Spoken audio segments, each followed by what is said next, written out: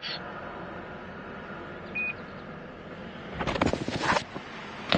Okay, everybody. Let's give this a second to make sure everything's functioning here. Thanks for joining. I am in Waelti, Texas, and I don't know where to go, so we're going to figure that out. There's some very nice storms over in Mexico that are on their way, but I don't... I'm going to show you radar here in a second. We're going to discuss our options. I don't know where to figure that out. There's some very nice storms over in... Alright, audio's working. So here's what I'm looking at, folks. So I am here... And I'm not going to even try to pronounce the names of some of these towns. This starts with P, so that's, yeah, that town here. There's a severe, well, what I imagine could become a severe thunderstorm here about to cross the border into Texas. And we just had a couple of severe storms cross the border in Texas there. But correct me if I'm wrong, folks, but it looks like some sort of a boundary here. Propagating south, if you look there on radar, and that just went severe warned. You're kidding me. 1.75 inch. Maybe I will go after that one.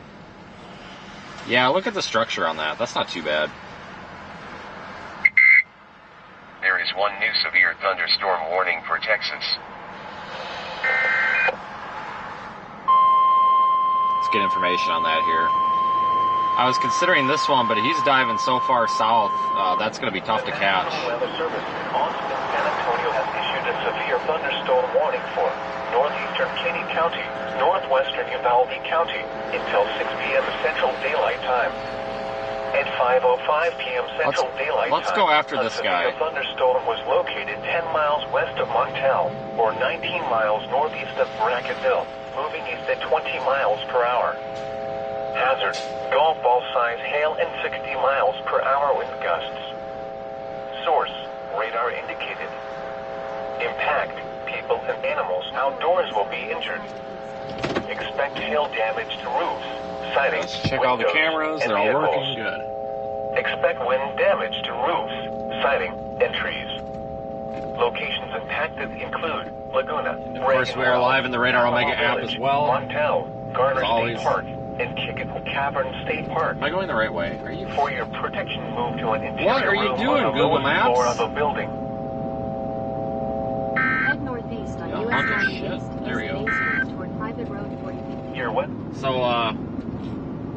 we're going to try to keep the political comments to ourselves today, folks. I know this air anytime I live stream in within 3 hours of the international border, somebody's always got snide comments. I would like to remind everybody that we are all people, and really nobody gives two shits what country you're from. And so if we could just maybe not make this a political thing. A couple of political jokes that are going to come up in the chat, and I'm going to just say them right now, and I'm going to nail them. This is going to offend some people. Block your ears. But I think if I cut it off right now, then it will prevent problems later. At some point today, somebody is probably going to say, oh, nothing good comes from Mexico, and that storm's not good. Probably not appropriate, although some people may find that funny, but it's probably not appropriate. Marine warning. Because that is not very nice, so we should probably not be saying things like that. Comments like, oh, those storms went right over Donald Trump's wall. Funny, but okay. Probably also not appropriate and may offend some audience members, so we're just going to keep it apolitical. Although the stream title, the stream title was actually an accidental funny. I didn't mean it like that, but anyway, folks, these literally are storms that typically form in Mexico. It's the weekly Del Rio hailstorm that happens every, April through May. These storms usually fire up on the Mexican side of the border. A lot of times, and well, you can look at the radar loop right there. You see a lot of them struggle, and they just don't make it across.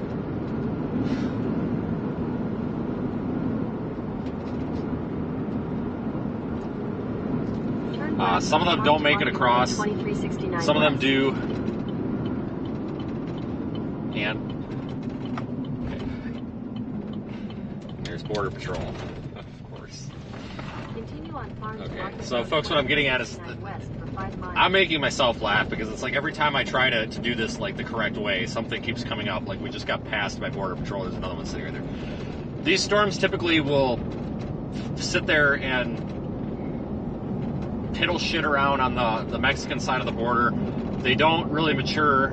Sometimes they come across Texas, come across our side of the border, and they do mature, and we get those giant hailstorms. Other times, they sit there and they troll us, and they'll sit there and basically mature on the Mexican side of the border, and they'll just sit there and sit there and sit there and move at like 0 miles per hour. They won't move, and they'll just sit there and sit there and sit there, and then at like 2 o'clock in the morning, they'll come across after everybody's gone to bed already. So that's just kind of how you chase these like Del Rio style storms.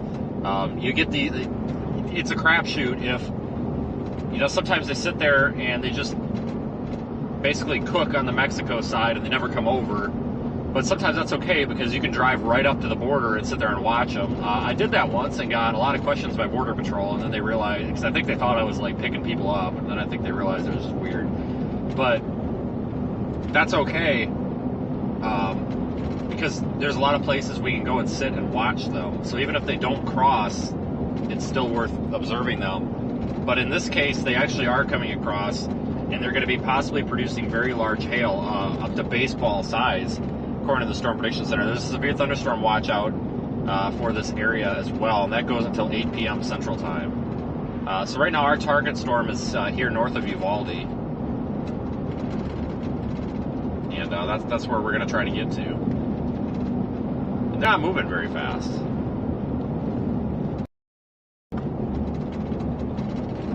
So thanks for joining me, everybody. Let's go take a look here. These things are warned for 1.75 inch hail. I was actually hoping that I could have got down. I wish I would have got down here like an hour earlier. Storms are firing a little bit early. If I had got down here an hour earlier, we'd have a hell of a show, because we literally would have driven right up to the border. And I actually know a couple of spots down here, south of Del Rio, Eagle Pass, all that stuff. I do know some areas where I've actually saved them on my GPS from years prior. Really high spots on some like farm roads, but really high spots where you can just see for miles to the west.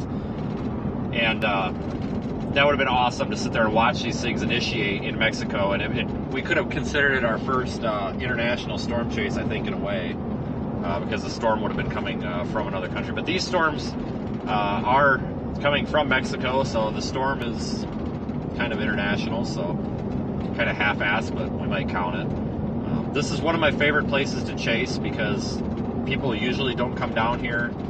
It's kind of a different world down here. You know, and this is not a political comment, so don't make it one, but it really is an area where, you know, two different nationalities are coming together.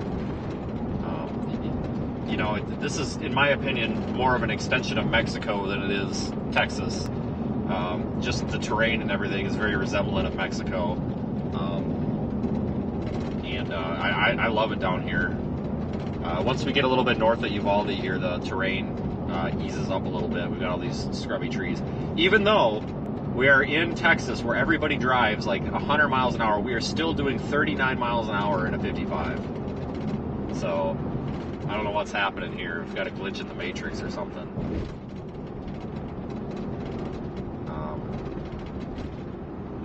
The stream is lagging big. I don't even know what the lagging big time means. That doesn't sure what that means. Hopefully it'll refresh itself. I don't. You guys elaborate a little bit on that, okay? Because I'm not sure what that means.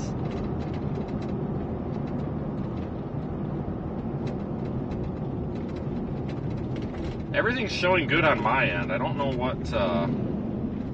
Let me reboot this here.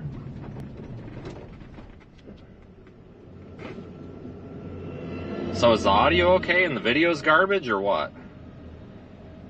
Or is the audio and video garbage? I guess that's what I need to know here, so I know which thing to fix. Is it the audio is the audio shit too, or is it just the picture? Well, okay, all right, stand by.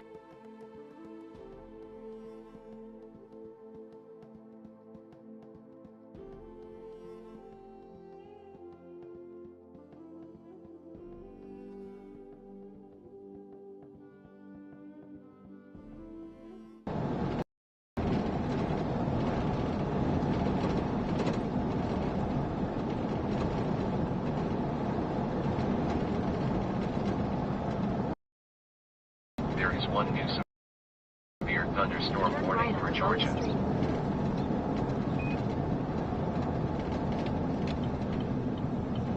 Alright, I'm trying, folks. I really apologize here. I don't know what's going on. I might have to get a hold of Turn right Kyle. onto Texas 55 North, West Antonio Street. This guy's on my ass. I'm gonna pull off here and try to fix this, guys. I don't know what's going on. I'm trying, folks. I'm just getting real sick of problems lately. I tell you what, just everything I do is a problem. It seems like. I don't know why we're having these problems. Just stand by for a second. Radar Omega is working fine, so this must be isolated here. Oh shit! What would it be? Let me look at something here. If one of the moderators or somebody could let me know, or know some sort of notification it's fixed, so I stop pissing with it, you know.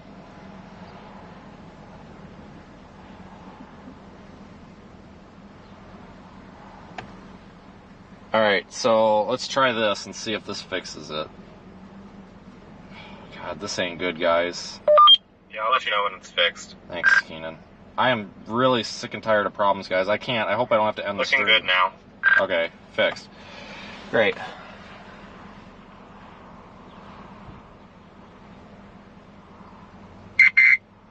There is one new special marine. Okay, thanks. Let me know if it does that again. That issue is really getting old. I thought that issue was fixed a long time ago, but apparently not. Yeah, no problem. All good now. Alright, goddamn. I am so sick and tired of problems. Not that that's your guys' fault. It's just it seems like everything's always a problem when you need something to work, but when you don't really need something to work, it's not a problem.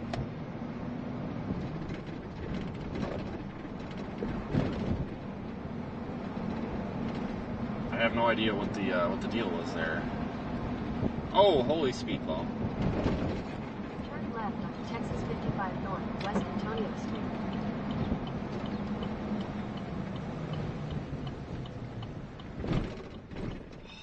Whole freaking line of traffic.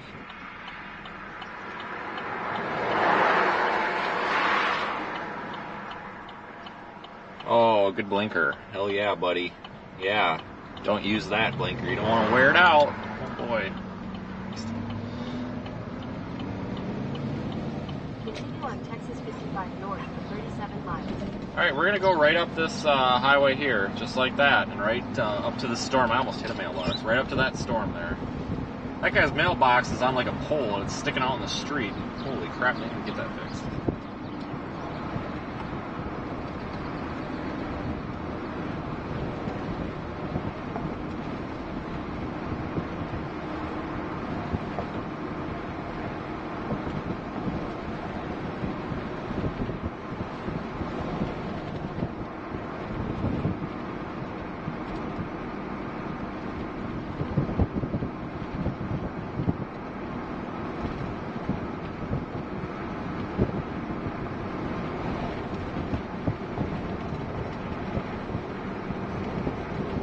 Got limited roads out here, so what's gonna happen, we're gonna go up here and get a look at it, and then we're gonna have to come all the way back down here and then go east and then go all the way back north. Like, there's a lot of driving when it comes to chasing out here. You cannot run out of gas either, because it's hard. It's everything's very rural and remote out here. Do not want to run out of fuel, so we got to keep the fuel topped up.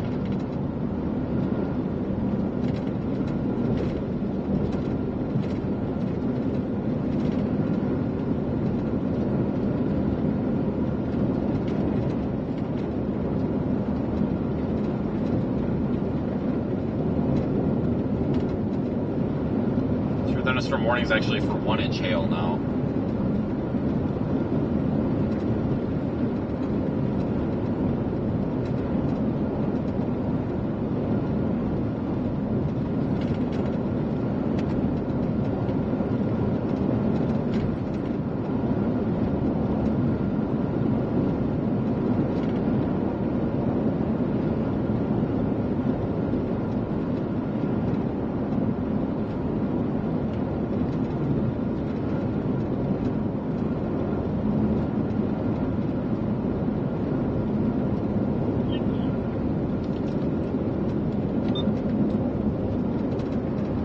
Yeah, here we go. I don't know if I've ever streamed down here before, to be honest with you.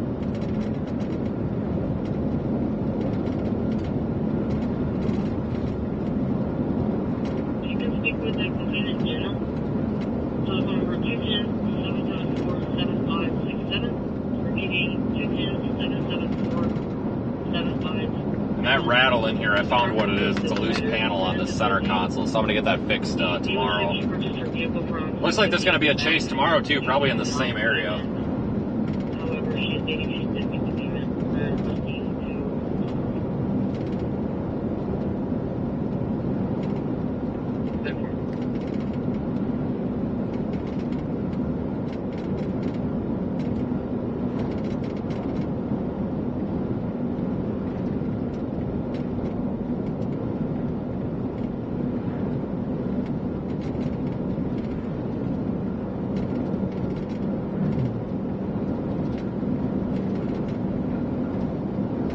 Sucks that we've got these like low level, like this haze and stuff kind of obstructing our view.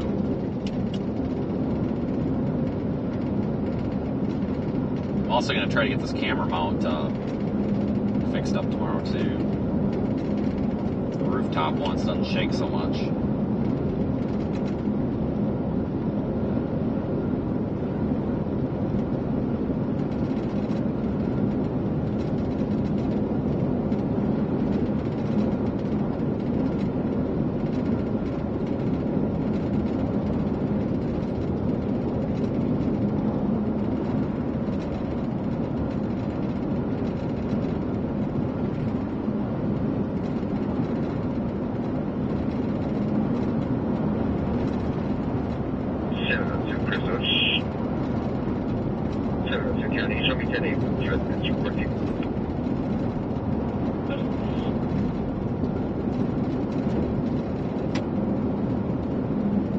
Yeah, very pretty countryside out here.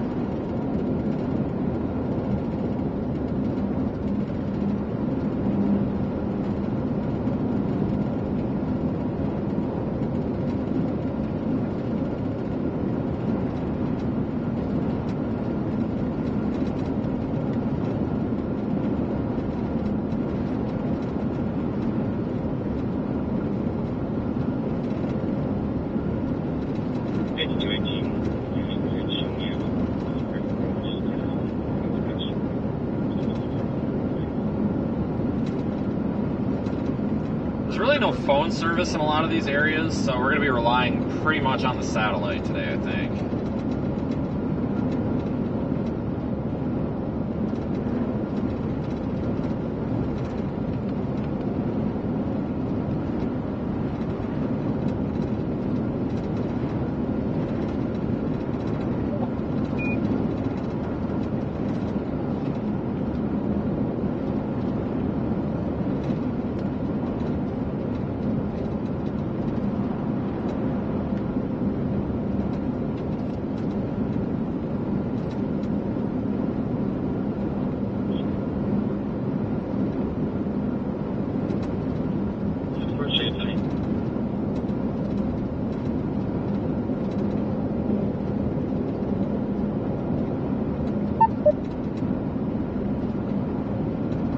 Beautiful looking view though already.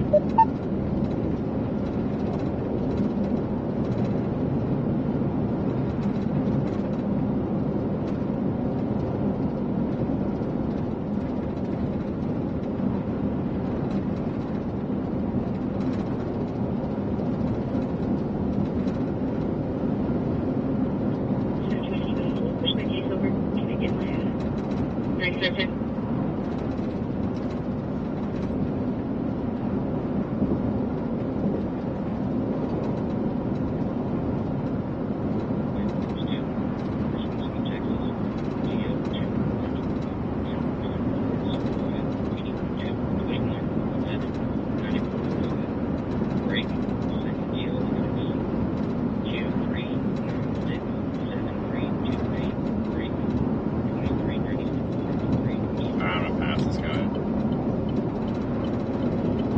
Normally everybody drives like 100 miles an hour in Texas.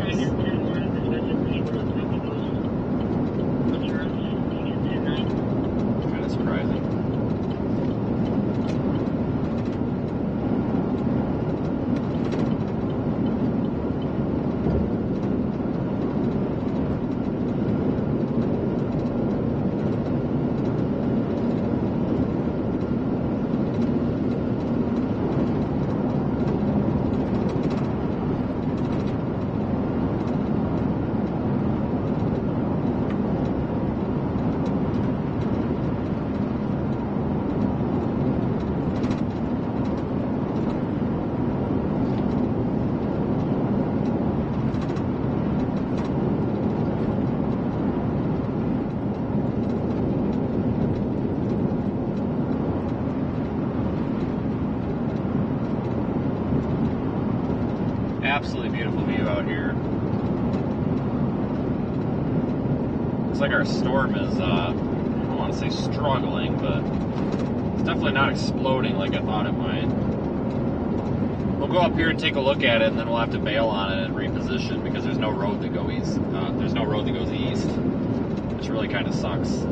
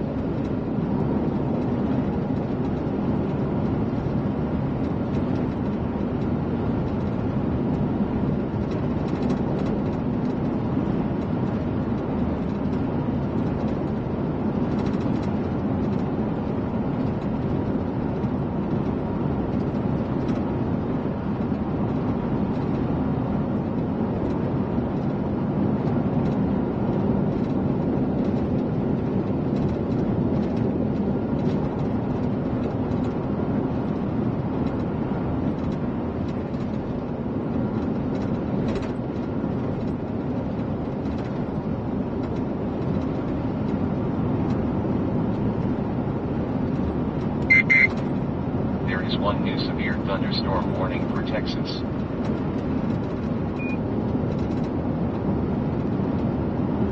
Our severe thunderstorm watch extends all the way to the Texas Gulf Coast, so pretty big area of potential severe weather today.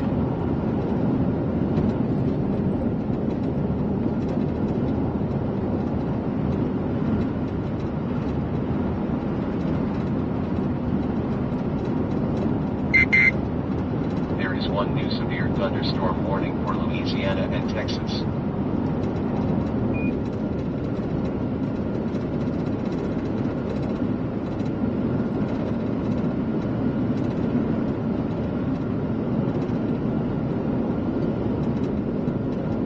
Continue on Texas 55 north for 25 miles. That's what I do.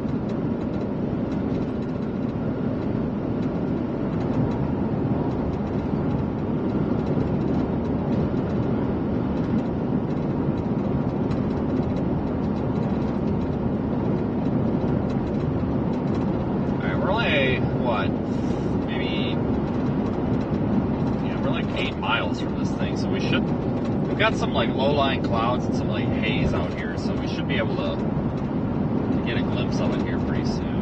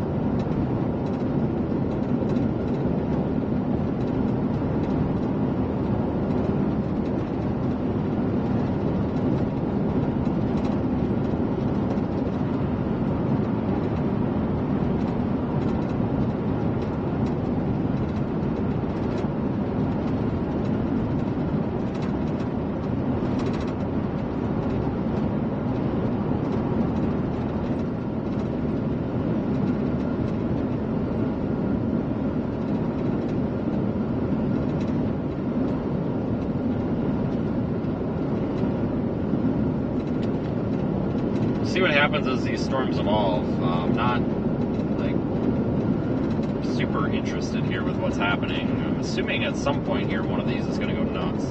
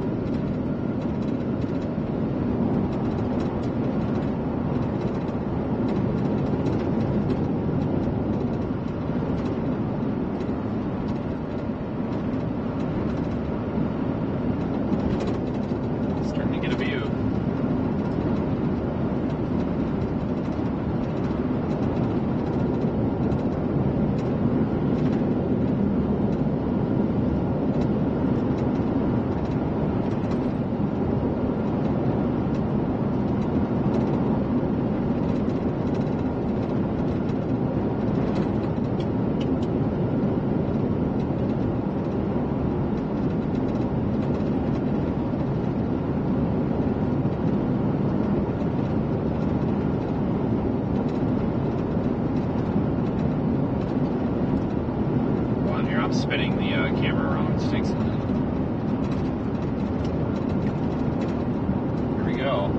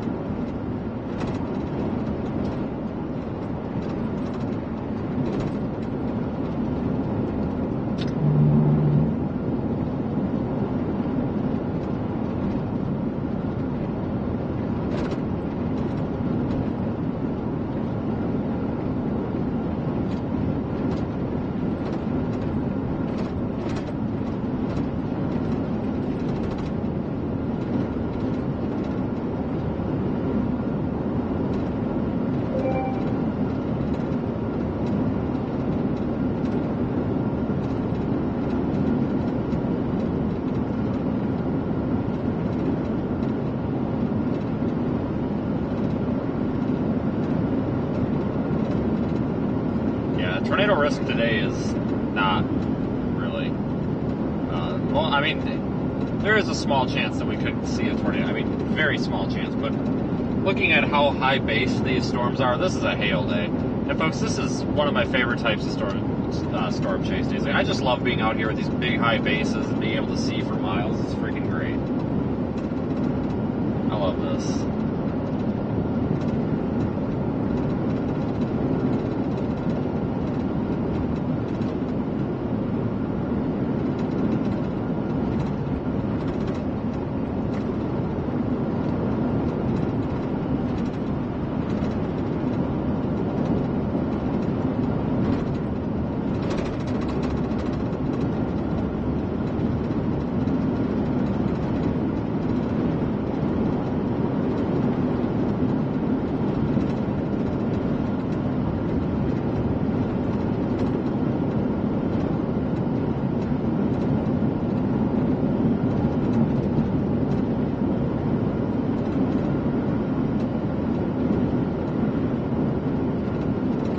Probably stop up here. We're about to go and get into the rain, so maybe we'll back out just a little bit and watch this. I think I've got a road coming up.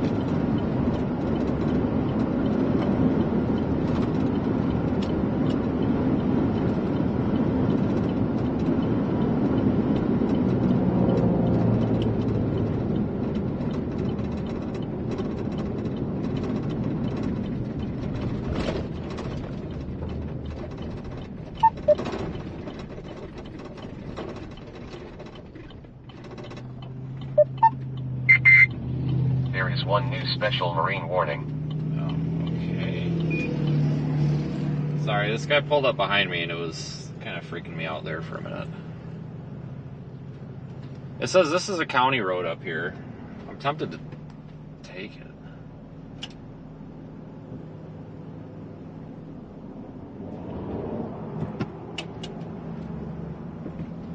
All these vehicles are pulled over. It says this is a county road. It's County Road 408.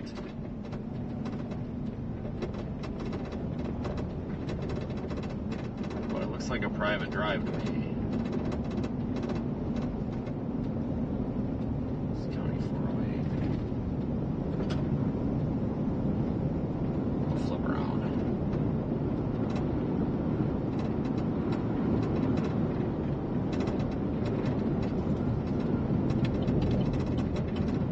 Am I getting followed again? That shit creeps me the hell out. Yeah, we're gonna flip around and get a little bit better view of this because we're up too far into it. We need to come back out of it a little bit here because when you're just underneath the base, you can't see anything but rain. And this is pretty much just all a structure show at this point.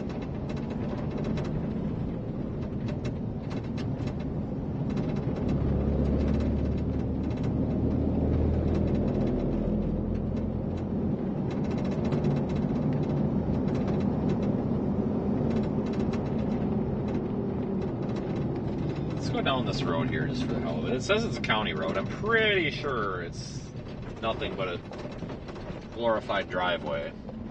I just wonder if we can get a little bit better view down here. Head northeast on County Road 408. Continue on County Road 408 for 1.5 miles. What a view.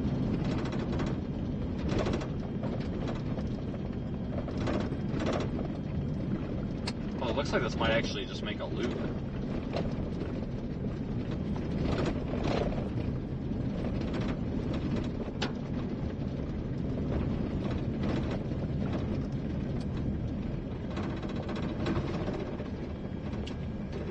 Yeah, visibility's not too bad. View is definitely not spectacular at all.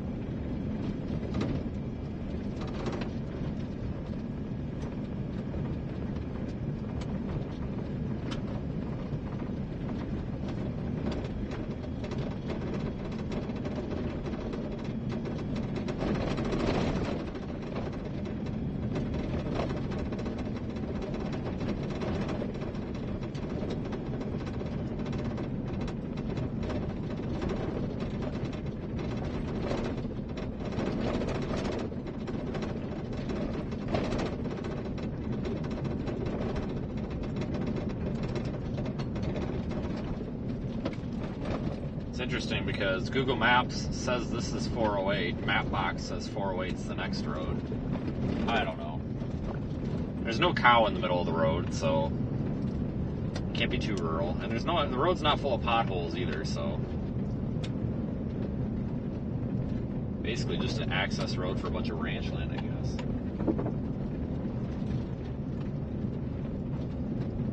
Yeah, it's got road signs. It's definitely a road. Really starting to think it was just like a ranch access, but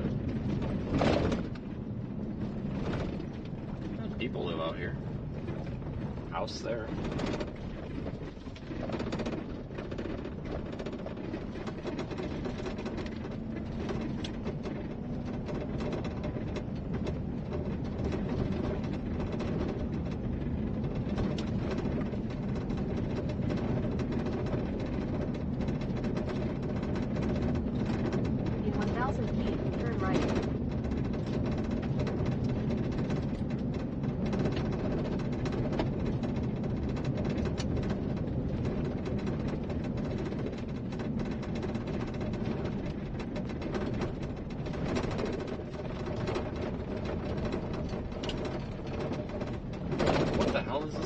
Entering Edwards Aquifer. Do not park.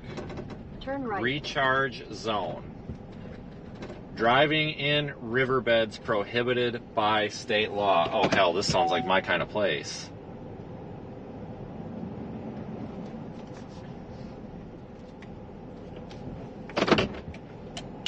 Oh, picture time. Hold on, I gotta pull the truck over a bit. I'm going to take a picture of it. I'm going to park my truck illegally on this county road. How's that for clickbait? Oh, somebody's going to throw a freaking raging fit over this too. We got Louis' fishing hole over here on the left. Private property. Do not park. Do not block gate. No parking. Please do not block my gate. Hyphen. Louis' fishing hole staff. Okay. Well, we won't block your gate, Louis. Very, very polite request, I think. We'll respect Louis and not block his gate. Let me get out and take a picture real quick.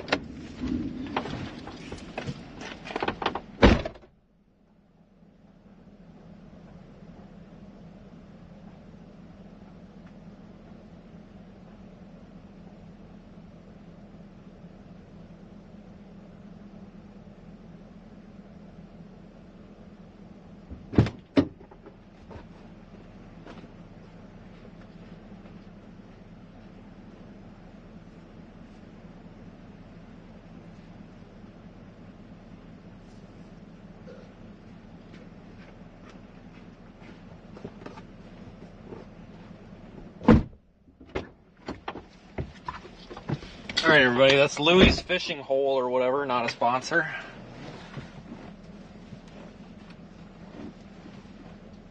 Yeah, you know that Louis means business. He's got like 5 beware of dog signs. I guarantee you he probably doesn't have a dog in there. Somebody's probably watching us. All right, let's go into the Edwards Aquifer Recharge Zone, whatever the hell that means. Look at this, isn't this neat? That must be the aquifer, or whatever the hell that is.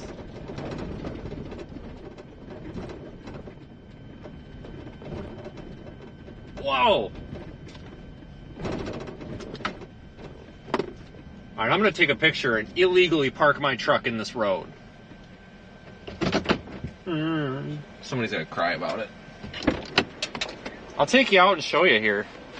Somebody's probably going to come over that hill and smoke my truck, but...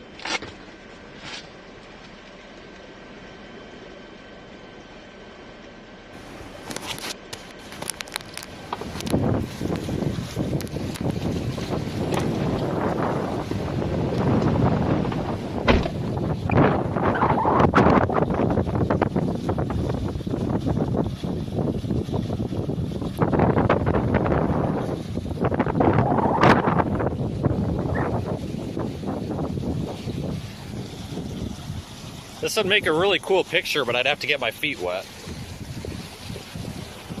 I wonder if I can... hold on.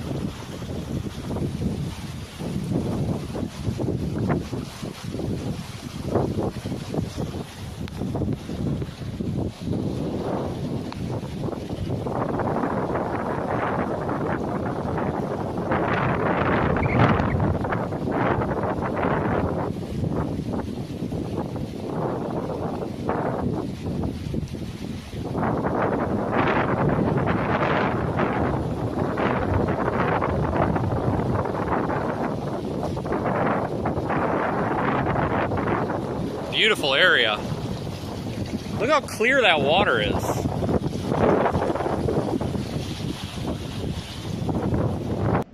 We could totally drive on that riverbed if they'd let us. But they won't. Totally drive on that riverbed if they let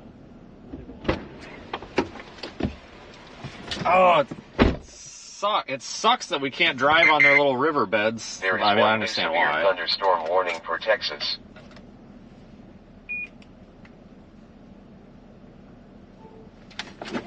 All right, everybody. Let me know if I don't have a way to check. Did the phone? Did it work out of the car?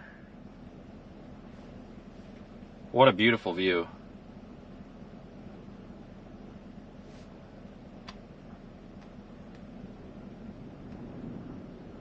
Looks like our storm is... Yeah, we're a really awesome place. Beautiful view. Okay, fair.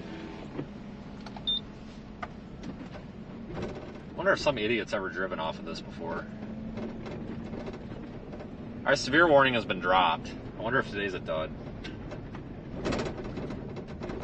I'm so lost.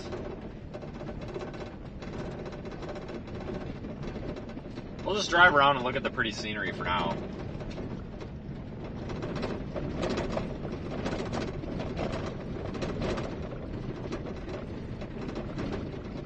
Oh, so this is a dead end. Shit.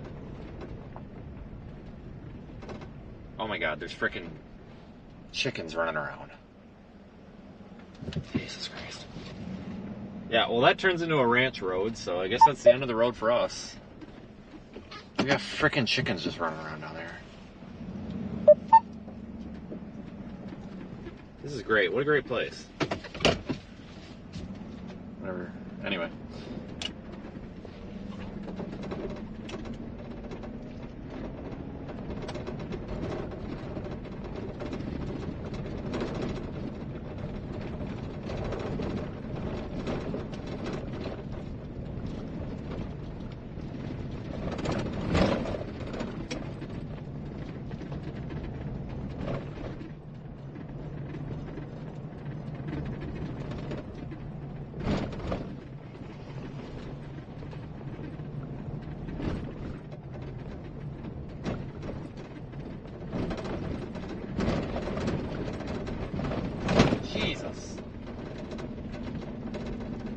found a pothole. Okay, well, I gotta figure out what we're gonna do because look at radar, it's all garbage. What the heck happened? We stopped to get out and look at this aquifer thing and all the storms died? Are you freaking kidding me?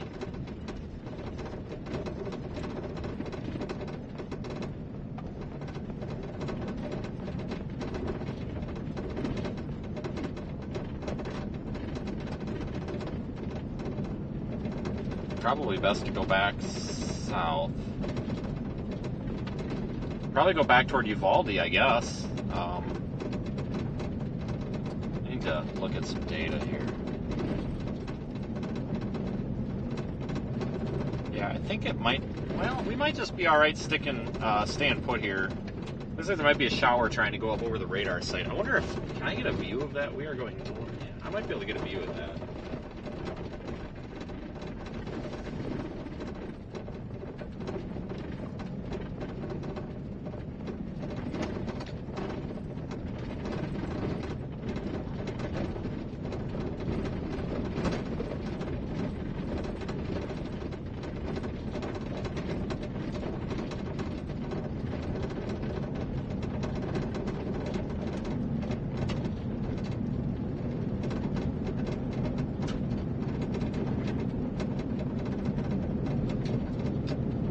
That might be the shower right up there that's developing.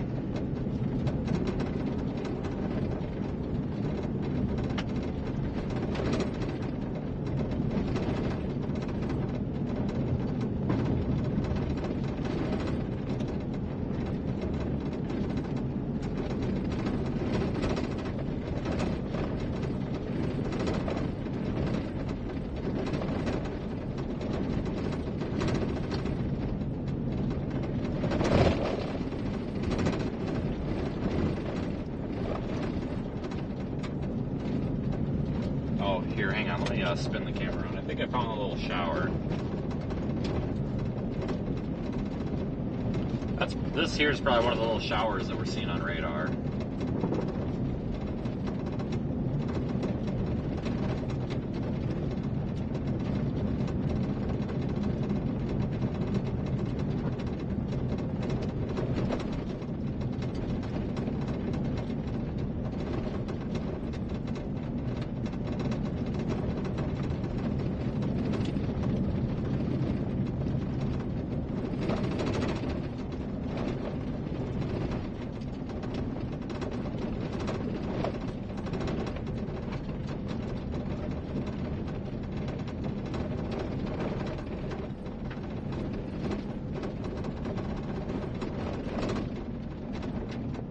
There are a couple of...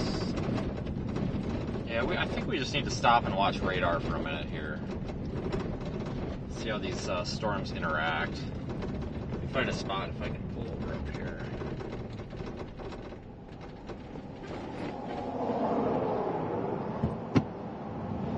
We'll find an... Oh, wait a minute here. Hold on. Yeah, we'll go back toward Uvalde here.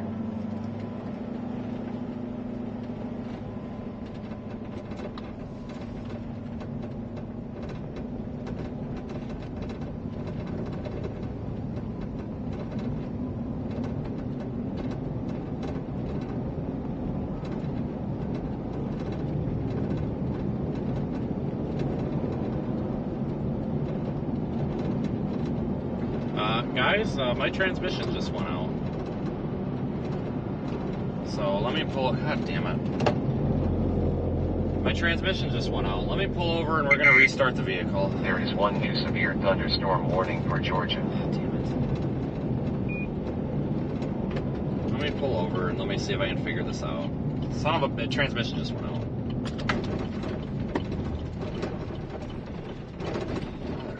Let me pull over and we're going to restart the vehicle, see if I can get it to limp home. Hold on, you might lose the video for a second.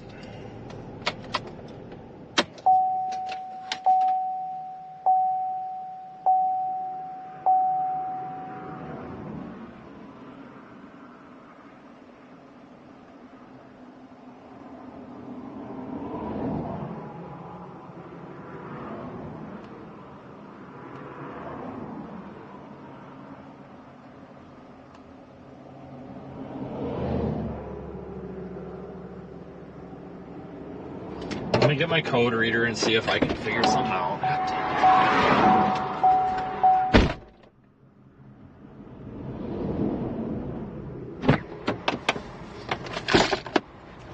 Oh, code reader's on top. That's awesome.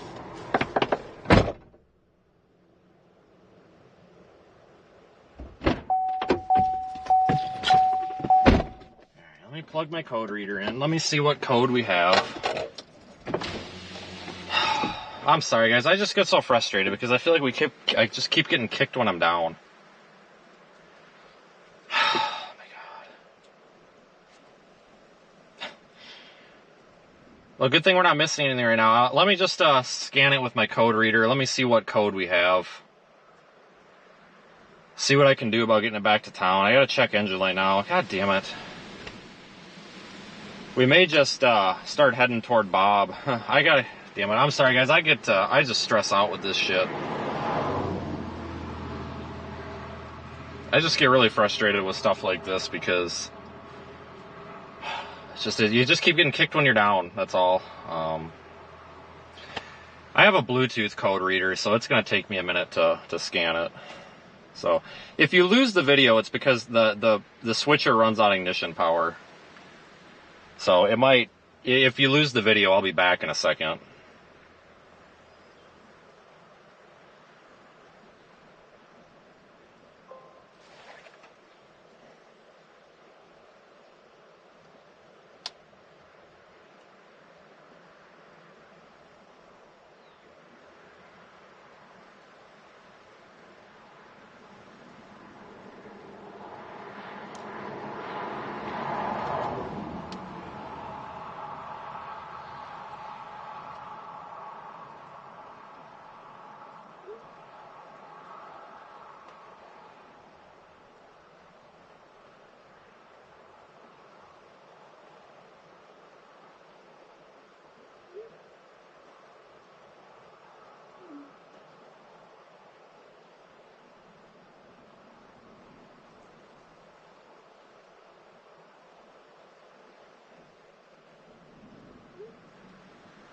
Alright, so I do have transmission codes. So what I'm going to do here, guys, I'm going to try to erase these codes, and we're going to do some tests. So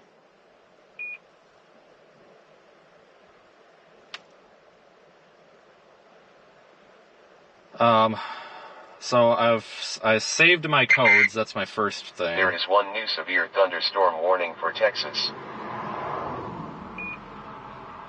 So I saved them. Now we're going to erase them. So that's, hang on, can I go interior? Yeah. So we saved them. Now we want to erase them. I think I have to erase them separate. And we're going to see if we can get this to work with me here. Because we want to notate them in case they go away, you know, and come back. P0777.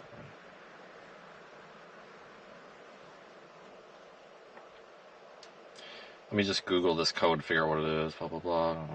Trans-temp for some gear versus applied. Solenoid B.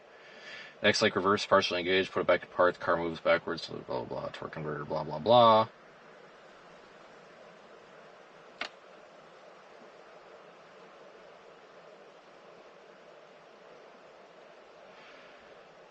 Alright, we are live troubleshooting here. Let me see what I can do about... I have to do something separate here with the transmission module on this. I very rarely use this scan tool. Sorry, guys, I hate this because I keep getting kicked in the nuts with stuff. It's just... It's stressful because, you know, we're forever away from our transmission shop. And I don't have the money to deal with these prices out here. Corey's transmission went out in Abilene, and they were telling him like $6,000. I don't have it.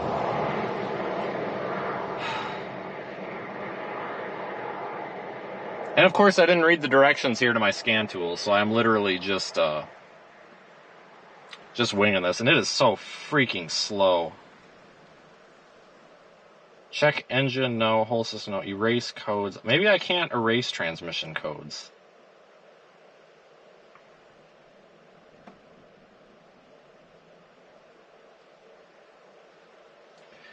Alright, you're going to lose the video for just a second.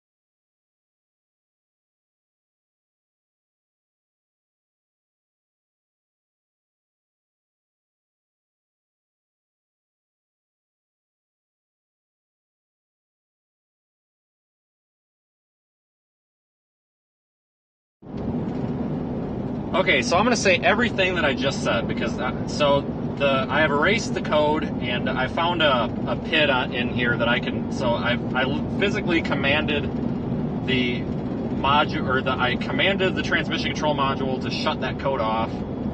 Erase the code in the trans control module, and we are moving right now. These 6L80 transmissions are all garbage.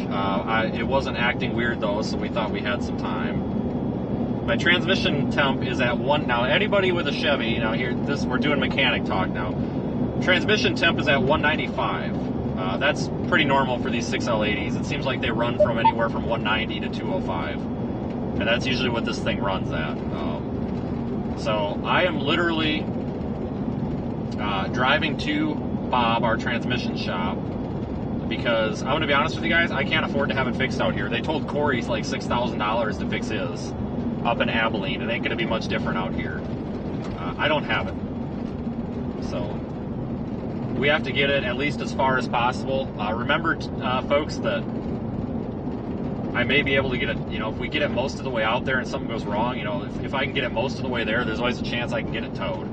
We have sound now. I don't know if it came through before I turned the sound on or not, but guys, I am kind of sort of still chasing. If where I'm going, this route, we may get a storm to fire up on this route. Yeah, we got a sound now. Okay, we got sound. Okay, so we may get a storm to fire up on this route.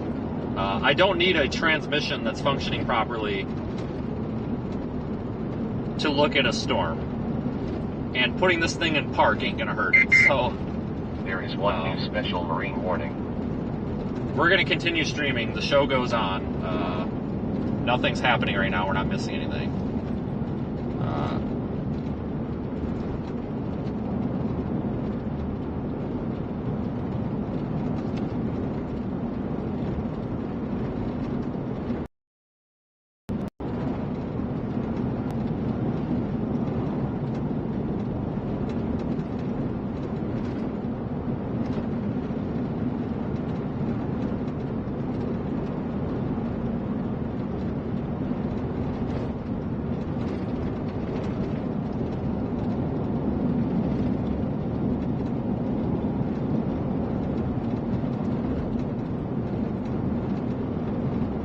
Bob told me no, just to burn it. So I'm not a transmission guy, but that was my concern. So here's the deal: like when these transmissions go out, they start to overheat. And my thing was, well, if this transmission, you know, if this thing gets up to 210, it starts bunging the fluid and stuff. Am I gonna wreck any of the parts? But no, it's gonna be a full rebuild. So just need the core.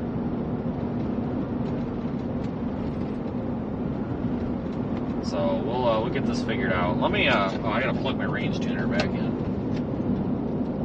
This actually might do something.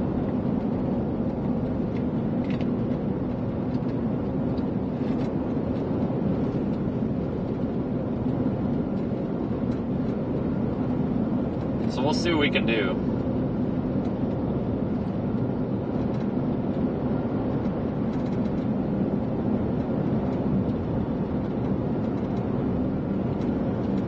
Okay, so a bunch of super chats apparently came in. I just got messages. Guys, I have no way to see these damn super chats right now, which sucks because of the way that I have this chat set up. Folks, I appreciate all of your super chats and such.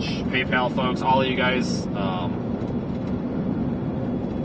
You guys really are some of the best out there. Now my transmission's temp is down to 185. I've never seen it that low at cruising. That's usually a bad sign. Usually when the stuff starts looking like it's fixed, things go nuclearly wrong.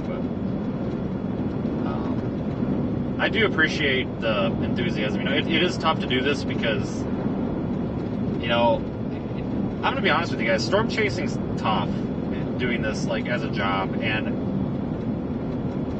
I see it all the time on Twitter when there's, you know, a chaser in distress or whatever. Everybody's always like, oh, buy me a car, buy me this, you know. I get it, but like, folks, I'm not one of these people to start a pity party because let's be frank here. If I can't make it storm chasing, if I can't make a career storm chasing, there is no reason I can't go get a skilled job. I can go learn a skill and go do that. Storm warning for Texas. You know, I can do that. But honestly, guys, I don't want to do that, and I know we need the audience here, so that's why I continue to just push through and do this. When I purchased this vehicle, when we purchased this vehicle as a group effort, when we purchased this vehicle, it was pretty, we knew there was going to be transmission issues at some point, because all these 6L80s have them. Did not expect it to be in the first 8,000 to 10,000 miles. I was actually planning on getting a rebuild done in June, but whatever. We have our friend Bob in Georgia who runs a transmission shop, so I'm just getting over. I'm gonna work on getting over there. We're gonna stop in Uvalde and hang out. Like there's no sense in hurrying over there. It's the weekend, so we're gonna stop in Uvalde and hang out a little bit and wait for see what these storms do, if anything. I really do appreciate the support, though. Like I'm not trying to make this a pity party. Like this is literally live in real life. Like I'm not pretending my life sucks. Like my life actually sucks today. Like this isn't I promise. Like this isn't oh pity me. This is like actual. Hey, my life sucks. Watch live. So that's cool. It doesn't suck every day, just some days. And apparently today it sucks. But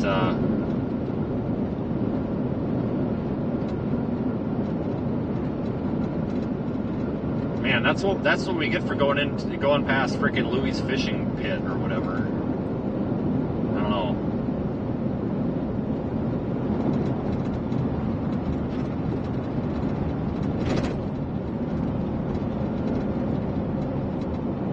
But the good news is, once this is done, we won't have transmission problems anymore.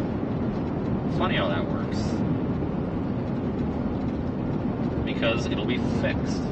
So that's the silver lining. Currently on Radar Omega, nothing's happening.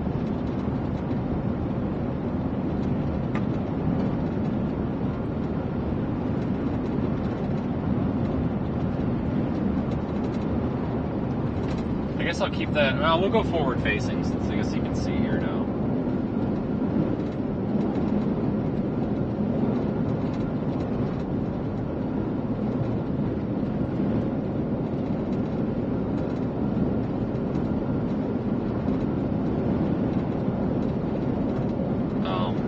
But no, like that's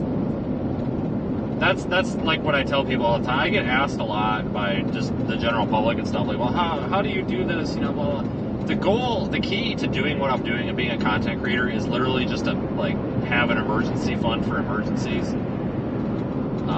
I'm not one to talk though. I do have I promise I'm not living in a cardboard box. However, I'm not gonna lie, it seems like we've had a lot of emergencies in this past year. Like my life has kind of been sucking lately. I tell you what, it's been sucking a lot less, but we've just really been sucking as a whole here this past year. My God, it's not good luck with transmissions. This will be the third transmission I've needed, not on this truck, but Explorer, Taurus, this one. I'm just gonna, anytime I get a vehicle, I'm just gonna get a transmission to go with it. That Explorer barely made it to the shop. Barely. That thing was so bad. The Taurus just grenaded on the side of the road, and I mean it grenaded. And then this one, anybody out there who's a transmission guy, it's the solenoid B stuck. That's the code I had.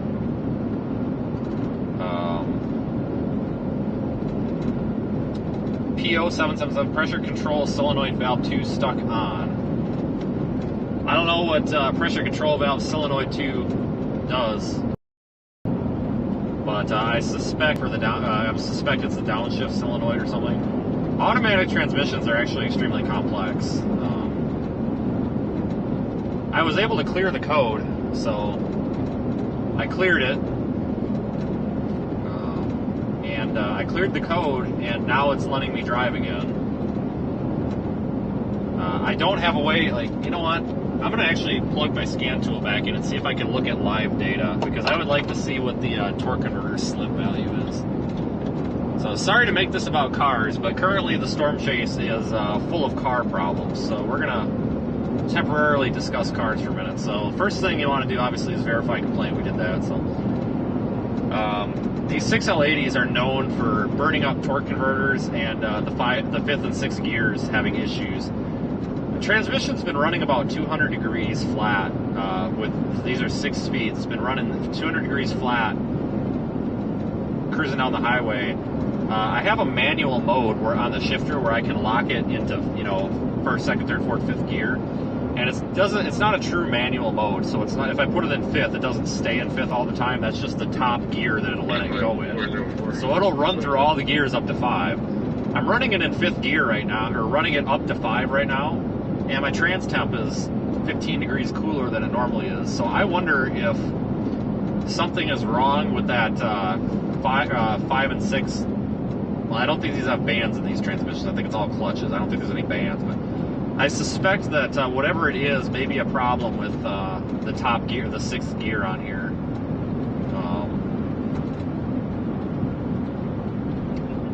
Because it's working, I am not gonna. I could test my theory by putting it back in drive and letting it shift up to 6th gear, but I don't want to chance it. We're gonna let it sit the way it is. Watching radar, nothing is happening, so we're gonna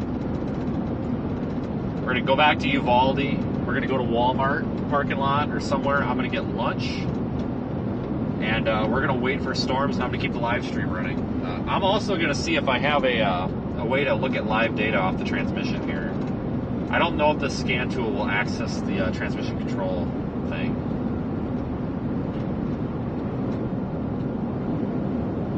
And then I'll actually pay attention to the chat. Yeah, I can't look at live data on this scan tool for the trans. I was hoping it would, because one of the things I would want to look at is torque converter slip value.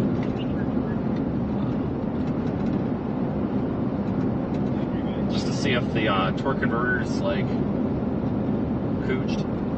Is if the slip value, if it's just slipping, then we know. Because basically what I'm trying to do is gauge the relative health of this vehicle. Because if I truly believe it is about to implode, I'm not going to drive. If I truly believe it's about to implode, I'm going to drive it to somewhere that makes sense.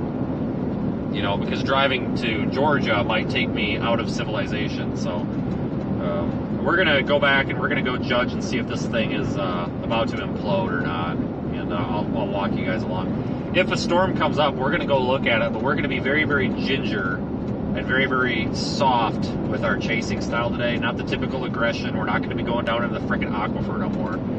We're going to be very, very, very careful with what I'm doing with this vehicle, because in theory, when this transmission, torque converter's in lock, and we're cruising down the road at 2,000 RPMs right now, we really aren't putting a whole lot of load on this transmission. As long as we baby this, knock on wood, and I do have fake wood in here, I think we're okay, but the next stop needs to be a transmission shop. Like, there's no way around it. We have to, the time has come to fix this thing. But I guess, you know, the good news is, guys, it's happening now and not in the middle of storm season. Why is my stream froze? No.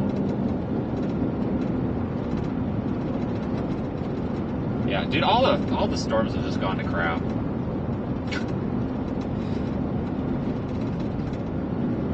I do have a backup vehicle, yes, but the problem is the backup vehicle is not here, and No, the stream's not frozen. okay. The problem is the backup vehicle is not here, and also, folks, the backup vehicle does not have any equipment in it.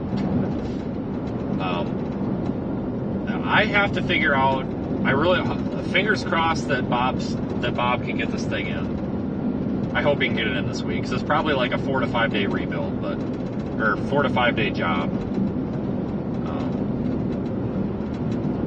But I have to look at cost, right? Because I go to the Atlanta area, and I have to look at the cost. Like, what's going to cost more money? Missing a chase or two and staying in a hotel for 5 to 6 days, or flying home, leaving the vehicle, and taking my camcorder with me and a couple pairs of clothes out of the car so I don't have to, pay a bajillion dollars for a freaking checked bag, and throwing it in the carry-on and trying to figure out a way to chase in the backup vehicle. Eventually that backup vehicle, the old truck, is going to be set up so that all the equipment, there's spare equipment in there. So I have to look at that, is it going to cost more to fly home and get that vehicle, and then I have to get that vehicle home and then fly around, fly back to get the other one. You know what I'm saying? Like, it's gonna, no matter what I do, it's going to be expensive. So from a business standpoint, I have to look at, what's going to be the least expensive. And because I know a lot of people like to know the back end of storm chasing, we're going to go through that up here. Those of you that don't give a damn about this and only care about storm chasing, I apologize, but I'm just taking you along for the ride. And today the ride is problematic, and there's nothing happening. Look at Radar Omega on the map right there. It's trash. So we'll wait. But yeah, we're gonna look at options, and I'll also look at the chat.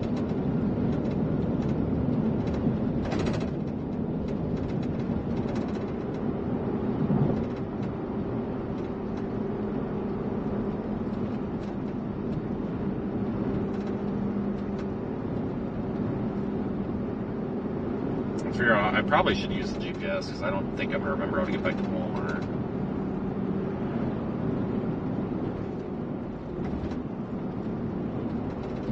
Walmart, Bartlesville, Oklahoma. No.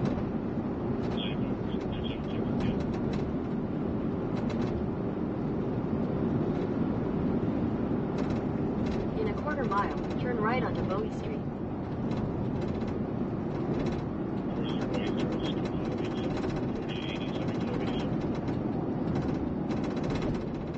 But yeah, so this is definitely an interesting stream. We got a wild card today.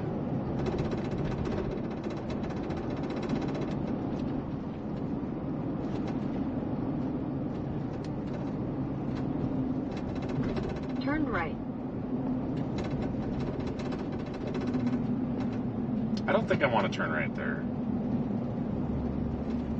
In 1,000 feet, turn left onto West. Yeah, I want to go up here. I don't know why it was taking me through the neighborhood. I'm sure it's a beautiful neighborhood, but... Turn right. I have a rattle, yes. There is a loose screw in my center console. Yeah, Fords are notorious for bad transmissions. Chevys are now notorious. Well, GM is notorious for bad transmissions. Dodges are notorious for bad transmissions now. I am convinced that the U.S. car manufacturers just hate us and are building junk. Honestly, like, I don't get me wrong, like, Ford still makes good trucks, Chevy still makes good trucks, but, like, come on. We got a 2020 here with 120-something thousand miles on it and transmissions out on it. Like, really? Like, come on.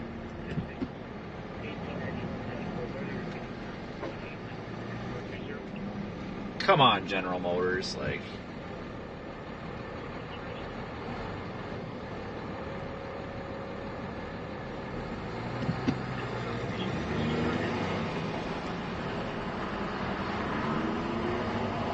Okay, I am easing on the throttle so lightly right now, it's not even funny, because I do not want to blow this thing up. Okay, so we've reached third gear. That's good news. Probably not going to get out of third gear on this hill. Okay, I am babying this thing so bad right now. Fourth. Alright, okay. We made it through the gears, that's good. I was just kind of curious if it was going to skip a gear. But yeah, I'm not turning left, I'm going straight. But no, it's just frustrating, like, a lot of vehicles just they're not built well anymore. But yeah, I've had, ever since 2010, it seems like they're just not building vehicles the way they should. No, I'm not doing that, Google. How many times do I have to ignore you? Head south on North Getty Street toward East Savile Street. In 600 feet, turn left on East Paco Street. Paco Street. Is that this one? Turn left on East Paco Street. This doesn't feel like the way we came, and we came from the like right across from Walmart. Turn left on North Getty Street. This doesn't seem right.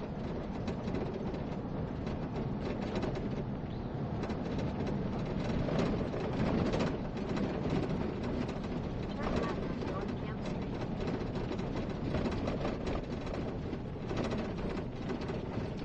Alright, we are going to roll this stop sign because I'm trying to be easy on this transmission, and the fewer shifts it has to do, the better. So somebody's going to throw a fit on Twitter, but I don't care. Like, I feel like Google doesn't know what it's doing because this does not look like the road to Walmart. This just doesn't seem right.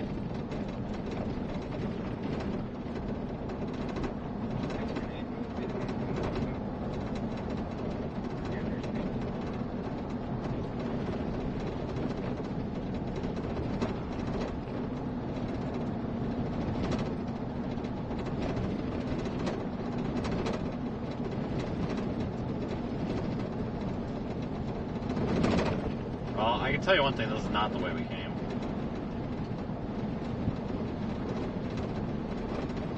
Turn right on Hacienda These Road. guys here sell Jasper engines and transmissions. Wow. I am actually half tempted to roll into that shop. That is a transmission shop. But I also don't want to pay diagnostic fees and stuff because I really don't want to pay somebody, you know, $100 to diagnose my truck and say your transmission's shot. Well, okay, well, I know that. Unfortunately, that's usually what you get, though, at these places.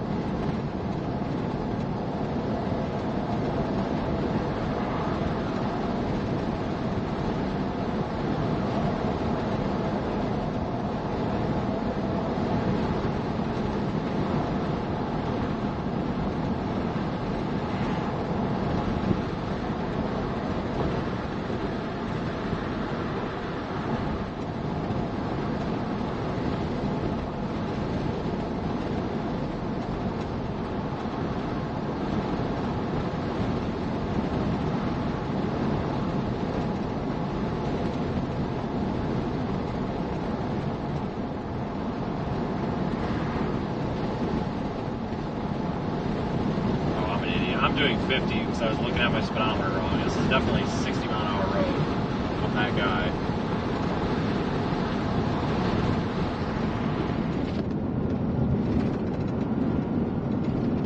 I still don't see anything on the map of interest. It's possible that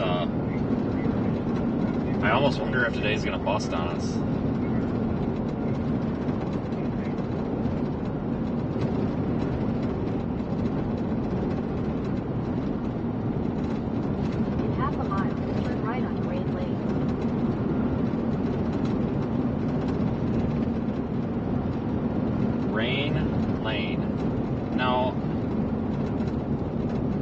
This might be where this is where I came from. Right on the Rain Lane. This is familiar now. Wow, this just seems like a hell of a roundabout way.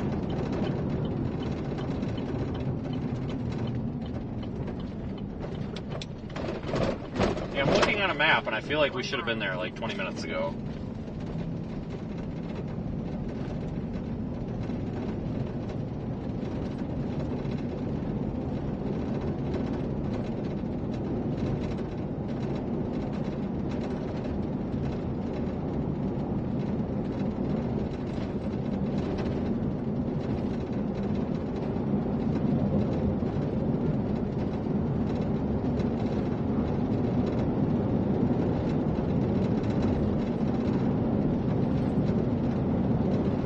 It's pretty out here though this time of the day.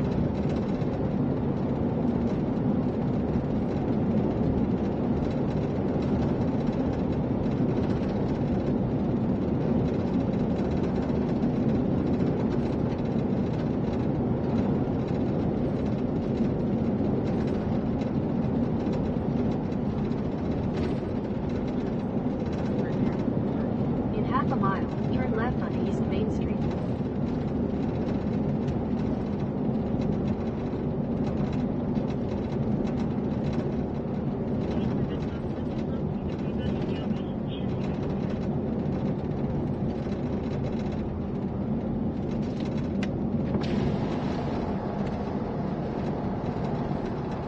Turn left on East Main Street.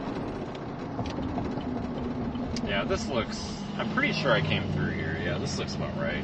I don't feel so lost anymore. I was starting to wonder what the hell Google was doing. So we have a history on this channel of getting really poor directions from GPS. 3/4 of a mile.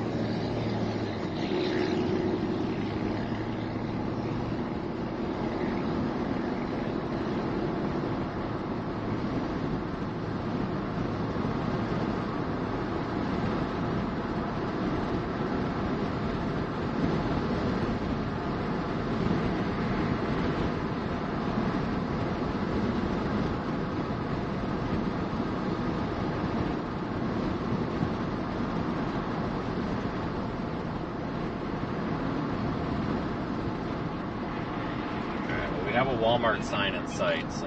William Charles 0899. William Charles 0899. Turn left. 27.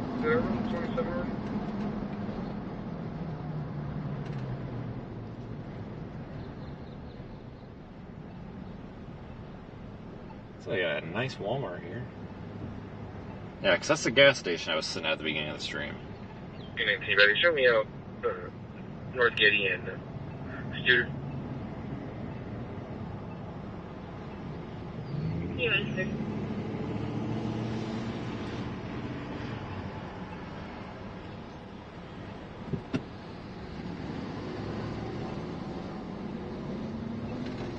Trying to rally. Everything's because we're all doors and windows secured. Be back to me.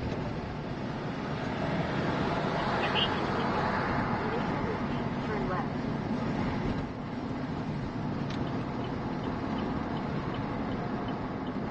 Turn left.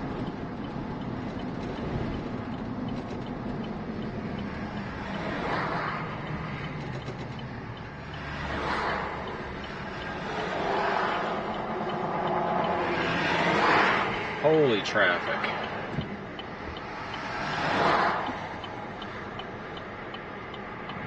Search over 10 traffic warning. Head northeast on East Main Street, then turn left. In 800 feet, you will arrive at your destination. We even got a view here.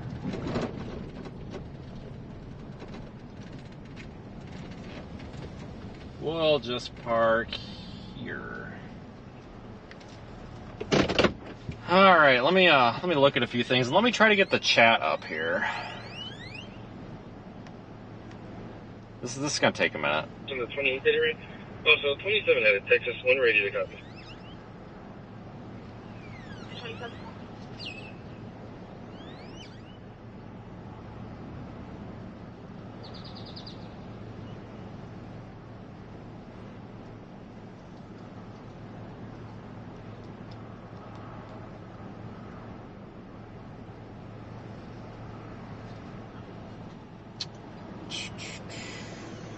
I'm going to be at 13177060, repeating 13 17 70 60.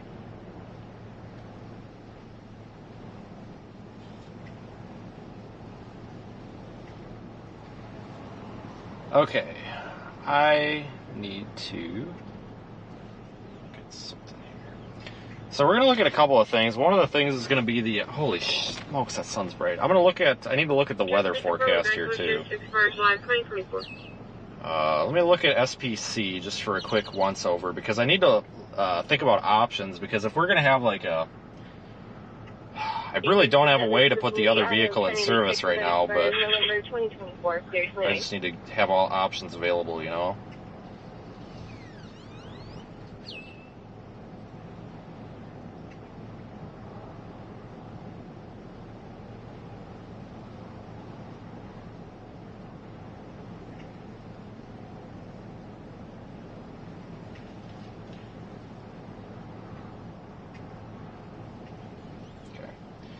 Doesn't look like there's going to be a whole lot for the rest of the...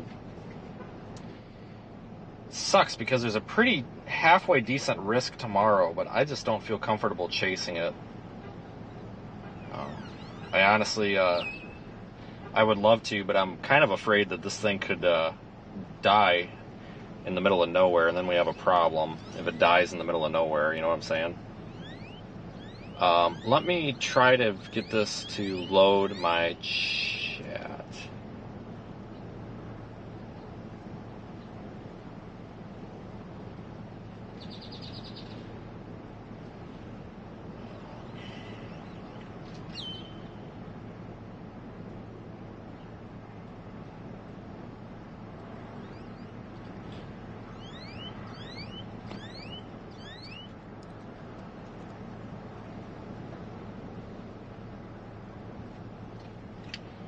Okay, let's see here.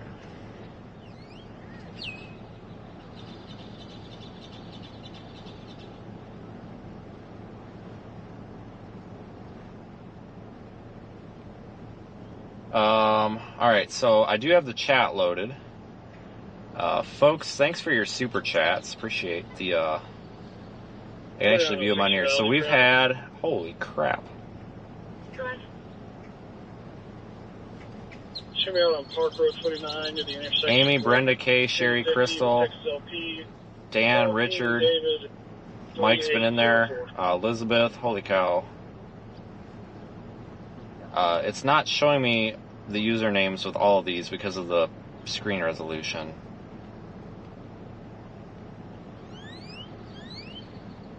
Darla, Kevin. You ready to take traffic warning? I can see the chats, but I can't see all of the messages or the usernames. I will see them at the end of the stream, though. It's just because it doesn't fit on my iPad here.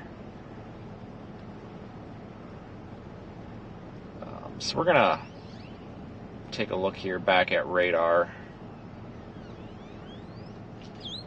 Keenan's in there, too. I think right now, this is the storm that we were tracking. That just fizzled out. I think it might have to do, it looks like right here. Let me zoom in. If we play it back, you can see this like outflow boundary right there. Watch that propagate south. I think we need that outflow boundary for these storms. This storm over here south of Bracketville, I think that's got a chance. Just this outflow boundary here just interacted with it. But it also might not survive after that outflow boundary once it crosses over it. I don't know. But we are in a spot where we actually can see that. 10, 54, 50, 35. I'm not going to go after it this second. If I had a transmission, I would. I'm not going to go after it this minute, but we're going to watch this closely here because it's going to be moving right this way, I think. So we honestly might not have to really do much to go see it. Let me see here. 2836 by May 2024, 2021 Chevy carry all white Fletcher Ryan, take the Lubbock, negative 29. 10-4, can you confirm insurance? 10-4-20 insurance is confirmed with Farmer Service County 26 expires July 2024. 10-4, thank you.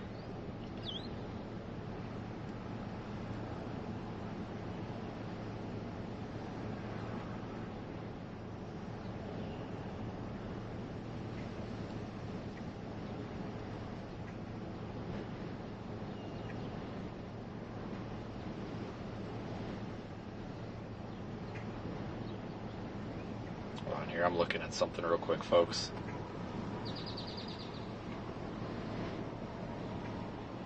Crystal 2679. Alright. 10-4, can you make your 20 to 312 West Web, 312 West Web? Can you be in reference to EMS traffic, signal subject is laying out on the side? I have EMS paged out off of 675 is en route.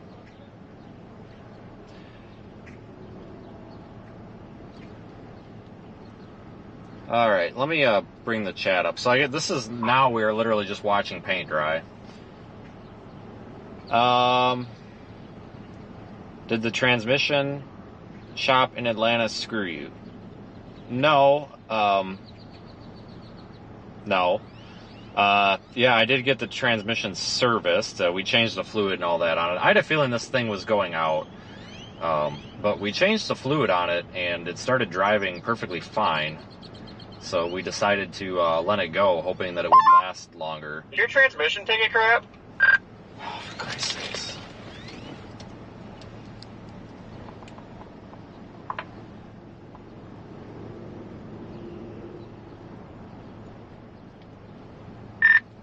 Yes and no.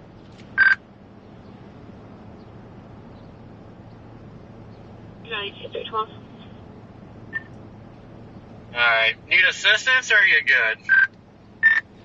No, it's it had a code for a stuck solenoid, so I put the scan tool on it, and I force cleared the erased the code, and it took itself out of limp mode because it like stuck itself in third gear or something. And here's the stupid thing that this is what tells me that it's screwed. Transmission temp on this was normally about 200. Now it's running like 15 degrees cooler ever since I've cleared that code. So I suspect that either something was stuck in the valve body or the valve body has absolutely screwed itself and it literally like is just hanging on there by a thread. So I'm just at the Walmart in Uvalde, basically letting this thing idle for a little bit, and I'm going to see if I'm going to put the scan tool back on and see what it's doing. I'm just trying to gauge its health. Knock on wood, I should be able to limp it over there to Atlanta, so I'm probably going to hang out here and see if the storm coming at me does anything, and if it doesn't, I'm going to start heading east, so I don't end up like you. But no, they didn't screw us over. That's who's going to be rebuilding this. Yeah, well, that's what mine did, though. It coded that stupid solenoid, and then it didn't go in lit mode right away. It wasn't until it was going back towards Abilene when it did that. Yeah, just another day at the office. I'll let you know what happens. Where are you at?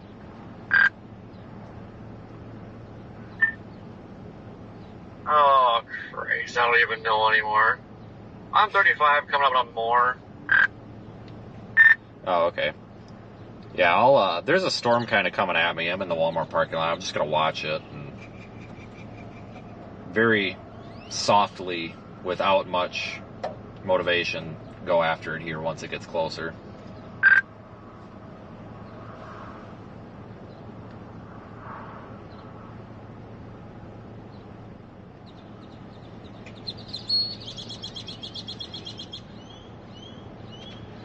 No, the reason we didn't do a full rebuild is we didn't think it needed it at the time. 10-4. I was kind of sitting here wondering, I mean, if I did flush, well, I think my torque converter is pretty well too shot to work, but kind of wonder if I just did a quick transmission flush. That, get that debris and stuff out of the transmission for a little bit. If I could limp it home, but I doubt it. Did you try clearing the code? I couldn't remember if you did that or not. Yeah, cleared the code, disconnected the battery for a while. Just pretty much as soon as you start driving, it got just instant. So I'd imagine my transmission fluid, there's got to be a bunch of debris in it. Okay, because I was going to say, but... Yeah, this thing was shifting kind of hard. I mean, it wasn't necessarily shifting hard, but it felt a little clunky, you know? It just wasn't as smooth as it was, so... But it's only, only 900 miles over there, which really isn't that terrible. So, even if I can get it most of the way, like if I can get it most of the way, I can play the tow truck shuffle too if I have to, but I'm going to check the fluid and make sure there's not glitter all over the dipstick, and if there's not, we're just going to sit here and watch the storm roll in, and once it does, I'm going to probably just start heading that way, and they're not available till Tuesday, but that'll give me plenty of time to limp it over there without having to drive all night.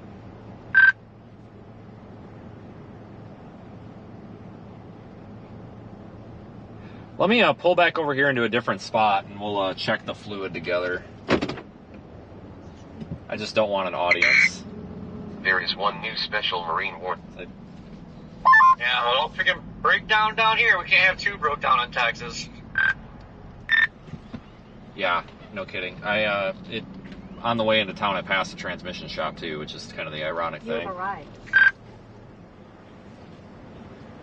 Oh, hey, we can see that storm Yeah, going up. don't mind that. They probably won't get back with you. No shit. All right, we'll jump out of the truck here and take a look at trans. I doubt that there's a bunch of metal on the stick, but we're just gonna make sure there's not, because if there is, then I'm not even gonna try.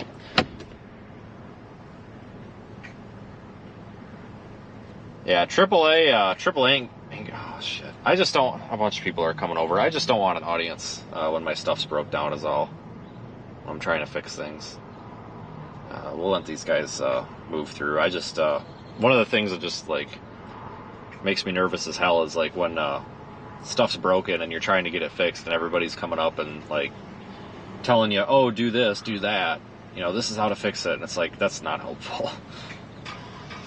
It does look like our storm is starting to kind of sustain itself there. South of Spofford. You can see it right over Walmart there.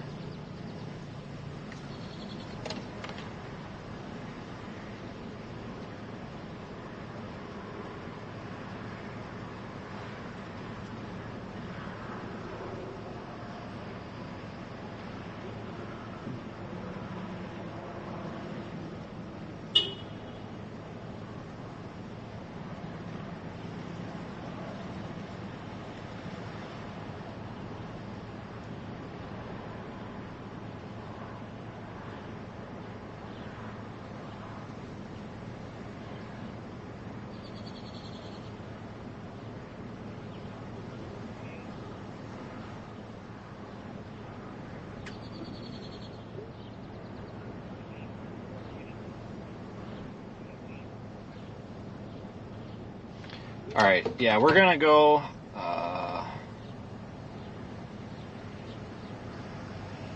Yeah, I don't mind the audience online. I mean, in person, because every time I do anything in person, there's, you know, you're trying to fix something, and everybody comes up and, oh, you got a problem? No, I'm okay. Oh, why is your hood open? No reason. Everything's fine. And then, oh, it happened at the Waffle House the other night. I was literally looking under my vehicle. I was looking under the truck with a flashlight. Like, I get under there and I just look at things every now and then to make sure nothing looks broken or about to break. And I literally stuck my hand under there and some guy came out and he's like, oh, what you got? Transmission fluid leak? Power steering fluid leak? What? I said, no, nothing's leaking. I said, everything's good. And he's like, oh, what's wrong? I said, nothing. I said, nothing's wrong, man. It's all good. I'm just looking my truck over.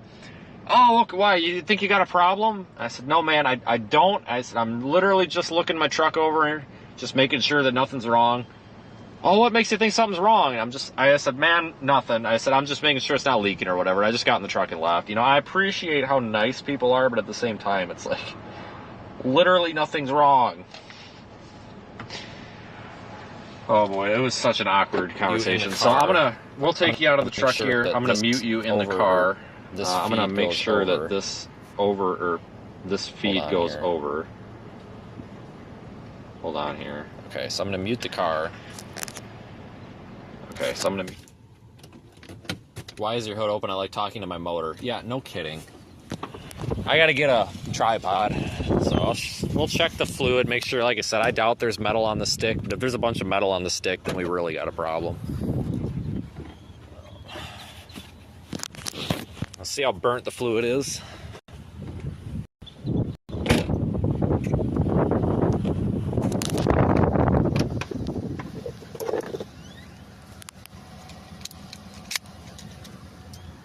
I need a tripod to put my phone on.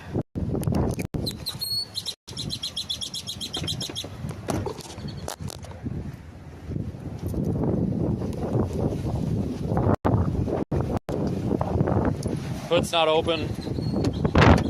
Damn, I was all excited for Applebee's tonight, too. God dang it, Vince.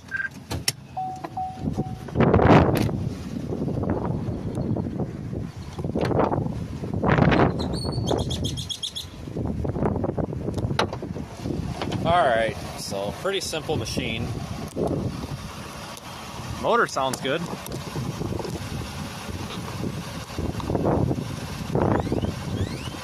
There's that nice battery disconnect for the winch, which I left on. No, I didn't. It's off. Alright, so this is transfluid. So vehicle needs to be running and in park. And it's pink. I don't see any metal. That's fucking burnt. Oh man. Sorry. Holy shit, that's fucked. That's exactly what that is. Alright. That is the technical term for this. Just saying.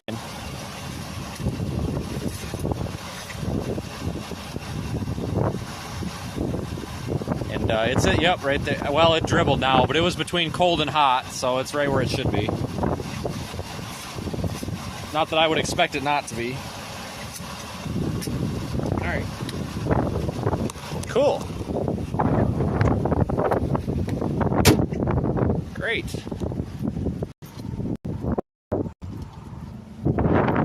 We are sucking today.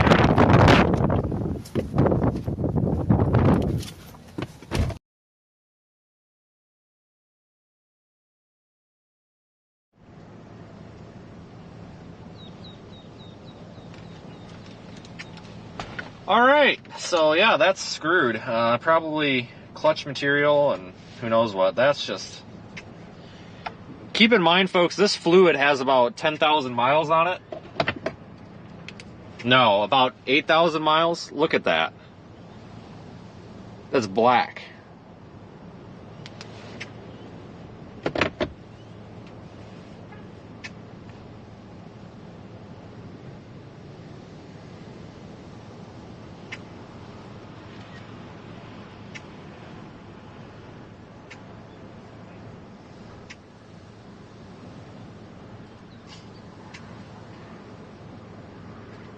Yep.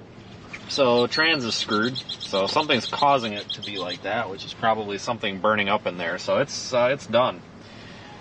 All right. Well, that's fine. Valve body is bad. Well, yeah, basically, but it's going to be a full rebuild anyway. Would the fluid smell different if it was burnt? Probably. I didn't sniff it. And sorry if anybody's offended by the language, but that's basically the situation we're in here.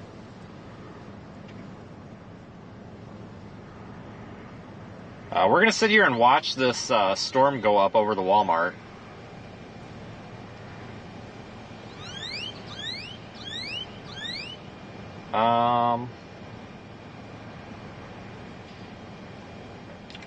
Brandon says clutch material sticking the solenoid in the valve body. Oh yeah, I'm sure.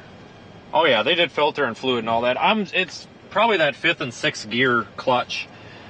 Because these transmissions don't have any bands and it's just all clutch. So this thing's been kind of hunting in 5th and 6th gear a little bit. So I suspect we've been burning up that 5-6 clutch. I suspect we've been burning up that 5-6 clutch. So that's probably what it is. It's very possible that we could actually drive it like this for a while. But that's not a good idea. I'm going to go behind the Walmart and see if we get a better view of the storm. So, look at this, guys. We are storm chasing even though our transmission's gone out. Well, is about to go out. So this is like dedication right here. But yeah, he's probably right. I'm sure it's it's possible, honestly, that I could probably pull the pan, drain as much fluid out as I could, and throw a new filter in and potentially have it be okay for another couple thousand miles, but that's probably a really bad idea to do that. We got to fix it right. Because that probably is what's happened. It's probably that 5th, 6th clutch, because I know they're known to burn up in here on these 6L80s. These 5-6s burn up, and then all sorts of issues. Sometimes it's torque converter material, clutch material too. But we've got a storm.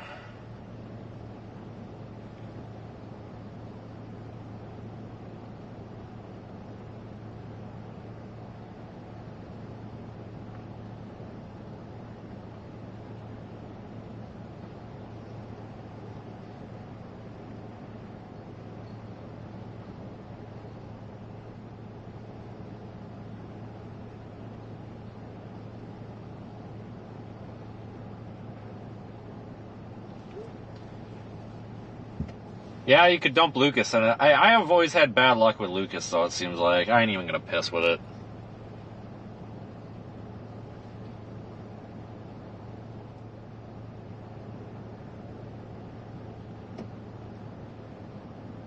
Anthony says, between exaggeration and language, I'm unsubscribing. The trans needs a simple repair. All right, Anthony. So why don't you go ahead and come to Walmart? I will pay you the 8.7 hours book time that it takes to remove the transmission from this vehicle. Add 1.3 hours probably, because it is four-wheel drive, according to the service manual. And then I will pay you however many hours it takes to remove the valve body from my transmission, remove the torque converter, remove the bell housing, clean everything out, install new clutch, whatever, clutch discs and clutch material and all that. And then you can tell me how simple of a job that was. That was a very dumb comment. This is a 6L80 in a General Motors vehicle. I am surprised that we've gotten 130,000 miles out of this, because usually they fail at like 80,000 miles. They are absolute made of glass. They are worse than pretty much anything. I thought the 6F35 in my Taurus was made of glass. This is made of glass. It is not a simple repair. It used to be that you could simply replace solenoids and stuff in a valve body, but the valve body is the Tecum. It's the computer on this. So, you know, I'm pretty sure you could rebuild the valve body and such on this, but it's not a simple repair when we're dealing with a vehicle that needs to be on the road. Like, you need to remove this transmission. You need to rebuild this transmission. That's not that simple. Like, the fact we've burnt up. We put this fluid in. 6,000 miles ago, we changed the fluid and filter. It was pink when it went in. It's black now. So it's full of foreign material, which could be clutch material or whatever. So something is wrong other than just simply a solenoid. Something's burning up in there. Clutch on clutch, whatever. If the fifth, you know what I mean? Like, you're pulling this transmission apart to service. You can't just throw a new clutch disc in or a new clutch thing in. It doesn't work that way. You have to physically remove the guts of the transmission and rebuild it. It is not simple. Well, I mean, if you know what you're doing, I guess it is, but it's not like you just go to the O'Reilly's and go in there and say, yeah, give me a valve body, and walk out and throw it in there like the good old days.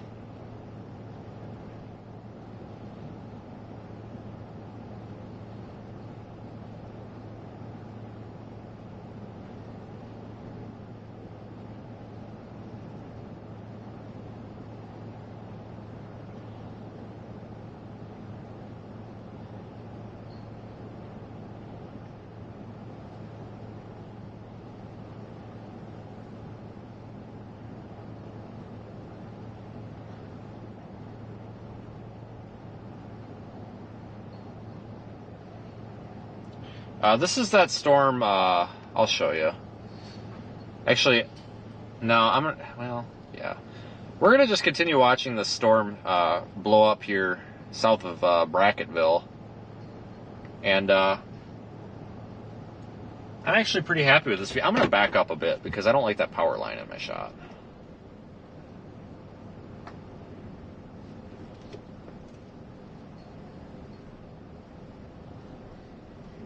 That's actually really pretty.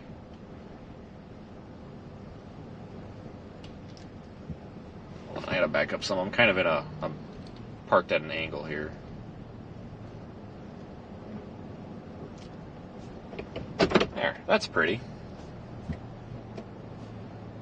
We'll just watch this for a little while.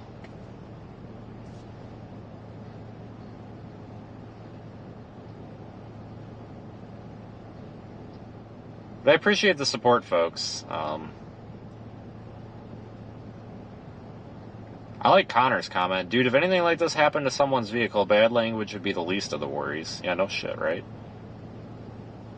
You would need to replace torque. Oh yeah, this thing will get a torque converter. I mean, they're going to do a complete rebuild on this. We're not going to do this half-ass because just in the long run, it would be a really bad idea to just throw a part in this. Like, it's just going to get a full job.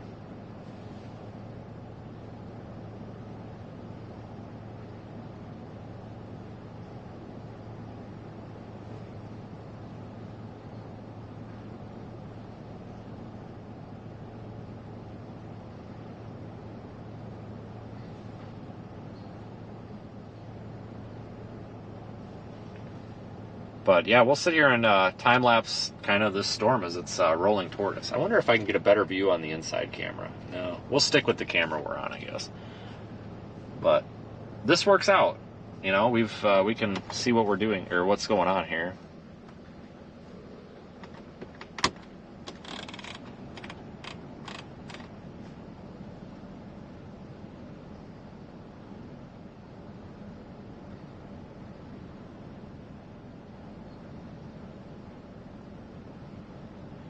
Yeah, Brandon is correct. I'm pretty sure you cannot rebuild these valve bodies. The computer is basically the valve, part of the valve body and stuff. Thanks, Andreas.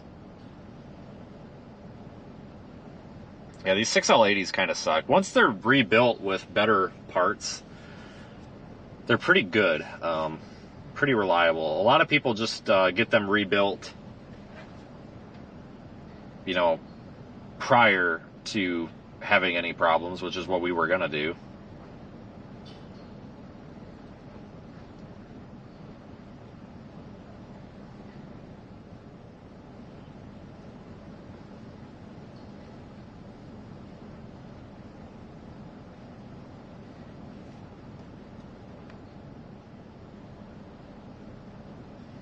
They just severe thunderstorm warned our storm that we are observing from like 20 miles away. Reported 73.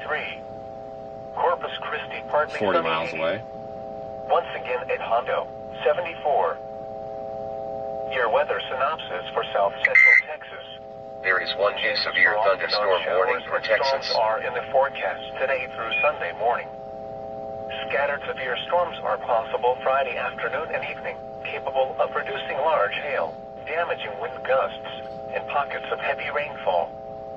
Isolated severe weather and locally heavy rains will remain possible Severe thunderstorm watch number 54 remains in effect until 8 p.m. Central Daylight Time for the following county: Uvalde, Texas.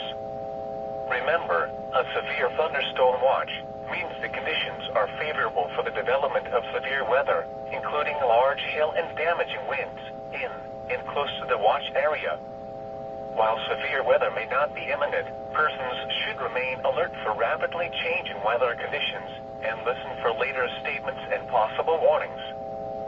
Stay tuned to NOAA weather radio, commercial radio and television outlets, or internet sources for the latest severe weather information. Your weather synopsis for south central Texas. Chances for off and on showers and I wonder why that warning didn't come out on this. Maybe this channel didn't carry that county. Effect until 8 p.m. Central Daylight Time this evening.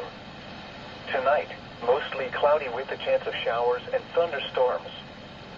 Some thunderstorms may be severe. Lows in the lower 60s. Northeast winds 15 to 20 miles per hour. Chance of rain 40%. Saturday, patchy fog in the morning. Mostly cloudy. I'm surprised we're not getting that warning coming through. But anyway, that warning includes Spofford. It's 1-inch hail and 60-mile-an-hour winds. Time this evening. Tonight, partly cloudy this evening, then becoming mostly cloudy. A chance of thunderstorms. A chance of showers. Some thunderstorms may be severe. Cooler with lows around 60. Well, I'm looking at radar, and I'm also looking at the map here. Chance of rain 50%. Saturday, patchy fog in the morning. Mostly cloudy with showers, likely with a chance of thunderstorms. Some thunderstorms may be severe. Highs in the mid-70s. East winds 5 to 10 miles per hour. Chance of rain 70%.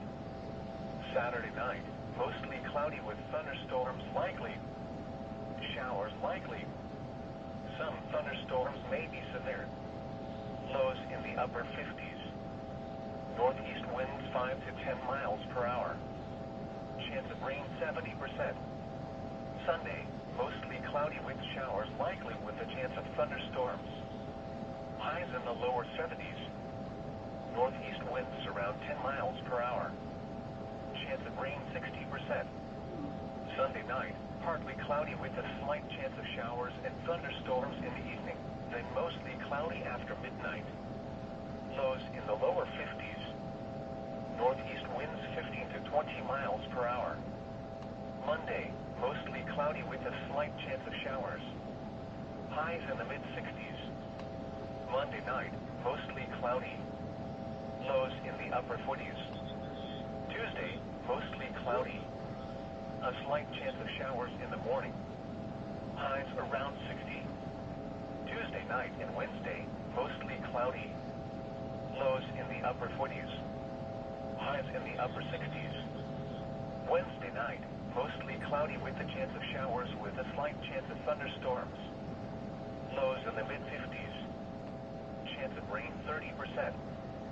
Thursday, partly cloudy with a slight chance of showers and thunderstorms in the morning, then sunny in the afternoon. Alright, I was distracted. Oh my god, this storm looks good on radar. It's coming right at us. We don't even have to chase this freaking storm.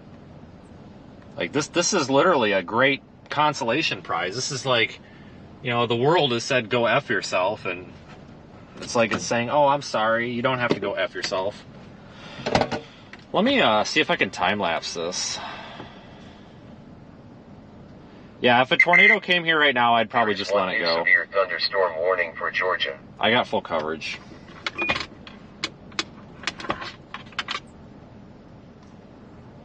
Let me see if I got juice in this GoPro, because I would actually kind of like to time-lapse this. Is the car broken? Yeah, the car is very broken, actually.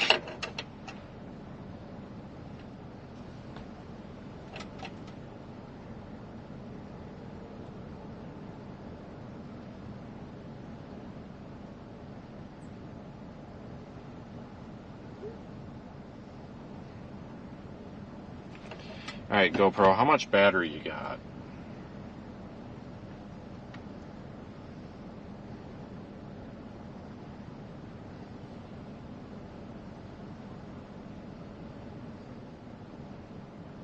I hope it's full. 96%, that should be enough to time-lapse this for some time. I wonder if I have a battery pack. No, I don't. Shit. Let me go out there and see if I can set this up on that fence.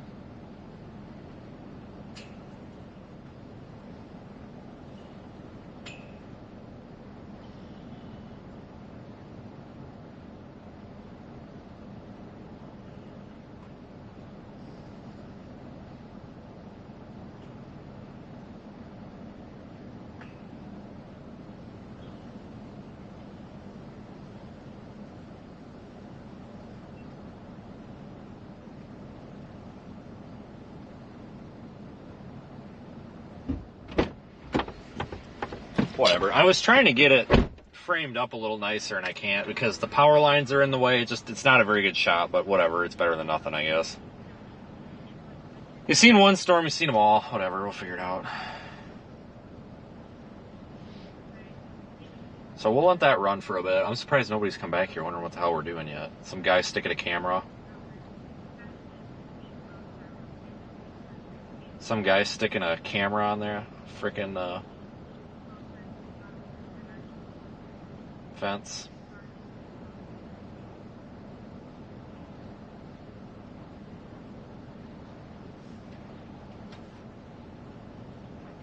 So we will take the easy route here and simply observe the storm. We are not storm chasing, we are storm observing. Because honestly, I'm kind of afraid to drive this thing. So we'll try to drive it as little as possible.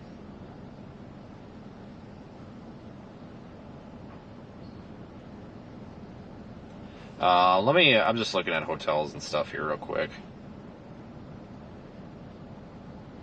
Oh yeah, I pretty much guaranteed this thing's gonna do something nuts now. That's usually my luck. I completely agree with that.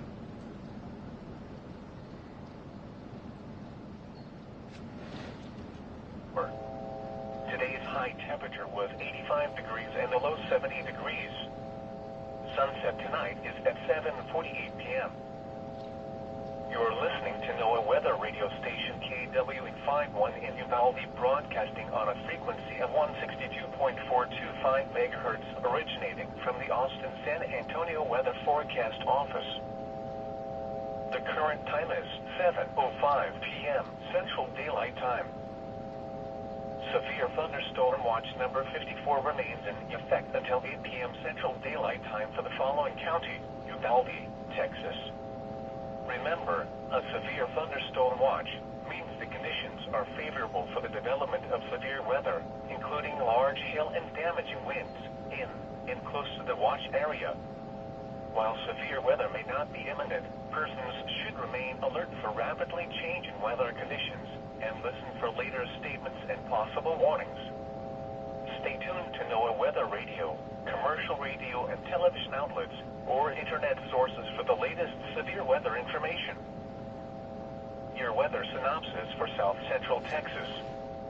Chances for off and on showers. Let's see. Forecast today through Sunday morning.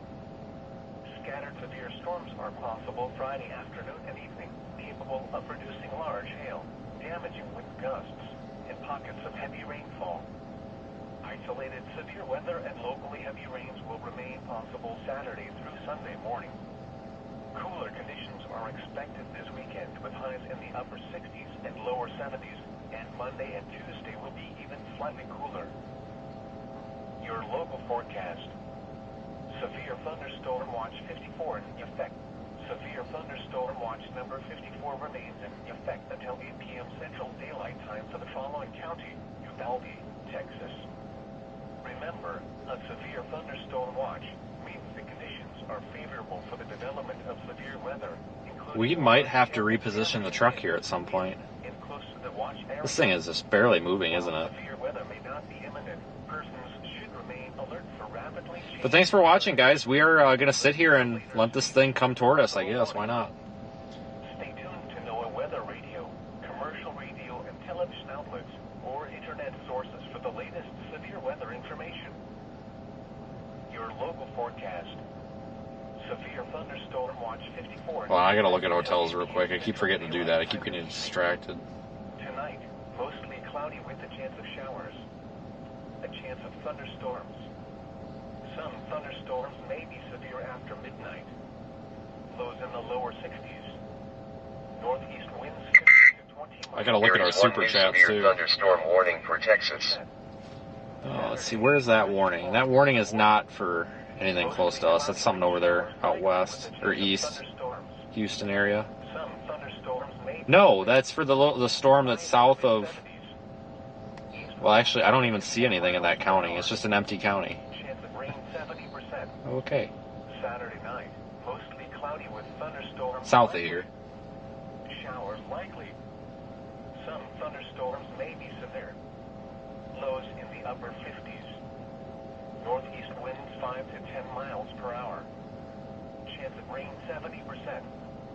Sunday, mostly cloudy with showers likely with a chance of thunderstorms. Highs in the lower 70s. Northeast winds around 10 miles per hour. Chance of rain 60%. Sunday night, partly cloudy with a slight chance of showers and thunderstorms in the evening, then mostly cloudy after midnight.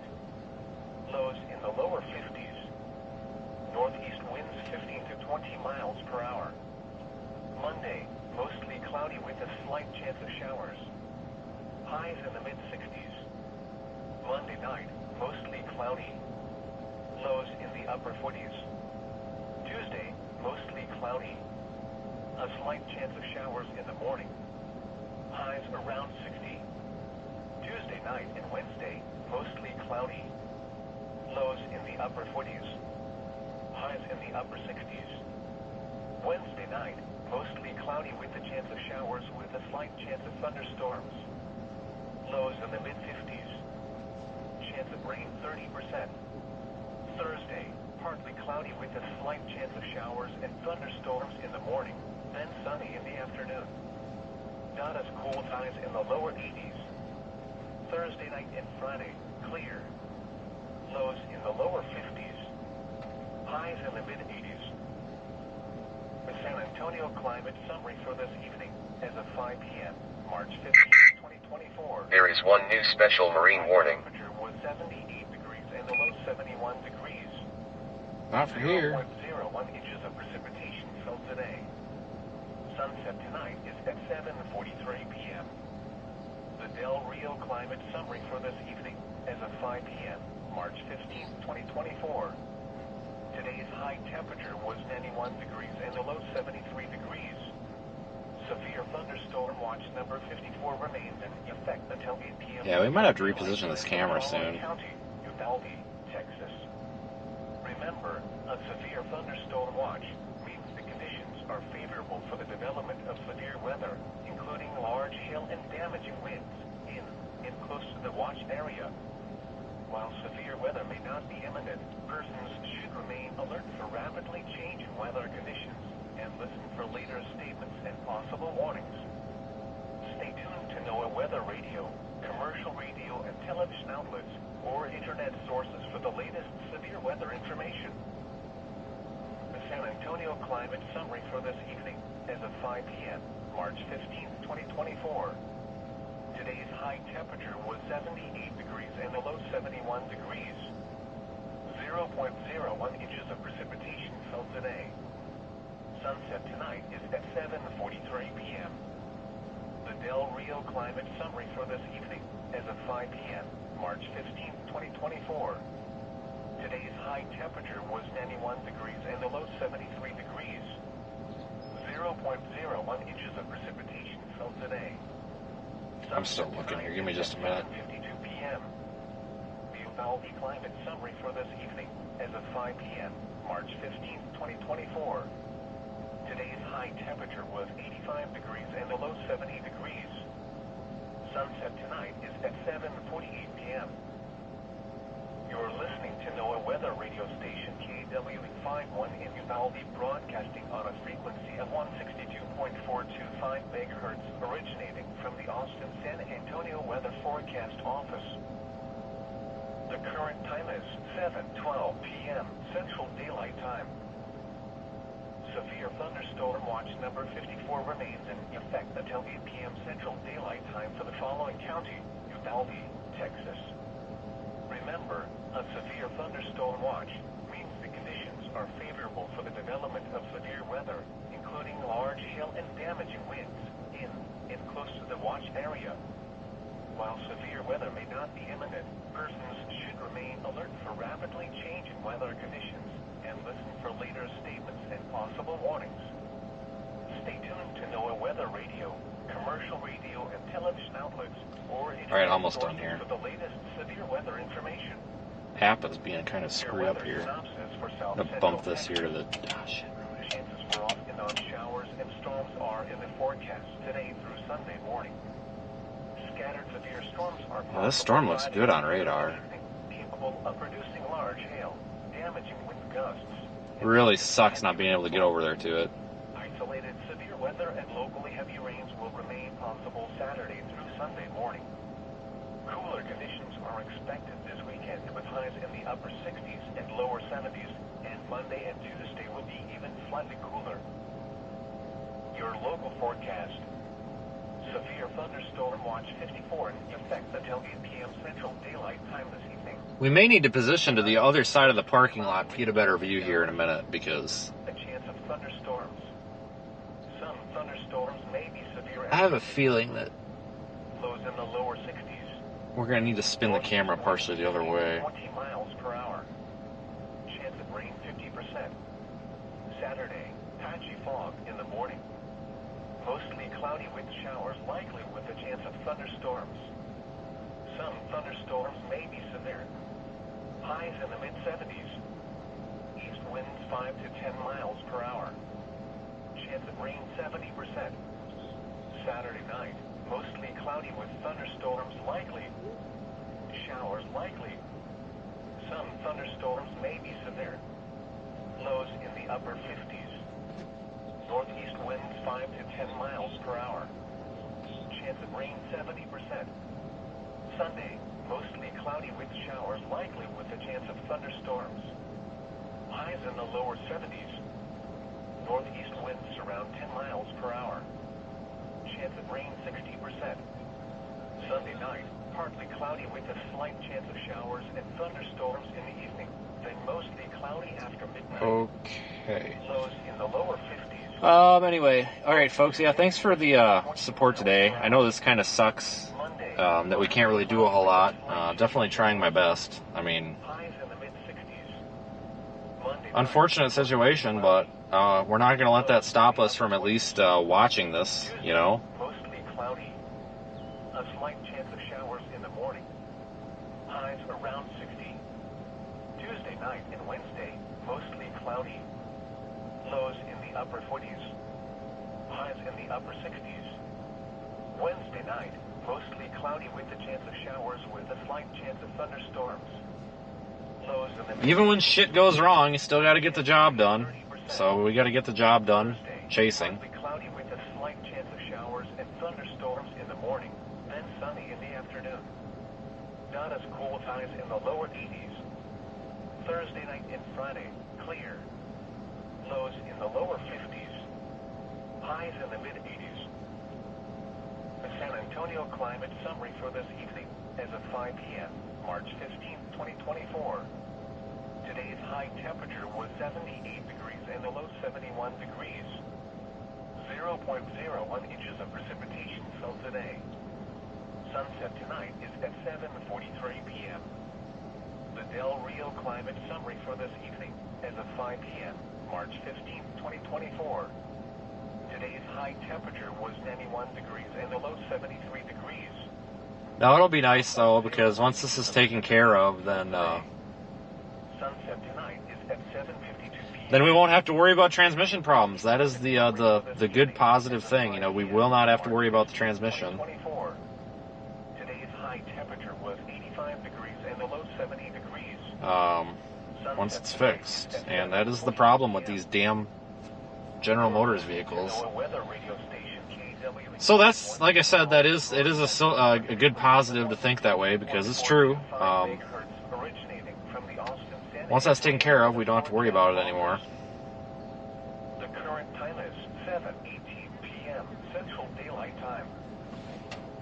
Severe Edward, Medina, Real, and Valverde County. Watch remains valid until 2000 hours for Dimmitt, Rio, Kinney, Maverick, Uvalde, and Zavala County. The conditions are favorable for the development of severe weather, including large hail and damaging winds in and close to the watch area. While severe weather may not be imminent, persons should remain alert for rapidly changing weather conditions and listen for later statements and possible warnings. Stay tuned to NOAA Weather Radio, commercial radio and television outlets, or internet sources for the latest severe weather information. The NOAA Weather Radio roundup at 7 p.m. in Hondo. It was cloudy. The temperature was 73, the dew point 59, the relative humidity was 61%, the wind northeast at 22 miles an hour gusting to... A single person has come back here to ask what the hell we're doing. That's kind of surprising.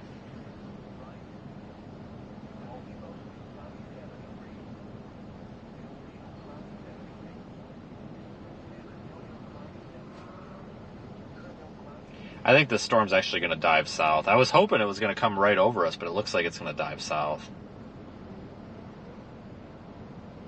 Oh no, I freaking got him. I bet my GoPro's pointing the wrong way now.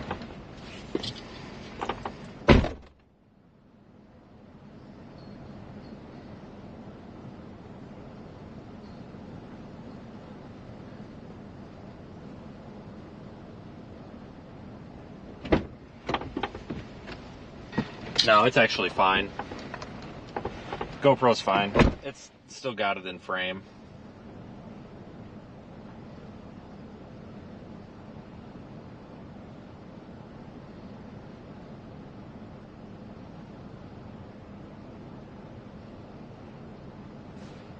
Bigger supercell down there.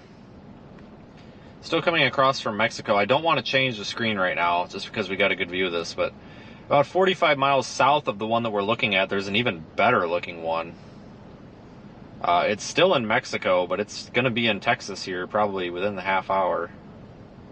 Our little storm is kind of starting to take that dive to the southeast that they usually do in this area.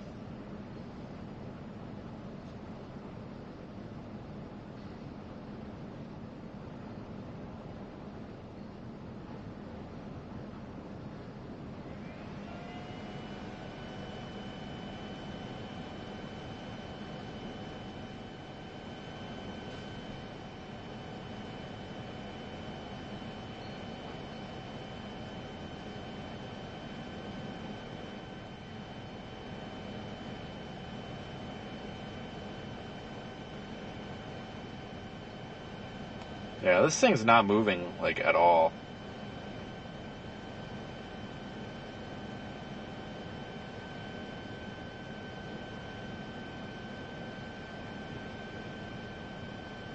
Alright, I think I got the chat working again.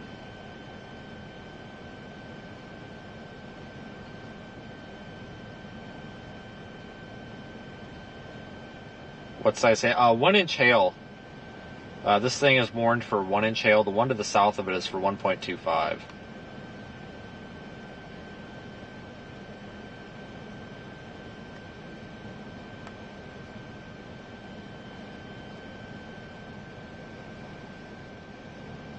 We'll have to take their word for it, though. I've got no way to tell at the moment.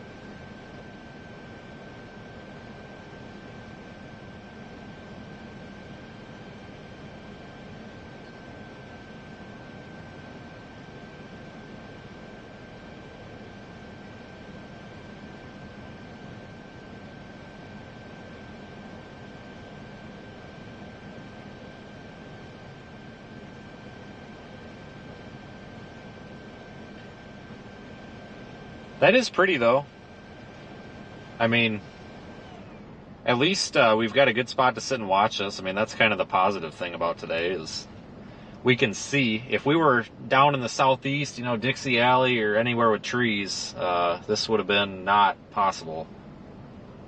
So I guess if you're going to have a problem like this is probably the place to have it during a chase.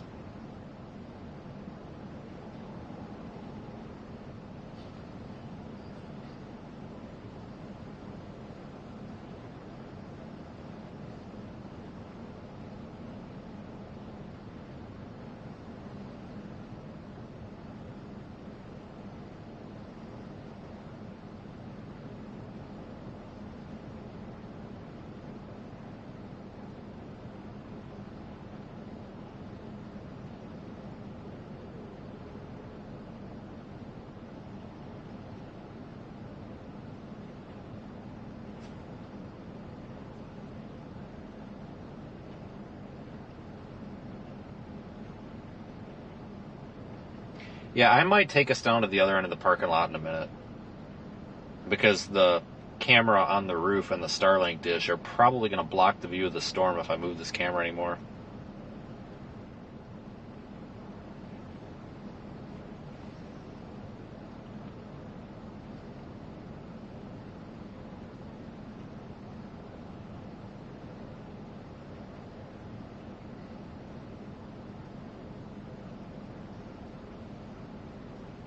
Mesoscale discussion in effect.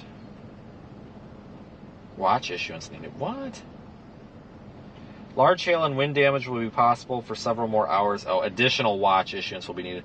The current severe thunderstorm watch, I think, expires soon, so they're going to be extending that watch.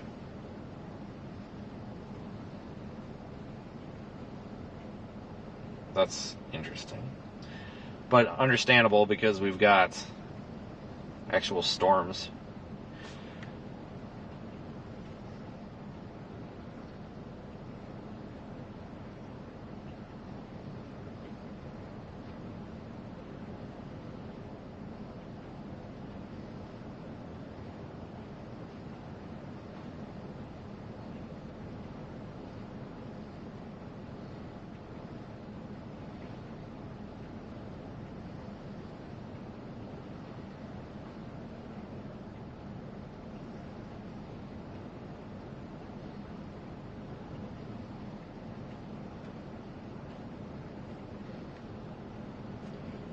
severe thunderstorm warning still in effect for 20 more minutes on our storm that's in the distance. We're about 25 miles, 30 miles away from this thing, believe it or not.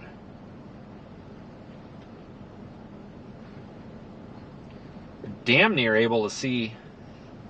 If this thing would continue moving east and not dive southeast, which I think it's gonna, we'd end up with a really good view. But I don't think that's gonna happen.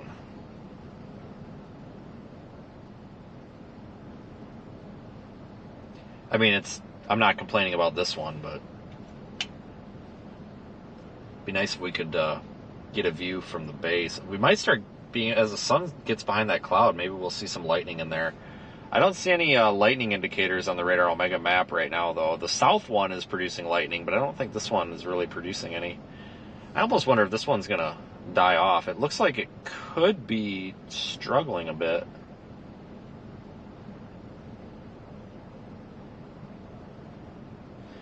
But I don't know. We'll see.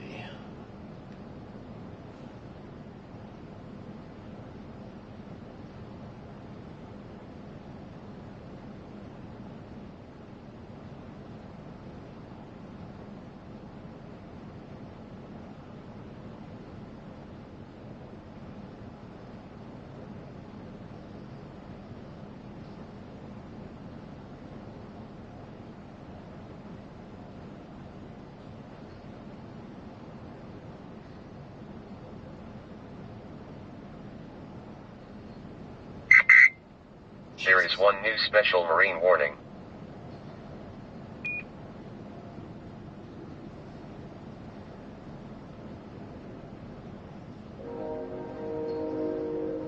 A train somewhere, I don't know where.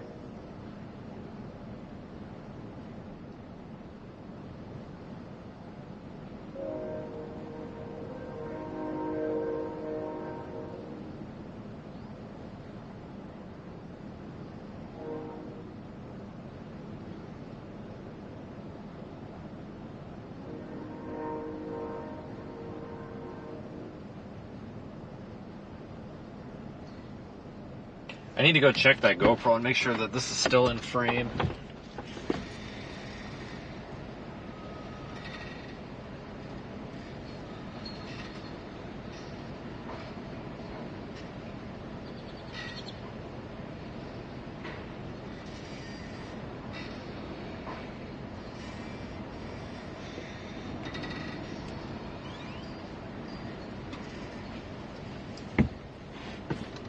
I moved it a little bit just to keep it in frame.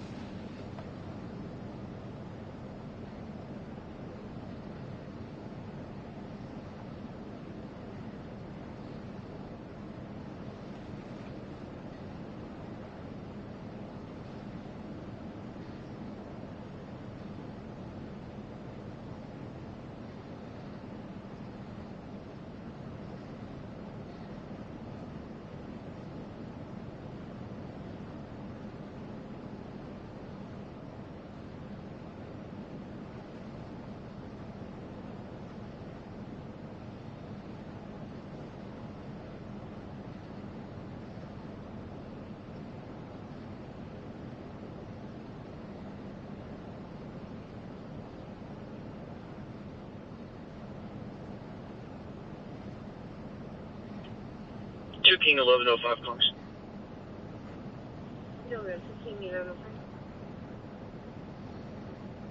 County, see if they'll accept POM, and then also it's a pregnant female.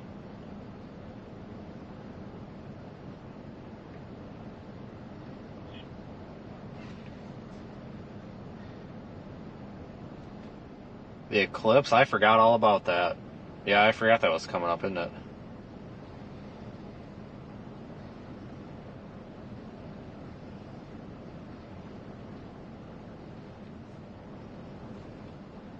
You know, to be fair, to be 100% fair, if we were mobile right now and we were on this storm, we'd be somewhere down there by, where 481 and Highway 57 come together. The view of the storm would probably be fairly similar to what we have right now, not gonna lie. So are we missing out Yes. Are we really missing out? I mean, yes and no.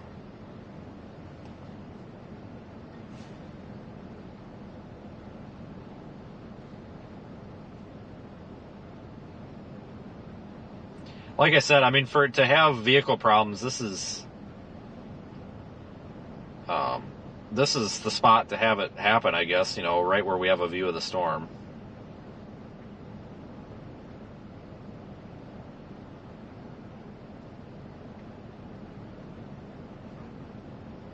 It's been a while since we've been able to literally just sit and watch a storm. It's kind of nice, actually.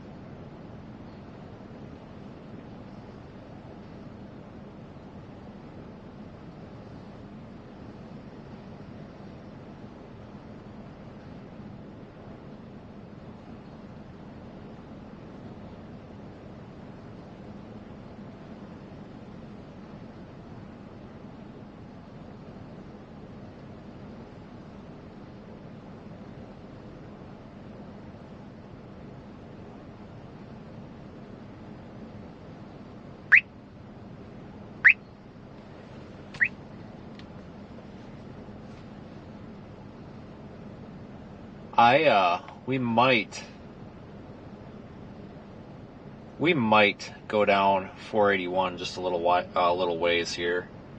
Basically, here's my current thinking, guys, and somebody can correct me if I'm wrong, but the current thought process. This thing is effed, and considering that it is effed, it ain't gonna make it to Georgia if it craps. Basically, what I'm getting at, if going 10 miles down the road kills it completely, then it wasn't going to make it to Georgia, and I'm going to be in an equally concerning situation, because going 10 miles down the road for a possibly better view, if it craps out completely there and doesn't drive anymore, well, then it was going to crap out 10 miles going east in the other direction, and that 10 miles ain't going to make or break me when I've got a 900-mile trip. So what I'm actually thinking about doing here, guys, is going down the road a little bit, see if we can get just a little bit different view of this thing, maybe get out in the open just for the spirit of the chase, I guess. Just because, like I said, it would be different. If I was like an hour from the shop, it would be one thing. I'd be like, oh, that 10 miles could mean the difference of getting there and not getting there, and it still could, but, you know, I'm going to try to baby this thing 900 miles. I think I'll be able to, knock on wood, but I guess I really shouldn't get bent out of shape. I honestly probably could keep chasing today, but I really just don't want to.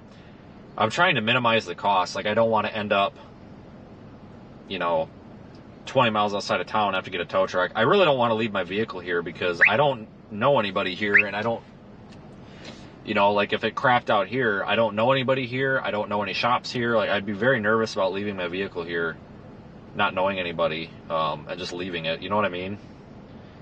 And some of these shops, like, Corey's transmission went out. Same transmission, by the way. And those shops were screwing him around. They're like, they weren't giving him prices. It's like they didn't even want to do it. And then some of them were telling him like weeks, and it's just like, oh my God, like you can't be without your vehicle that long. So that's the mentality of getting vehicles repaired out here. I don't want to do it out here. That's horrible. Bob doesn't know it yet, but he's going to save the day and somehow magically fix this problem next week. I don't know how he's going to do it, but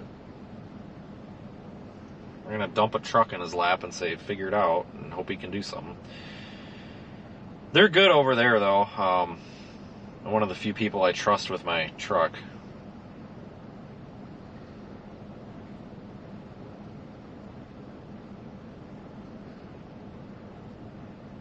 Because that's the other problem, is getting it in. You know, money is always a huge problem. You know, like how much are you talking? $6,000, $2,000, $4,000? You never know, but getting a damn vehicle fixed and it's a major repair is always a pain, because a lot of these places just don't. They just don't deal with these emergency repairs anymore. It's always, oh, we'll get to it in a week or two, and it's like, well, Texas, Robert David. That's awesome. 4134.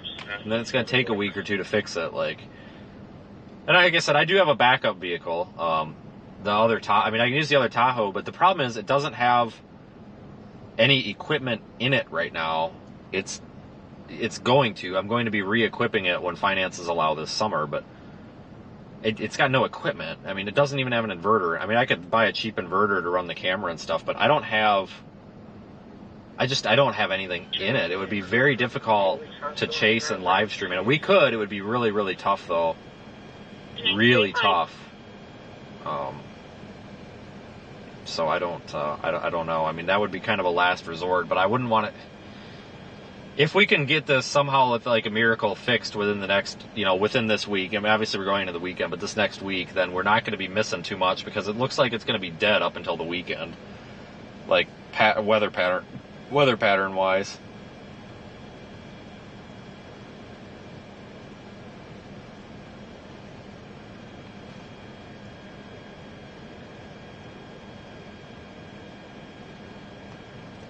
So I guess what I'm getting at is if this thing was going to blow up, if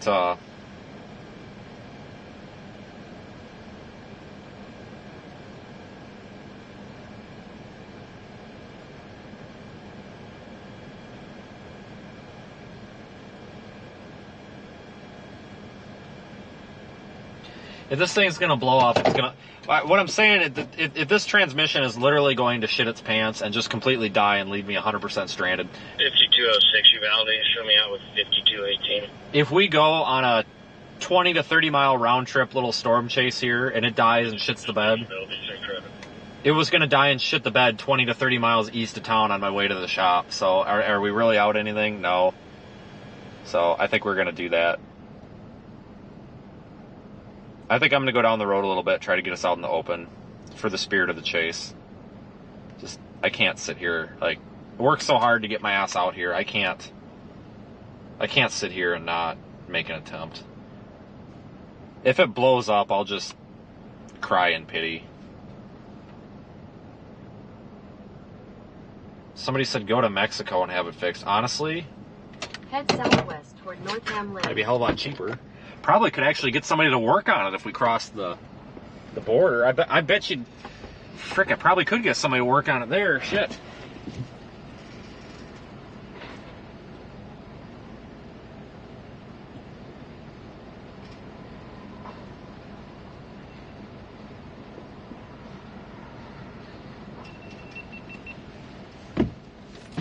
Alright, we'll look at the time lapse later. I have to download it onto my phone. I haven't done that for literally months, so I forgot how to do it. So we're going to go and just, everybody, please cross your fingers and hope that we don't get screwed.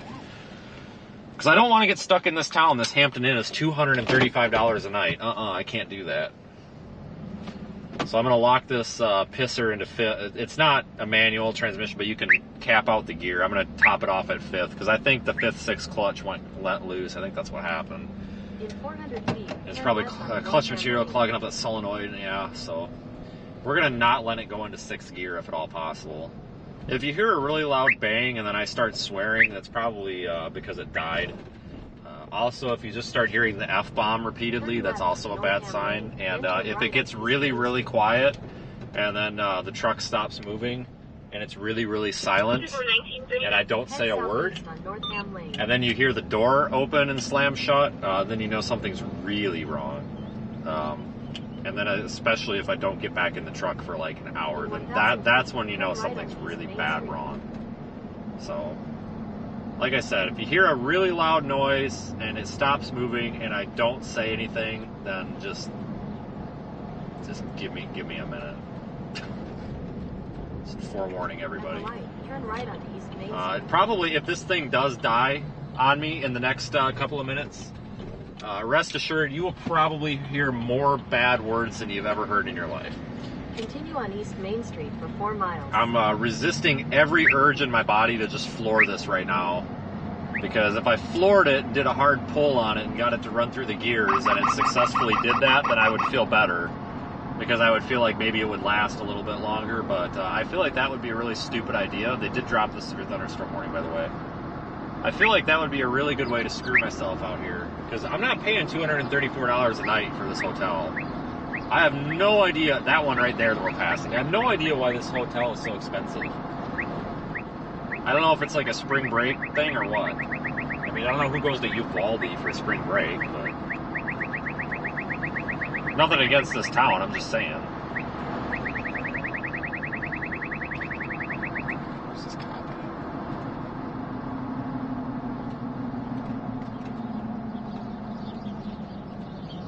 Just trying to go real easy on this thing so it doesn't slam into gear or anything. But our storm is dying.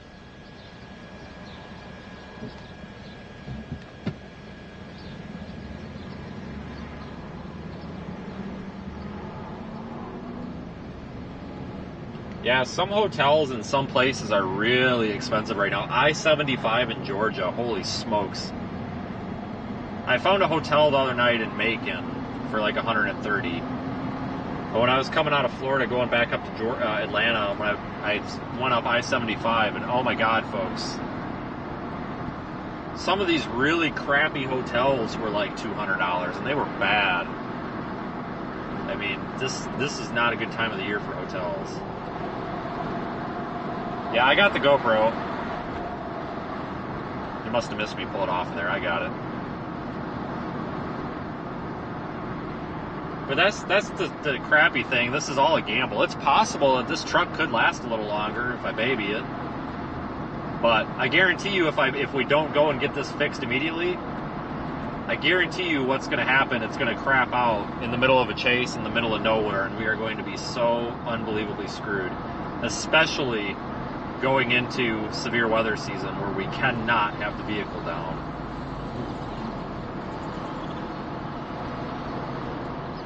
Yeah, we already put Lucas in it, so we're past the point of the miracle fluid in the bottle. I already tried that.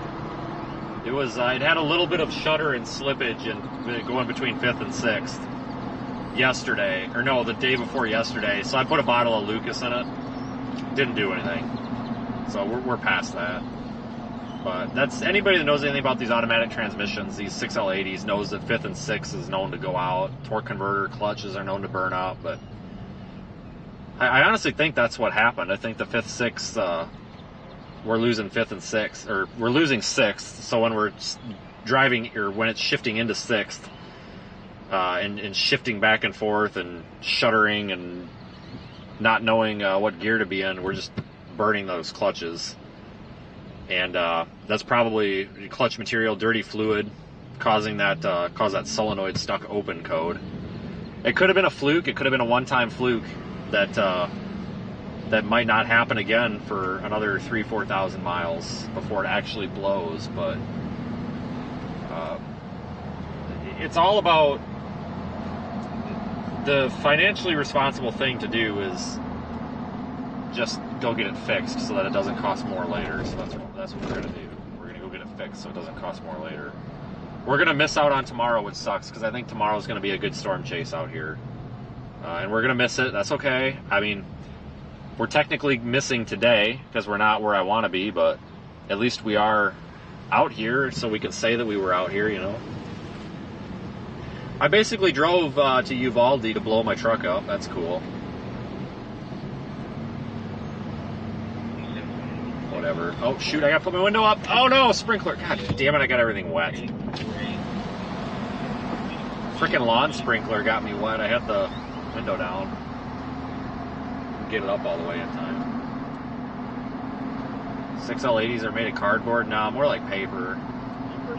But, yeah, it's going to be a full rebuild. We're not going to half-ass it. They do a crap ton of these 6L80s, so they've got good parts. They've got it figured out. I appreciate our friends over there. They've done a lot of work for me and never done me wrong. So Bob's on vacation until Tuesday. So everybody, when Bob comes back, can say thanks to Bob for helping us. But we actually had this thing scheduled for a rebuild for March 25th, which is a week from Monday.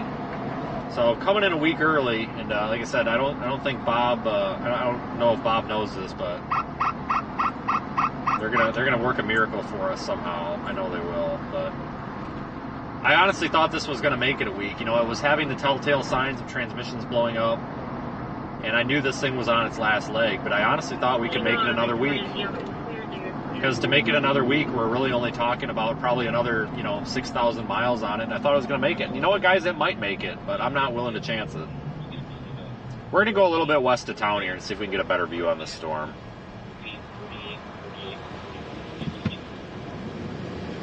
No, Dave, we're not going to trans-swap it. We're just going to rebuild it with better parts. These transmissions are fine once they have aftermarket parts in them, from what I'm told. Better torque converter, better, just better parts. Aftermarket parts. So we're not gonna do anything crazy. It's just gonna be just a rebuild with better parts.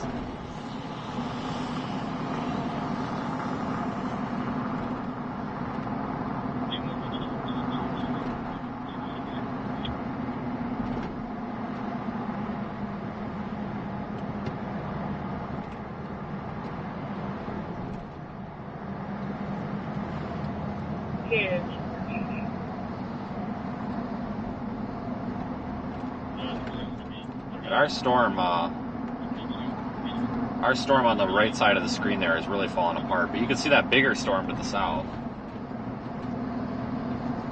Seriously, dude? Guy just he's like, oh, screw it. I got full coverage, so try me, buddy. Try me.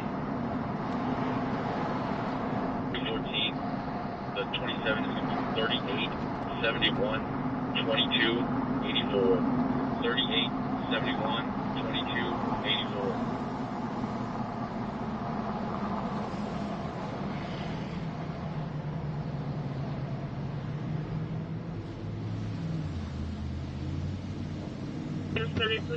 It's clear there, you're clear. 10-4.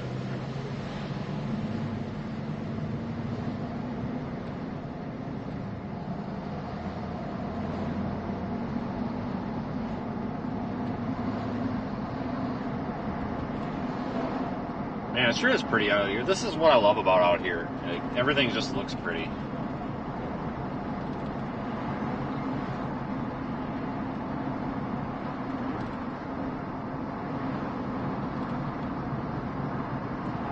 Yeah, well, that's just it. We spend the money now and get this fixed. Once the transmission's fixed and built, it's built. You know what I mean? We don't have to worry about it, because I'll be honest, guys, that's the thought that's been in the back of my mind. Even with my other Tahoe, that's got a 4L60 in it, which is a better transmission. But they're still known to go out. But it's always been in the back of my mind with these vehicles. It's like, oh my God, I hope today isn't the day a transmission goes out. That's always in the back of my mind. It's always like, God, I hope the transmission's not going out, because they're all known to have these transmissions go out on these Tahoes.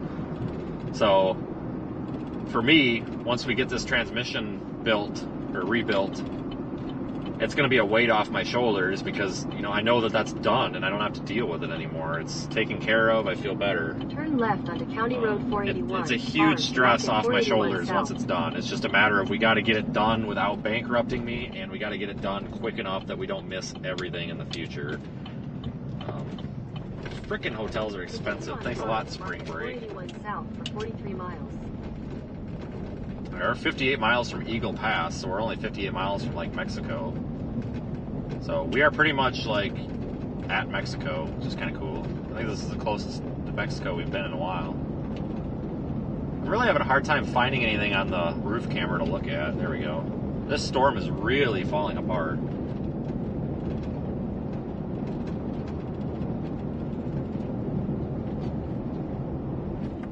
Oops, it was on the front camera. Whatever.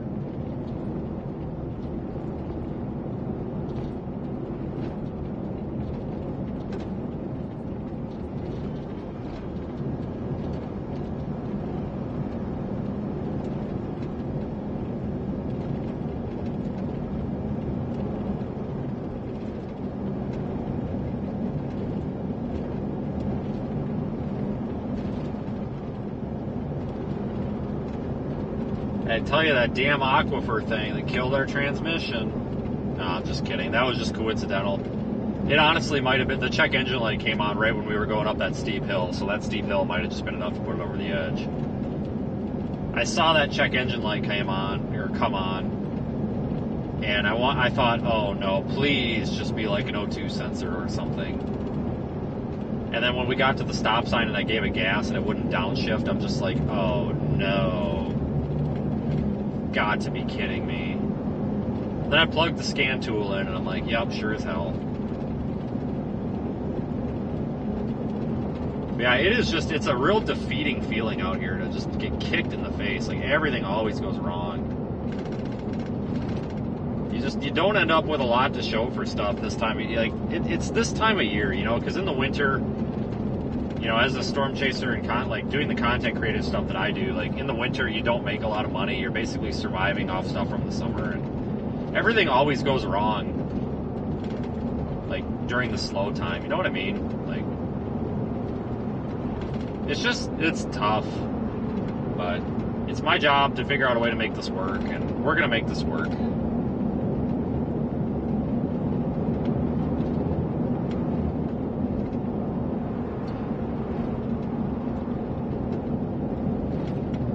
Stream's choppy. No. Yeah, we're looking at this. Man, this thing looks a lot more pitiful than it did a few minutes ago, doesn't it?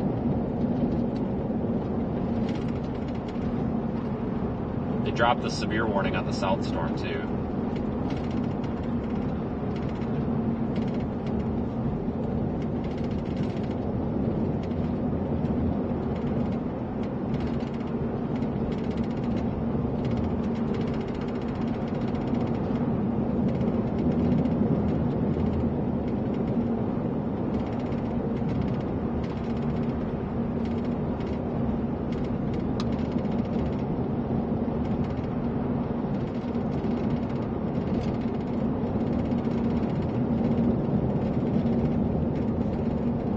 I have no idea what the speed limit is.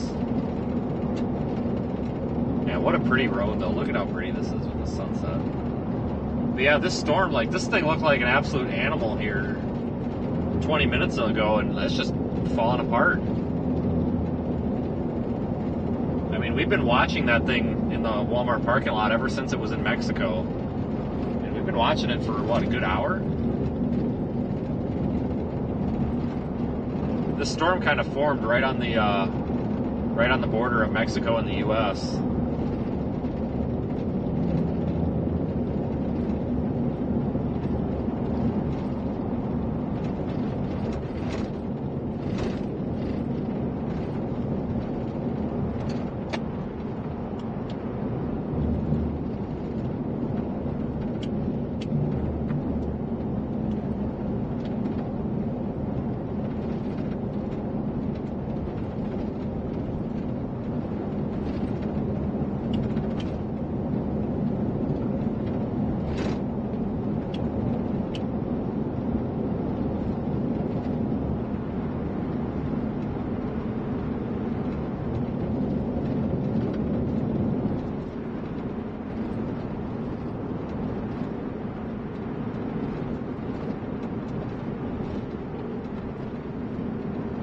I would have just felt like crap if we didn't at least go out and take a drive here. Now we can say we're kind of sort of storm chasing today.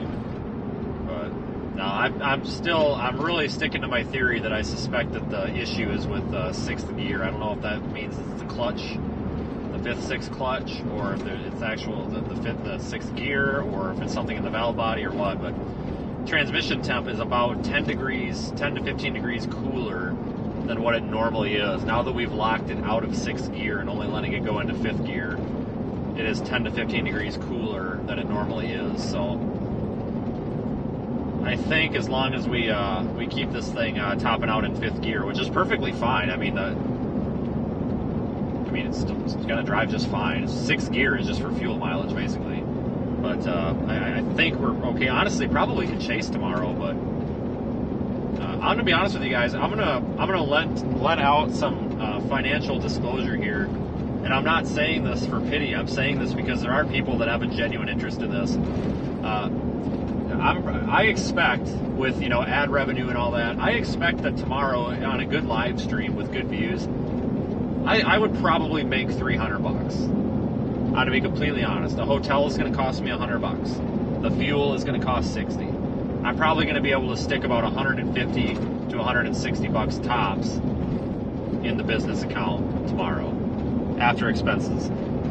Is it worth chancing? No, I don't think it's worth chancing the chase for 160. Now, it could be a crazy day, and the super chat floodgates open like today, and everybody's like, oh yeah, we love you, oh, here's a super chat, woo, Could be a day like that, but it might not be.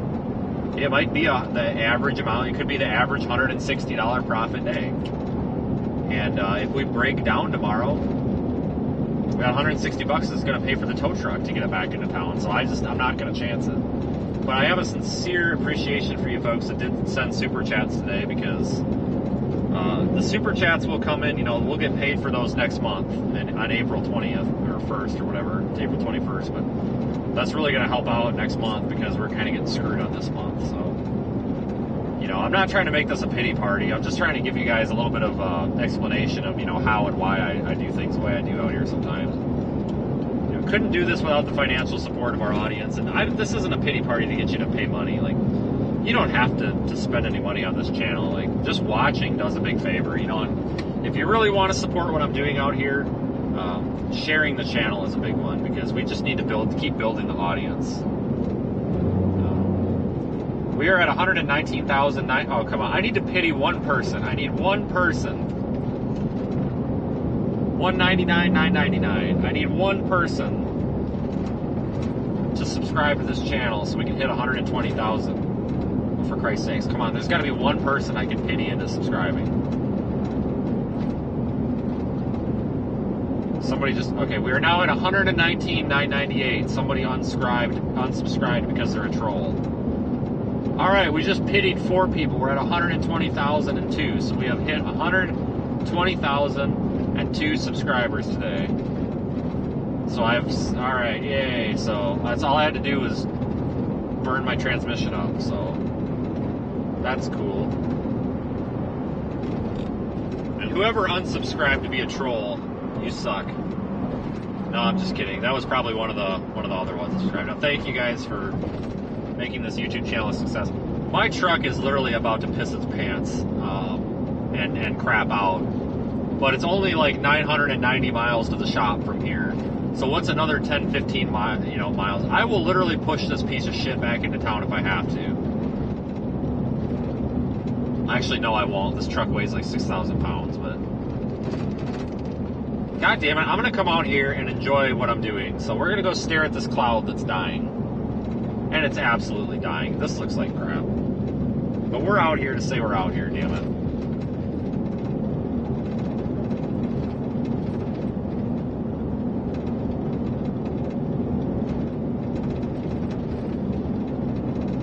How fast have we grown? It's taken me 2 years to get to 120,000. I started this channel about 2 years ago.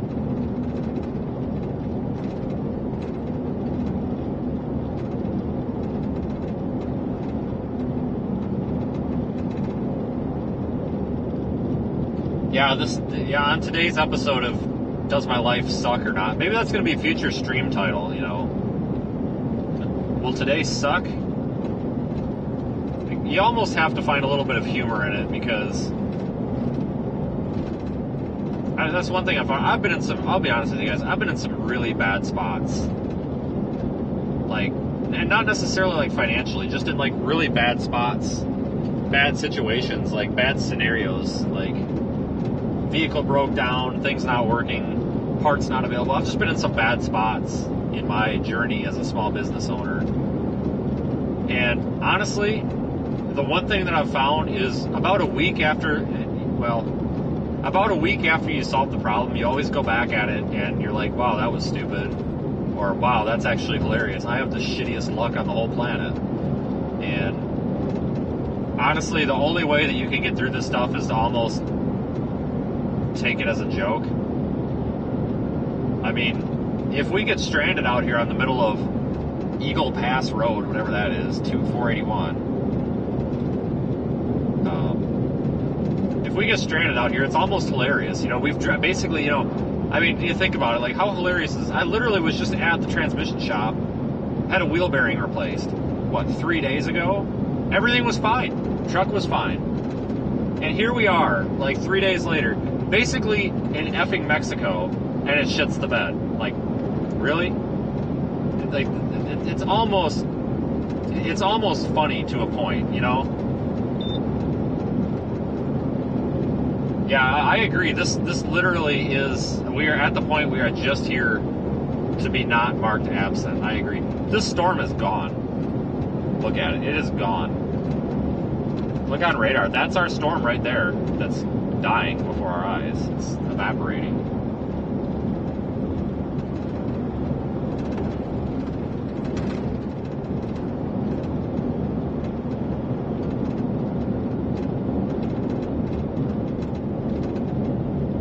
If every subscriber super chatted $1, we could buy 2 new vehicles. That is true, but I would almost be afraid to buy a new truck because it seems like this newer stuff's having more problems than the older stuff. I mean, seriously, these Chevys, all of these Tahoes, folks, all of these damn Tahoes are having problems. Tahoes, Suburbans, Silverados, Sierras, Yukons, they're all having problems with these 6L80s and the 8L90s, is it? They're all having problems with them. Some of them are having problems at 80,000 miles. That's a miracle this is made it to 130.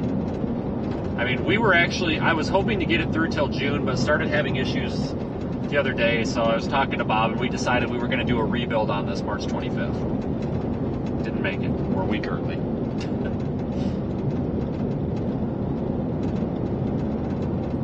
But I think it's important to, share the experience with you folks because sometimes you get moving too fast in life and you forget to slow down. And I don't know. We could honestly make a day out. Sometimes I get a little bit too. I get thinking it's it's dumb. I can't stream that. Nobody's gonna watch. It's gonna be a loss. But sometimes I think the key to succeeding out here is accepting some things as a loss. Right now, we could be out here streaming crap, but there's a lot of people that are interested in seeing these roads. And it's not about making money. It's about showing people something they want to see, and then things just fall into place. I don't have these corporate sponsors like some of these people do with the news channels and stuff. When I pay for stuff, it's coming out of my business's pocket. Luckily, we do have some good partners. Radar Omega helps take care of us a little bit. So if you are watching on the Radar Omega app, you are supporting us. Thank you. West Georgia Auto, which is Bob's shop, the transmission shop we're going to go to, they do support us by basically giving us deals. That means a lot to me. That's why I'm kind of against corporate media and big corporations, because I don't want to make a name for myself built off of somebody else's business or someone else's media or whatever. I want it to be built off of our audience. If somebody says, "Oh, I know you," I don't want them to be like, "Oh, I saw you on CNN or something." I want them to say, "No, I saw you on YouTube or Radar Omega. Your audience is awesome. I love your chat, stuff like that." That's what I want. I don't want, "Oh, I saw you on TV." That's lame. Because you know what? When you break down, who doesn't give a shit or who gives a rat's ass? It's the big businesses and the media. And that's a hot topic for me right now. I'm not going to get into it, but it's true. Who doesn't give a damn? It's those people. It's the people with pockets that are freaking weighed down with rolls and rolls of $100 bills. They don't give two shits about people. Now, I'm sorry for the language, guys, but that's a hot topic with me. There are good big corporations out there, don't get me wrong, but everybody's always wanting to be a kiss ass when some famous person or famous corporation comes along. But in my experience with sponsorships, they don't give a rat's ass. Meanwhile, the smaller businesses and the partners, I don't call I'm talking about partnerships. Those are the people that care. Those are the people that will actually help you out in a pinch. And our partners have helped us out in a pinch. Our actual partners have helped us out. Because it's in the best interest of us and them. And I hope that one day this channel can be a partner for other people. I hope that we can, help other people out a little bit. and be that source. Daniel had a super chat. Daniel chucked threw $1 into the pot. Appreciate it. That's another thing, folks. I want to say something. Like, somebody made a comment on the internet referencing myself and a couple of other storm chasers about how we don't acknowledge these small super chats. Folks, I don't see most of the super chats while I'm driving. I see them at the end of the stream. I understand times are tough. Like, if you earn $1, that's your freaking dollar. Like, there were comments made like, oh, unless you send them like $50, they don't care. No, somebody that says, here's $1 from my pocket and puts $1 like Daniel just did, that means a lot to me, because that's money somebody else earned. I didn't earn that. Well, kind of. But, so, I appreciate this, folks. Like, I'm not making this a fundraiser here. I'm just saying, like, I really do appreciate it. And I know a lot of our viewers appreciate it when you guys kind of help out here and provide moral support. Chaos Coordinator was back in there. This is going to be a universe hold my, basically that's it. Every time we say the stream is going to suck, something happens.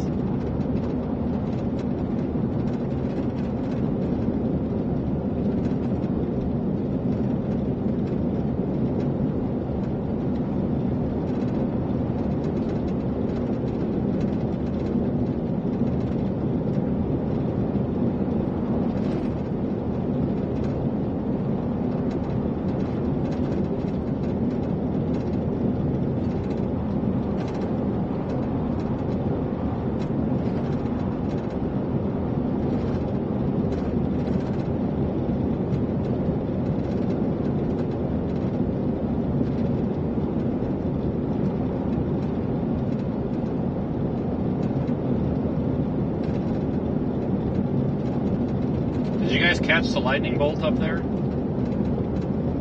That was kind of cool. But no, you know, there is a thing too, and like, you get thinking about it, and like, this is literally me just going off. Thanks. God dang it, I just missed this. Somebody had a super chat in there. I will see them at the end. At the end of the stream, Stream Elements sends me an email with literally a list of all of them, and I read them. You know, I kind of just things going through my mind right now. Like, this is a really shitty day. But you kind of have to not get so bent out of shape about this stuff, I guess. Like, even when everything's going wrong, otherwise you're just gonna die someday and have a really pitiful life. Our storm is evaporated. I actually probably should just turn around at this point. We're gonna turn around because, like, I'm literally driving toward nothing, I think. Let me look at red. We're gonna go. There is one new severe thunderstorm warning for California. Seriously. We're gonna go. God dang it. We're gonna go to right about. Get off of there. Go away. We're going to go right to where the road has a kink in it, that bend in the road, and stop there and see if we can see that storm off in the distance. I doubt it, but we'll go another like 5 miles.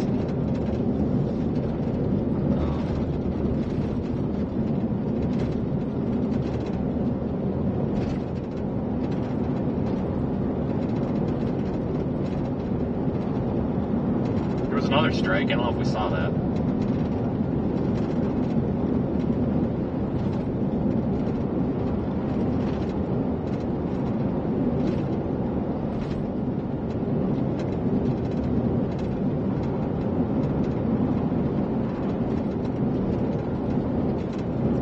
This road is rough.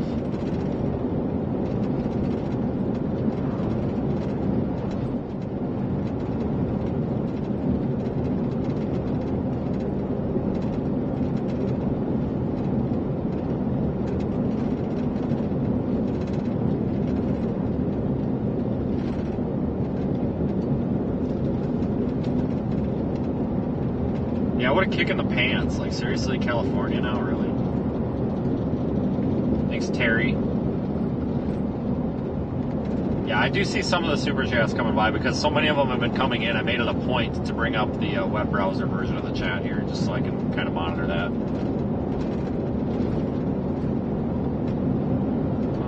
if you are new here, go to seethestorm.net and find our social media links.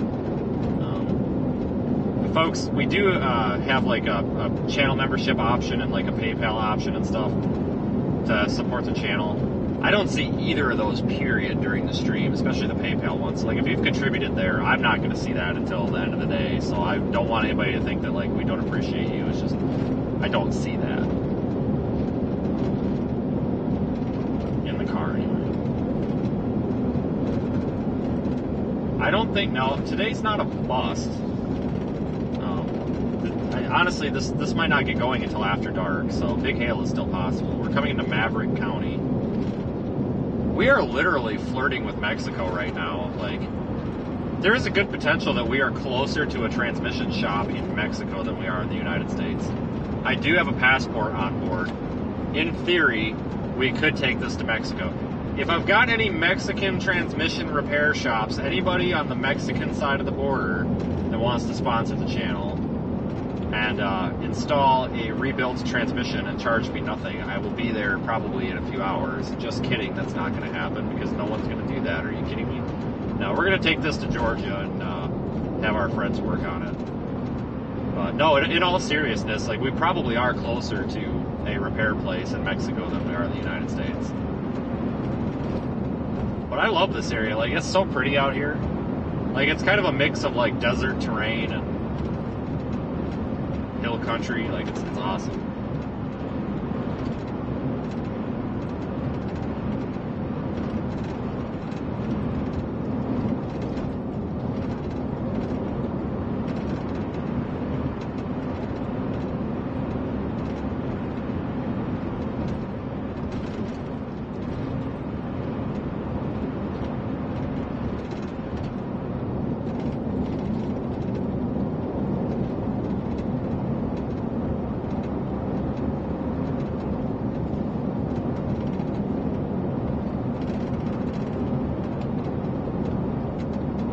I want to get down here and chase more. It's like last year, I don't know why we didn't make it down here. It seemed like there was always a different target, but I'm going to make it a point. I'm going to make it a point to try, like, if we've got like a dual risk, you know, we've got two separate target areas, I'm going to make it a point, oh, that was cool, to try to get down here a little more often. Because, I don't know, like, one thing I've noticed, I have way more, like, the view count, there's always more people watching when we're in a place that we're oh my god, no way, that we're in a place that we don't spend a lot of time in. People love to see new areas, and so do I. But even if it means I have to limp my truck along. But it could be worse. We could be like Corey and have our truck busted in the hotel parking lot. I mean, at least this thing's mobile still. But he has the same transmission, so. But I feel bad for him because he had a shop that was going to do it, and then they just, like, ghosted him and they wouldn't respond to him. Which is ridiculous, honestly. Like, so I actually feel kind of bad for him. He is really having bad luck with that thing. He's been stuck out there with, like, no way out. I had offered to him, I said, you know, if we could find a trailer to put it on, I could tow his Tahoe with mine somewhere. But it's a damn good thing because I probably would have put this transmission over the edge and absolutely blown it up. But no, I've actually been down this road a couple of times. It's been several years, but there's a few spots, and we're actually approaching one that I've got saved on Google Maps that are like farm roads that lead up to ranches, but they're public roads. That just have awesome views, but it's pretty rugged terrain. Four-wheel drive is needed. In fact, you're going to need four-wheel drive low because of the just the terrain. You need to gear down, and I don't want to put my transmission through that. That could really cause a problem here. Not until it's rebuilt. Beautiful lightning strikes now. Those are coming from a storm that's on the international border right now. It's right on the Texas-Mexico border.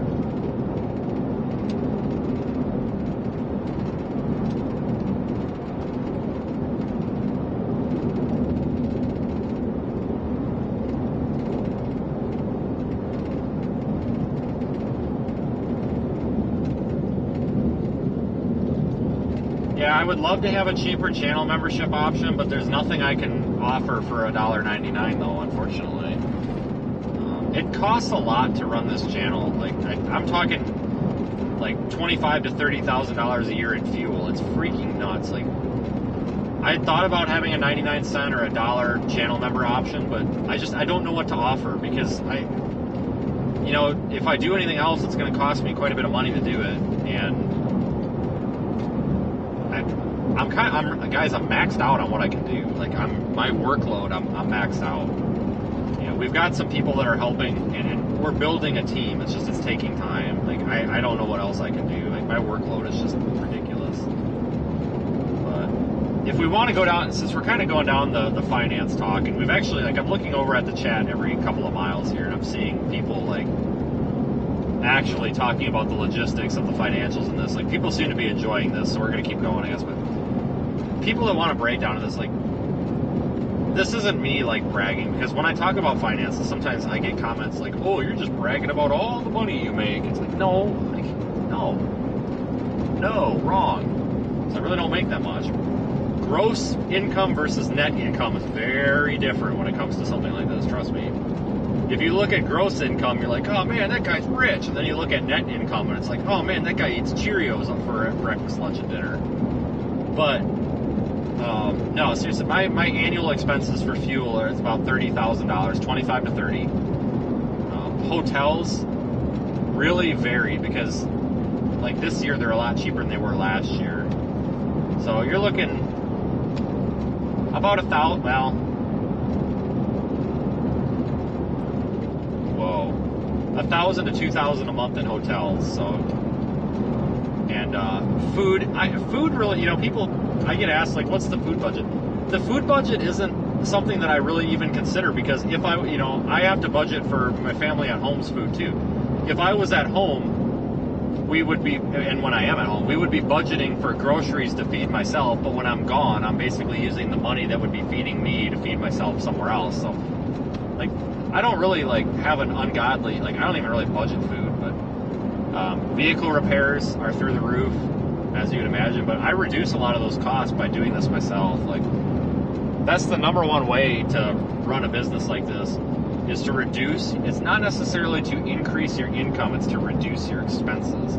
So the biggest way that I reduce my expenses are by fixing the truck and stuff on my own when I can. I put those tie rods on the other day that were shot. I put them on, and that honestly would have been about a $400, $350 to $400 repair at a shop. It cost me, what, $200 in parts. I cut it in half. That's what you got to do. I would love to throw a transmission in on my own, but I don't have anywhere to do it.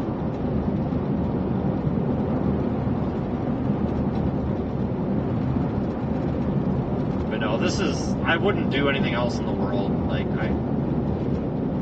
I could quit doing what I'm doing and go do something else that probably would actually, well, it would be a lot more money in my pocket, but I don't want to. Like, I love doing this, guys. Like, I know just the nature of what I'm doing, with the super chat goal on the screen, all that. Like, it comes off like, oh, this is a money grab, but that's really not what this is. Like, I want to build a team, and we're working on building a team, and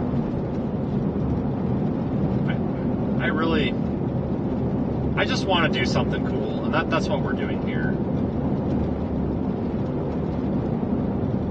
I like taking you guys along for the ride and having fun. I bet you this is Border Patrol.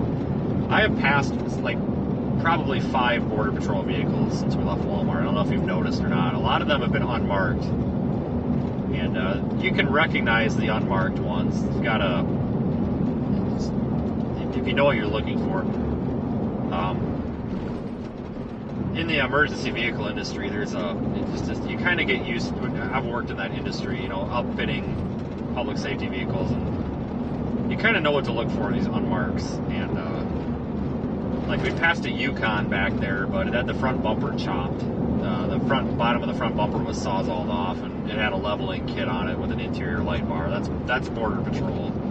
They're like about the only ones that sawzall the bottoms of the front plastic bumper off, versus actually put a different bumper on them for ground clearance reasons. I'm sure it's a budget thing. They literally just sawzall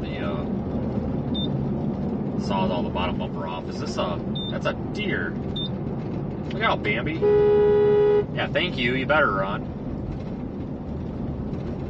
But that's a real common thing with them. They literally just saw the bottom of the plastic bumper off, so they have ground clearance instead of replacing it with a buck stop or a ranch hand or something like what I have.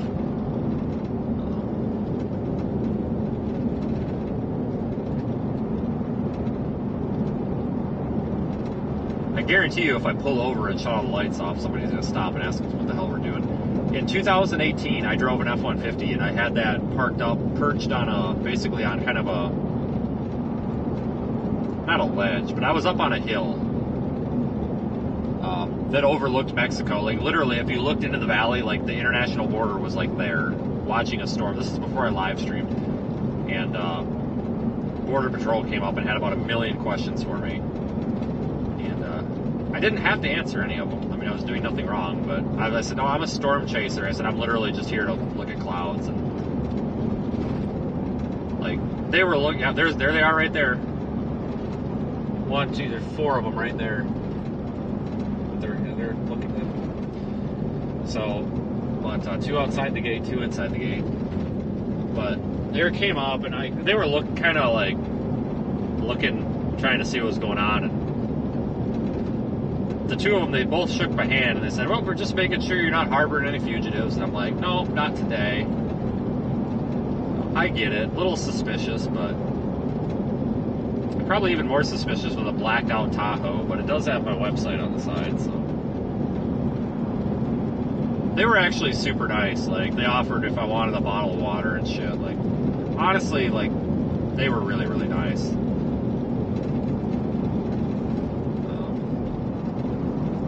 Actually quite welcoming to you, because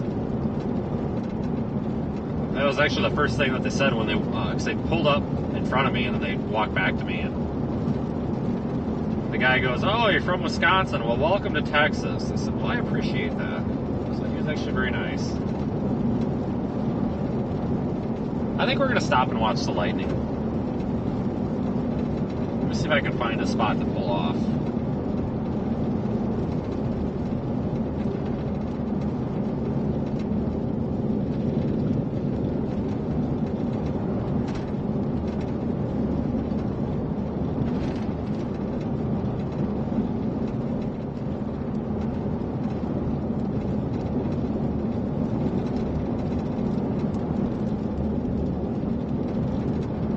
There's a ranch road we could pull off on up here.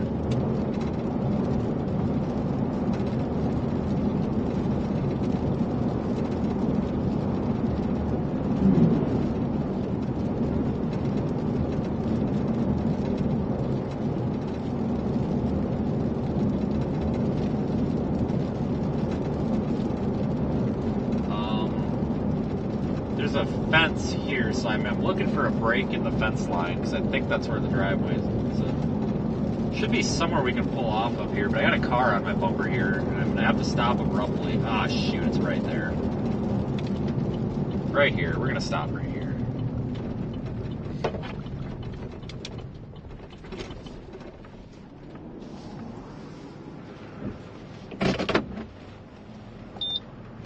Let me spin my camera around. Oh yeah, we're totally going to have someone come and ask questions. I'm locking my doors here, though.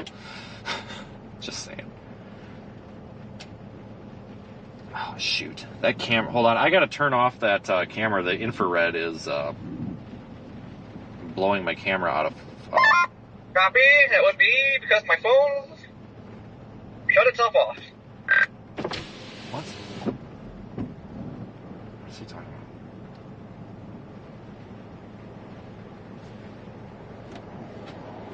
Hold on here, I'm fixing that. Give me a second. I gotta turn this camera off because it's blasting infrared into my other one and making it so we can't see squat.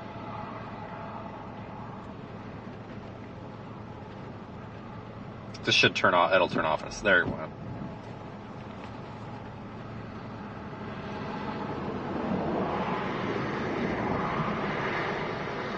Oh, no, I think it's still on. Hold on, guys. I'm sorry. I haven't... I'll switch you over as soon as I get it to go off.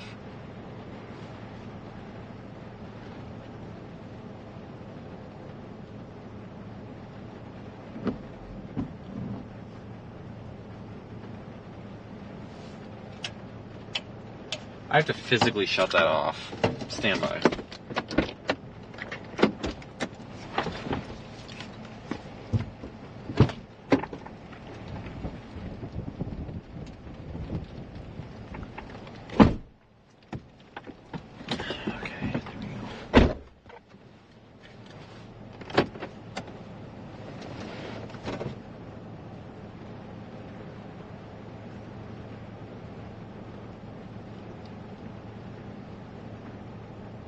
I think we're running out of lightning.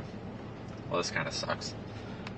Go figure. We finally get somewhere with my crippled truck that's barely driving and the lightning dies out. Like, you gotta be kidding me. Like, can I just have, like, a participation prize here and get some more lightning? Maybe it'll pick back up. I'll give it a little bit of time here. We'll give it a few minutes before we say the hell with it.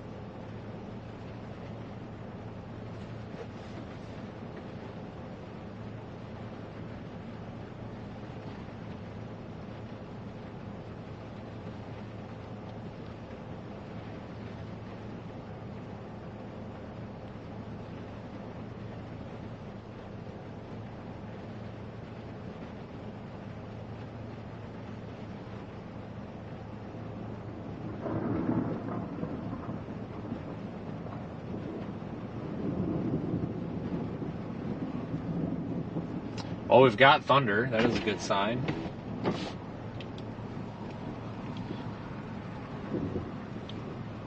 Oh, you got the bolt? Good, because I didn't see it.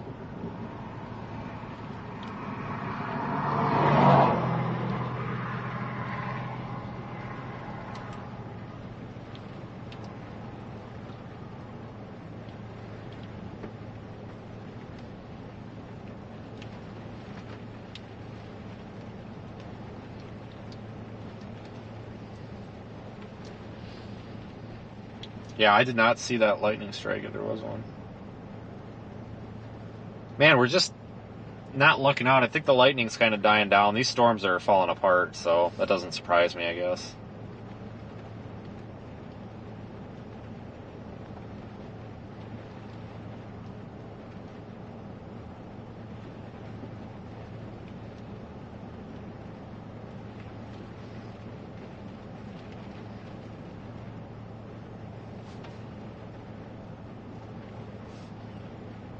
Black smoke matters. Oh, yeah, of course I am.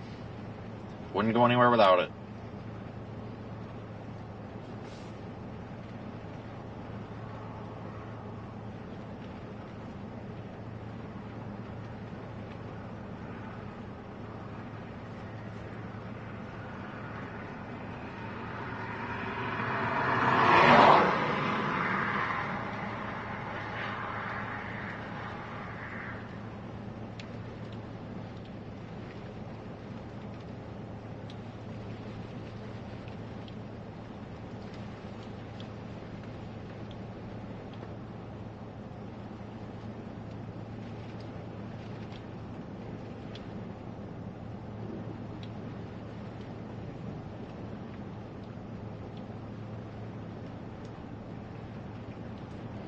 We've got flashes of lightning, but we don't have any good bolts. That's what kind of sucks, you know?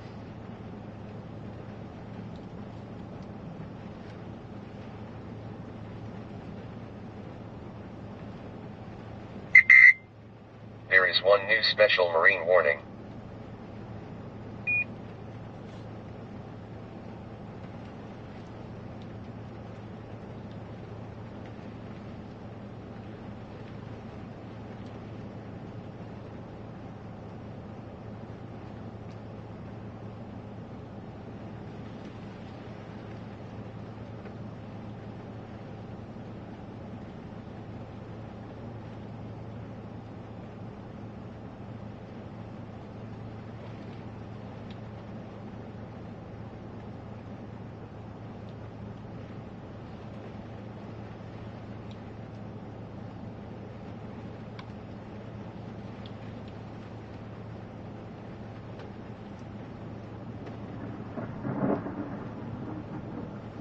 Oh, hell yeah, thunder.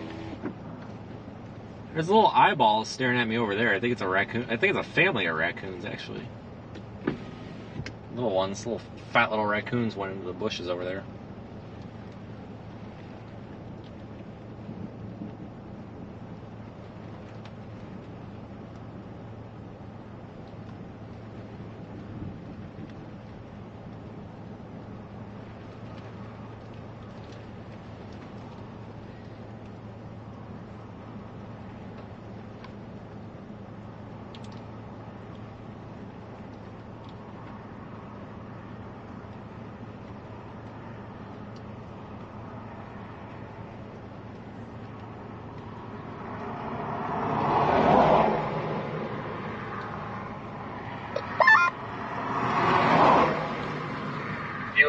Whipping back to Georgia? I think you're gonna make it?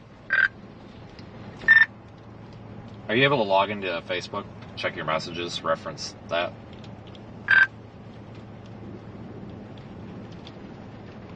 Yep, 1 sec. Okay, I just didn't want to say the location tonight on stream. I'm pretty sure that it's 6th gear that's jacked. So I put it in manual mode and I'm locking it into 5th. I actually came out here to look at lightning.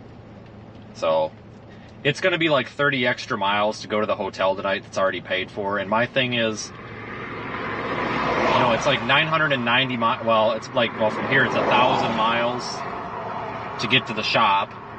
But if I go to the hotel, it's going to be like 1,050 miles. And if that extra 50 miles kills this transmission, then it's not going to make it all the way out there anyway. So I might as well just full send it and go to the hotel since it's paid for.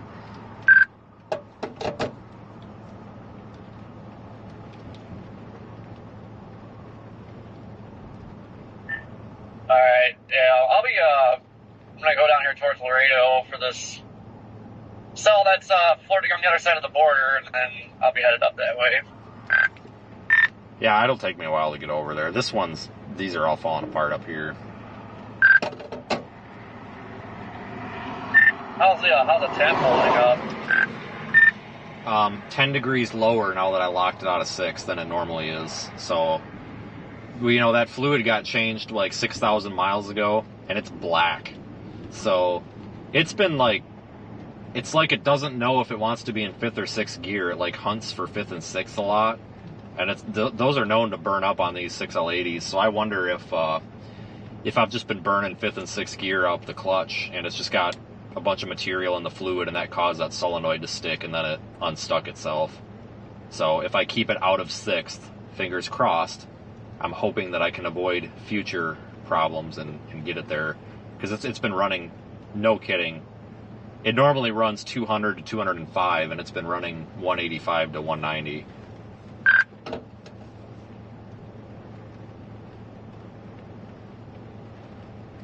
Alright, and as long as it doesn't freaking start skyrocketing, well, I shouldn't say skyrocketing, it might like gradually went up, but as long as it stays down, should be golden, but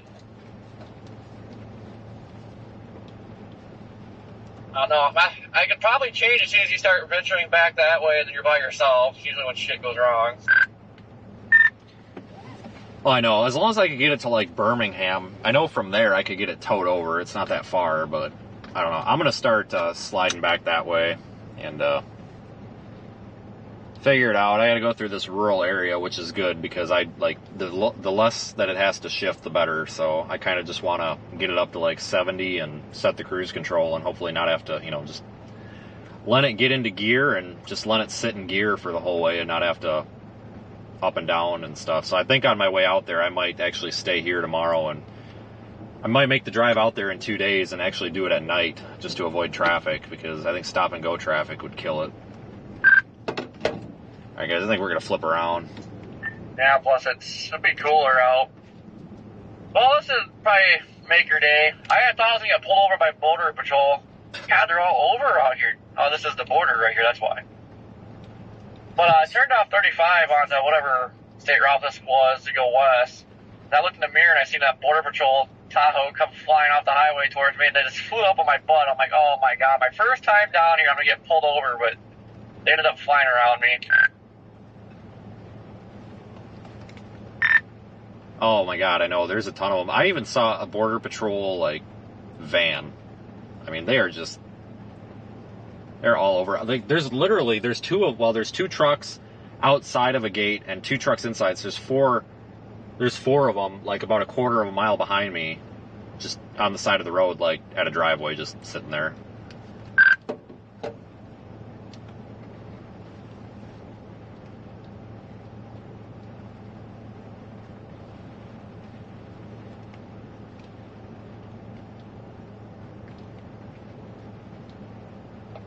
Yeah, like this is my first time down here, and I keep like forgetting that I'm close to the border. It's like, oh my god, it's Border Patrol Central out here, and like I just going south on was 83, and there was just like 4 Border Patrol Tahoes sitting with the lights off the side of the road. It's like, God, this is weird. Well, it's a good thing I've got my website on the side because I'm afraid I might get mistook for them. But they're pretty much just white and black, so yeah, I'm sitting on the side of the road with all my lights off, and I feel shady.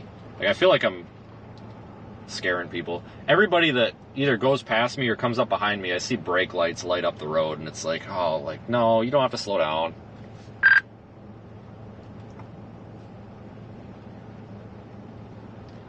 And I pulled into a stone parking lot to sit, and then like right away there was a sheriff sitting there, and like I didn't go up to him, I just pulled off. I'm surprised he didn't come up and talk. Like, hey, what are you doing? I'm sure it had to seem a little awkward. Like, man, this black car just pulled in here, just sitting here. What the heck?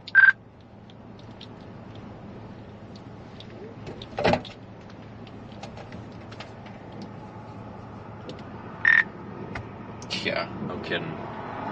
What a show. Alright, I'm gonna... There went one. Yeah, so speaking of that, I'm gonna go, I'm gonna get this thing back to town.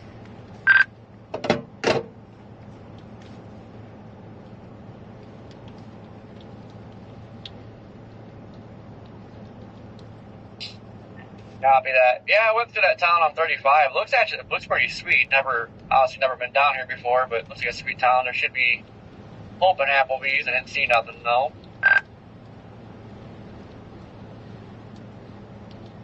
You can see a little bit of supercell structure, or, well, not even supercell, just a little bit of storm structure. Yeah, we're gonna start heading back to town.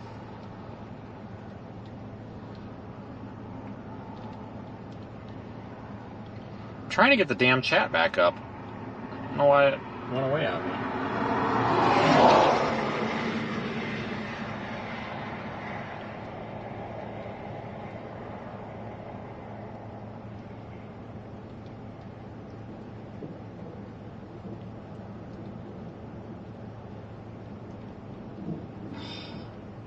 Can't get this browser to load, so now I'm stuck with it. Oh, damn.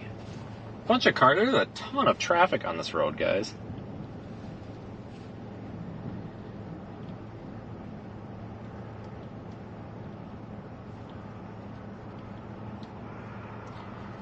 As soon as these guys go by, we'll flip around. I'm trying to not pull out into traffic just in case this thing does let loose and crap out. I really don't want it to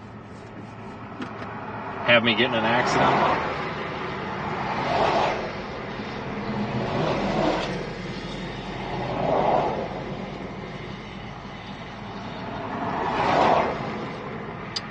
Okay then. That was a bus, another bus, and a bunch of Border Patrol vehicles.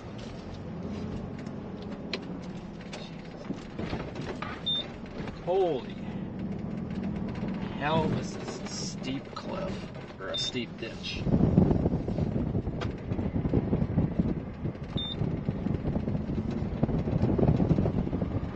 Real easy on this thing.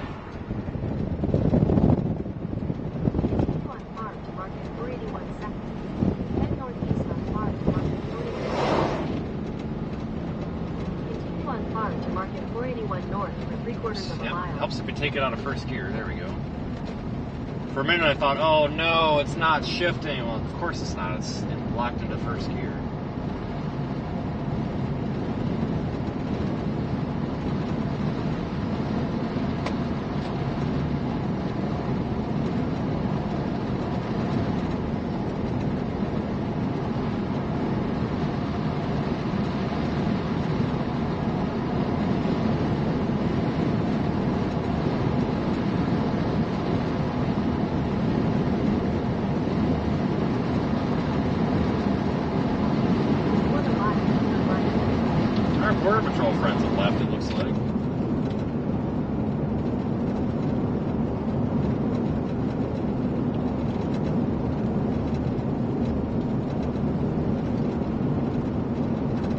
it turned right here? Are you kidding me? What the hell kind of BFE? Oh, this is taking us down to Highway 67. Right there. Are you shitting me? Continue Son for of 3/4 of a I mile. missed the road. Alright, well, I'll go up past these guys and turn around. 481 north. Because, like I said, I don't want to make a U-turn in front of cars right now in case this transmission does grenade. I really don't want to be in the middle of the road and then get hit. I'm going to freak these people out. Tahoe looks like a Border Patrol Tahoe and flipping around. I'm going to freak these poor people out.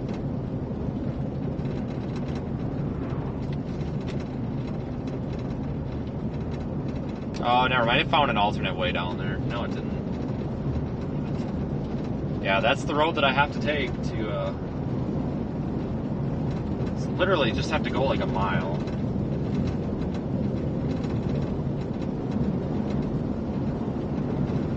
Never mind, it's got us on another one up here. Never mind, I can keep going straight. Continue on Far to market 481 We're good. north for 1 mile.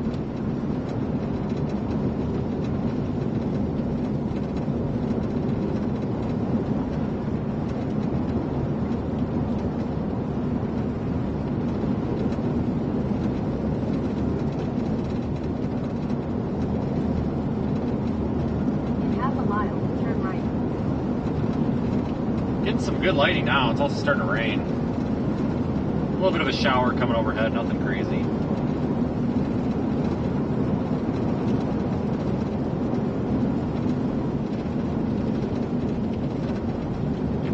Turn right.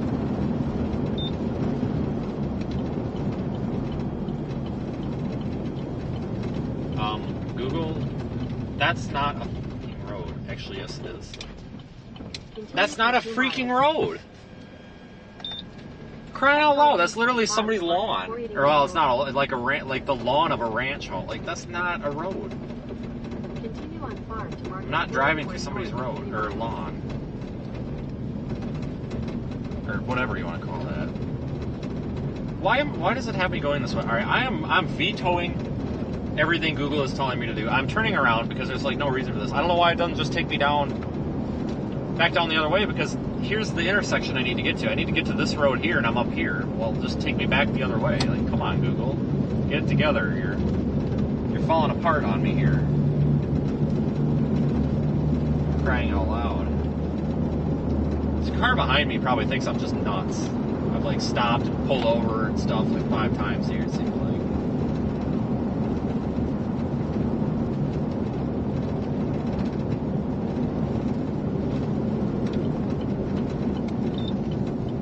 Put my lights on so these people don't think I'm like trying to. I don't want these people to think I'm like trying to carjack them or something. So I'll put the lights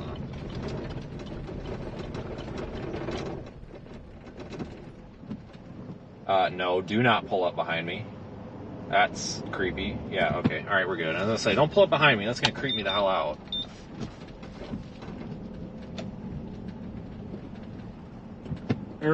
Full send. We'll make it. I'm trying to be easy on this thing, you know?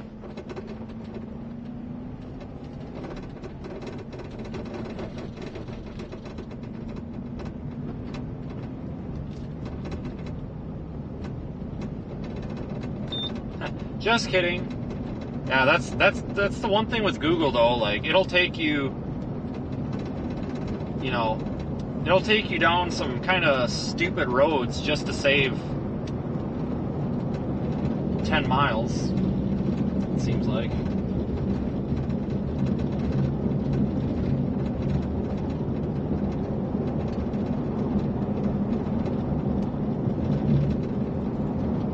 Might have been another deer over there.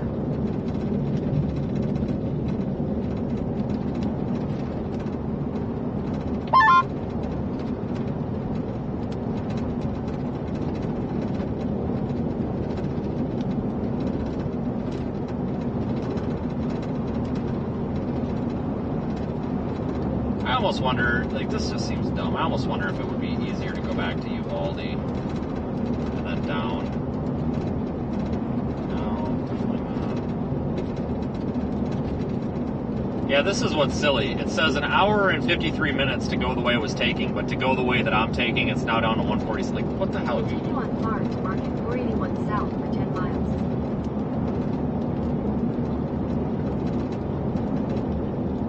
Sometimes I wonder, like, why?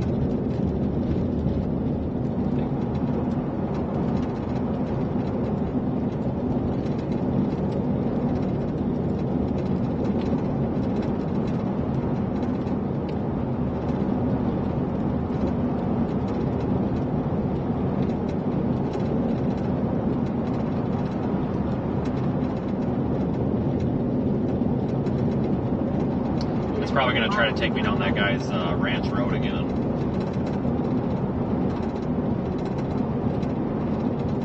Turn left.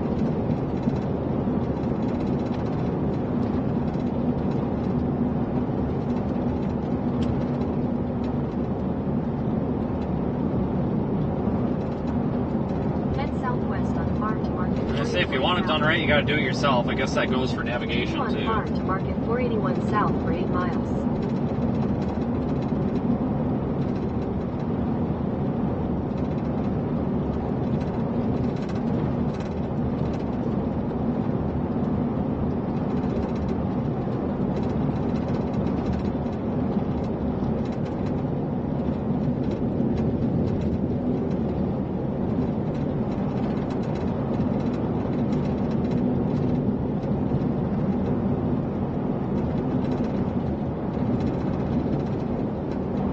We found a faster route via US 57 North. Yes, good. Thank you.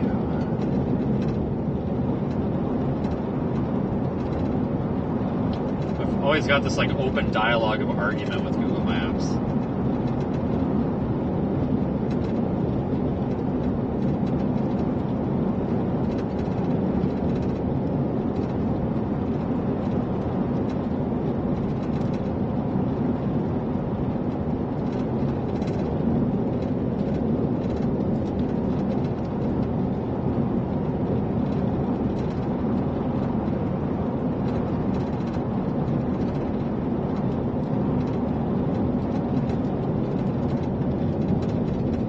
Yeah, Waze is fine, but it's like based off Google Maps. But like Waze does just fine, but it's geared more toward like highway commuting. Like Google Maps is just super simple, you know, and like it's easier for me to read in the car. Like for what I'm doing, Google Maps all the way. But like if you're just doing like highway commuting and commuting to work and just like regular people navigation, yeah, Waze is probably better. Same with app, like Google Maps is just easier to read, you know, when you're making your own path or your own route like this, you know. But, you know, a word of warning, it does also try to take you literally through somebody's ranch land that has a gate across it, so. Google Maps needs a little work.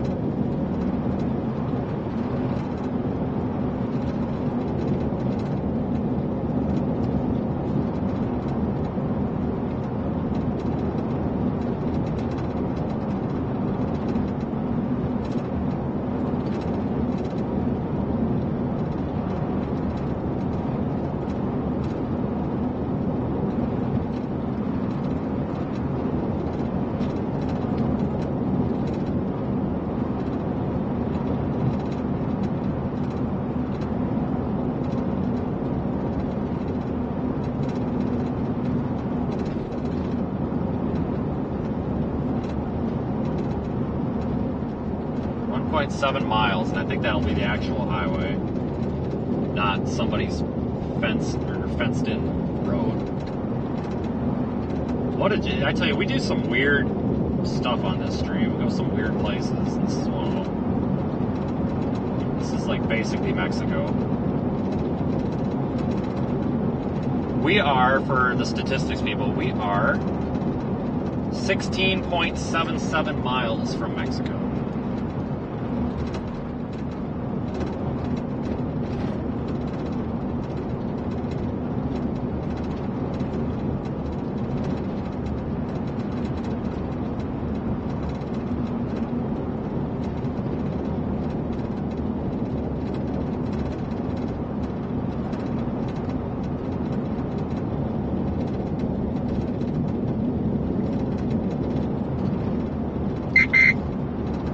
one new special marine warning.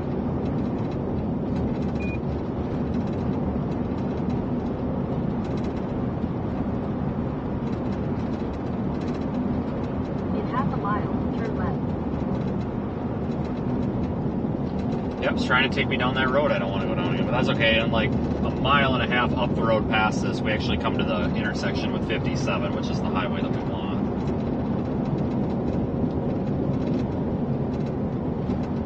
Turn left.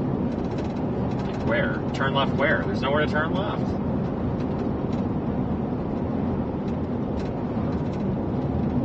Continue for 1 mile. Head southwest on Farm to Market 481 South. Okay, 3 miles, but at least this gets us to the actual Farm to highway. Market 481 South for 3 miles.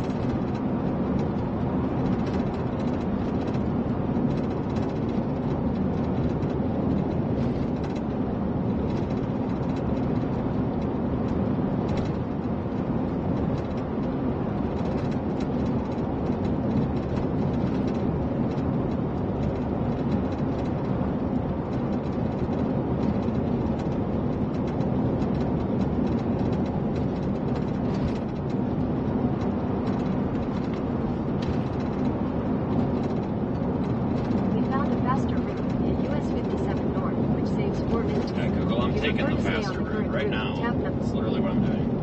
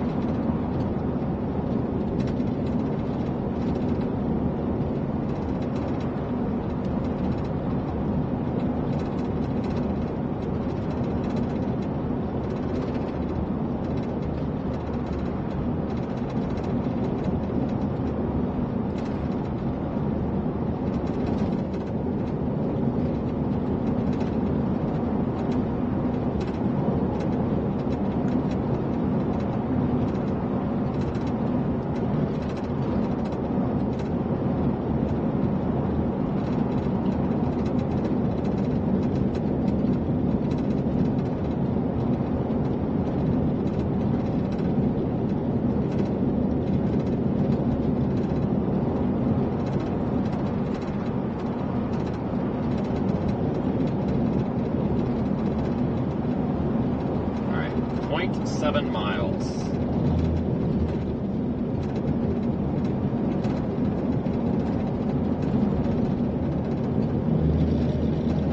In half a mile, sharp left on US 57 North.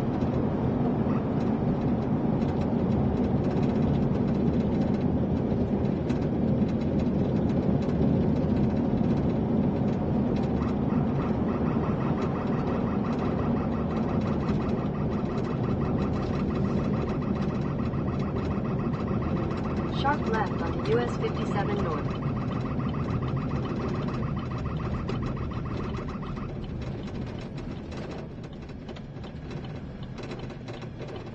Sharp left. Holy crap, there's a huge line of cars Continue on coming. US 57 North for 32 miles.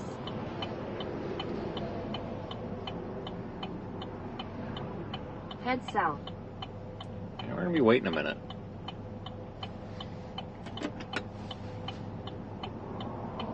Continue for 1 mile.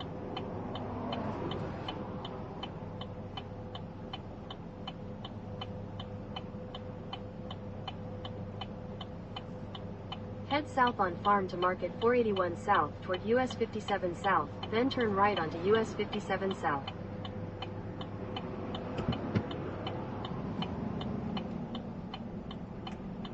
Turn right onto US 57 South. Turn right? You just told me to turn left. I swear, she literally... yeah, okay, alright, I thought I was already moving. Okay, I was gonna say, there's no way. You literally just told me to turn left.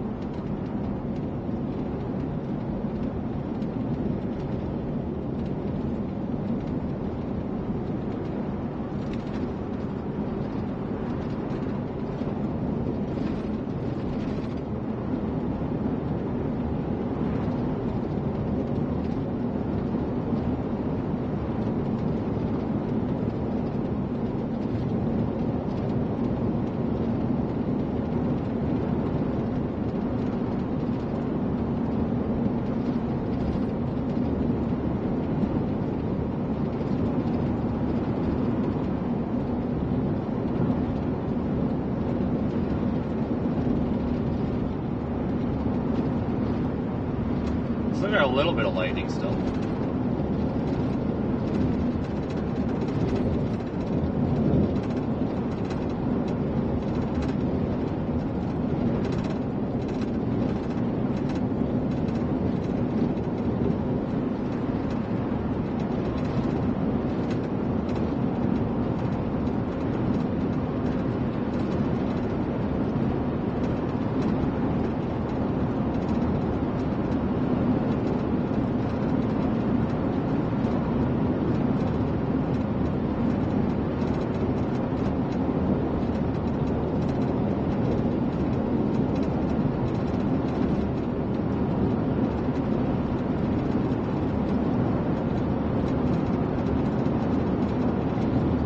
I don't think you're going to spot much more lightning, though.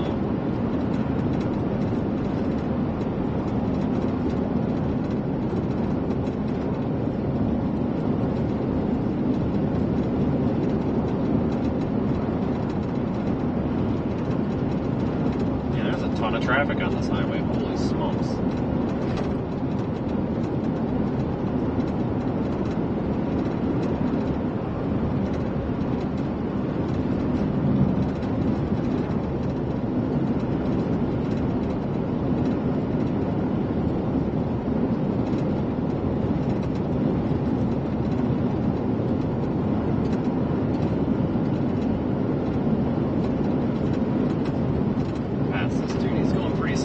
Crap, this road's bumpy. Damn near get launched off of it.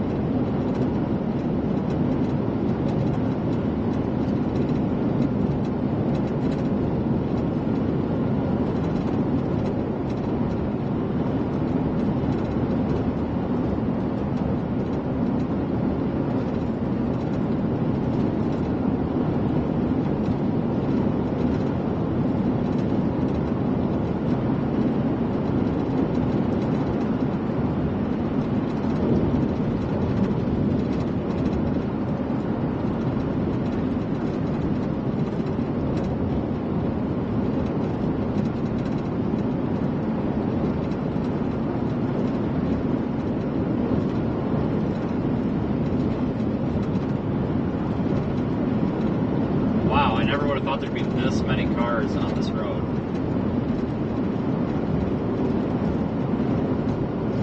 Holy crap. That's interesting.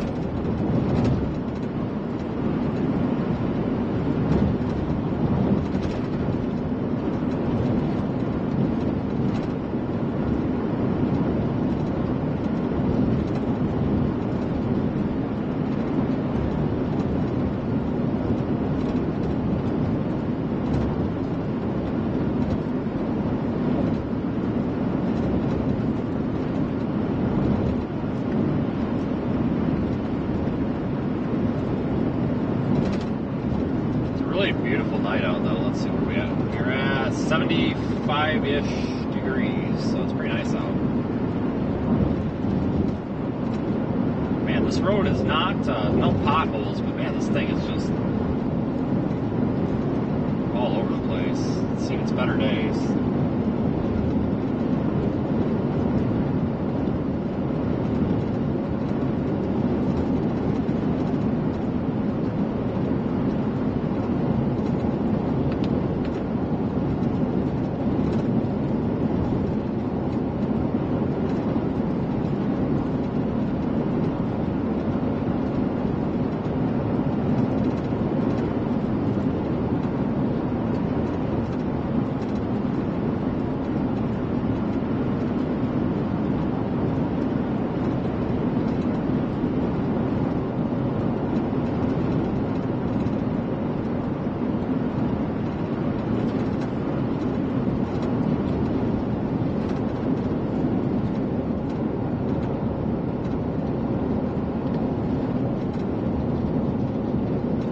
one of these semis up here is burning brakes or something. Holy cow, it really smells. It smells like brake shoes burning. Oh my god.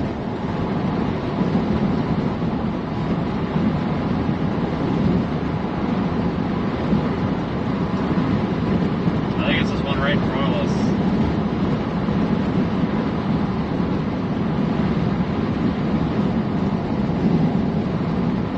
Wow. Either that or he's just dumping oil out of his, or into his cylinders. Oh yeah, it's this guy in front of us. I don't know if the camera's picking it up, but there's like smoke coming from this guy's truck. I don't know if it's brakes or if he's burning oil, but oh my god, I can't. I'm gonna close the windows and put this on recirc. Holy crap, guys, I can't breathe this. We gotta get around this guy. Oh my god, I don't know if you see that haze or that smoke coming, but it's... Oh my god. That's not brake shoes because those smell different. This smells like gear oil. Here's a spite. I think he's just dumping, he's got a hell of a lot of oil going into his cylinders or something. He's just burning oil. Oh my god. I don't give a shit if there's a passing zone or not. I gotta get around this guy, and I'm not gonna back off this guy because we're doing 45 miles an hour and it's a 75. I'm not gonna do 30 miles an hour the whole way. I gotta get around this. I'm seriously, I'm starting to get lightheaded. This is terrible. Holy crap. Like every now and then, I don't know if you see in the camera, like you can see the fucking, or the freaking smoke. See it? The haze? Oh my god. My eyes are burning, it's that bad. Like I said, if we get a straight stretch, we might just have to break the law. This is bad. We're only doing like 45. I'm trying to get close here so I can see around this guy, but man, I thought it was brakes. It's definitely not brakes.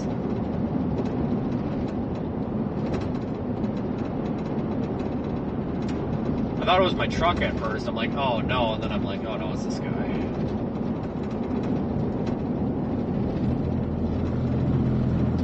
Vehicle not fit for road.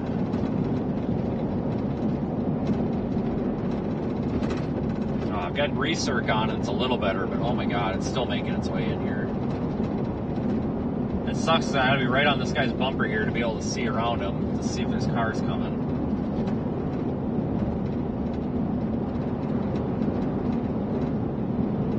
They're burning a ton of oil or he's just burning a lot of diesel. One of the two. Thought it was a semi, but it's a pickup truck pulling a trailer. I don't think it's a diesel either, so.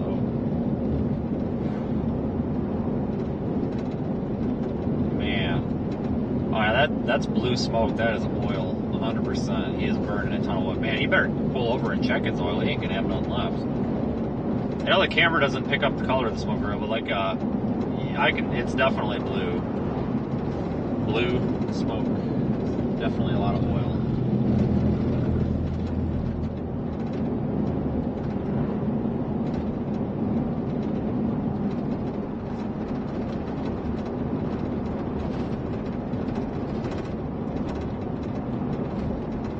Why don't my truck smoking like that?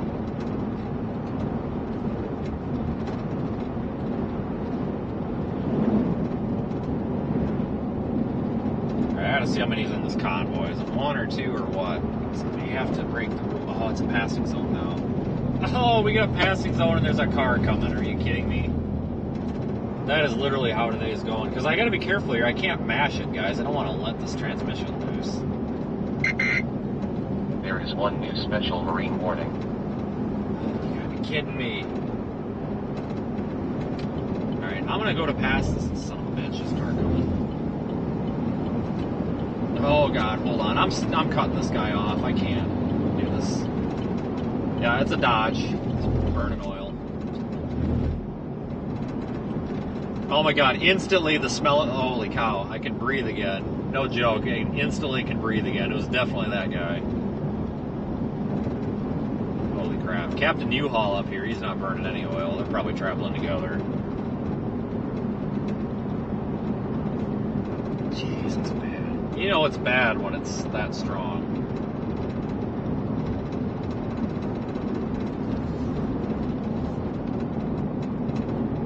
I'm not from here, nor do I travel this area very often. I'd be interested to know. I'd be interested to know if there's always this much traffic on this road, or if it's like a Friday night thing.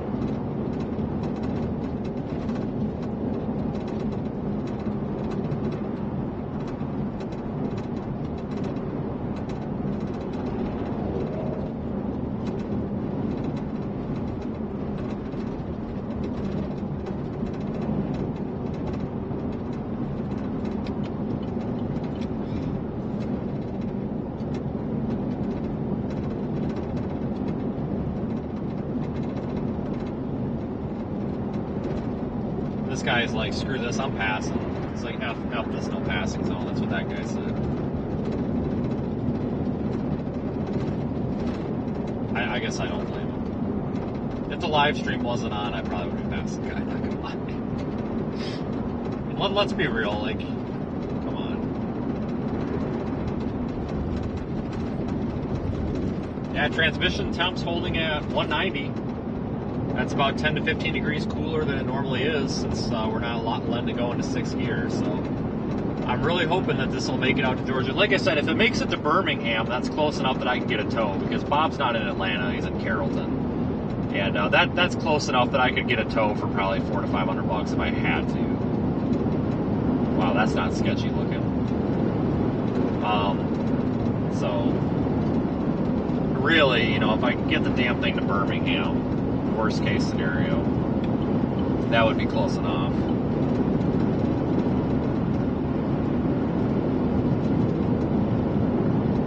Yeah, we'll keep the stream going for a little while longer. Pretty much our light show is over, I think, though.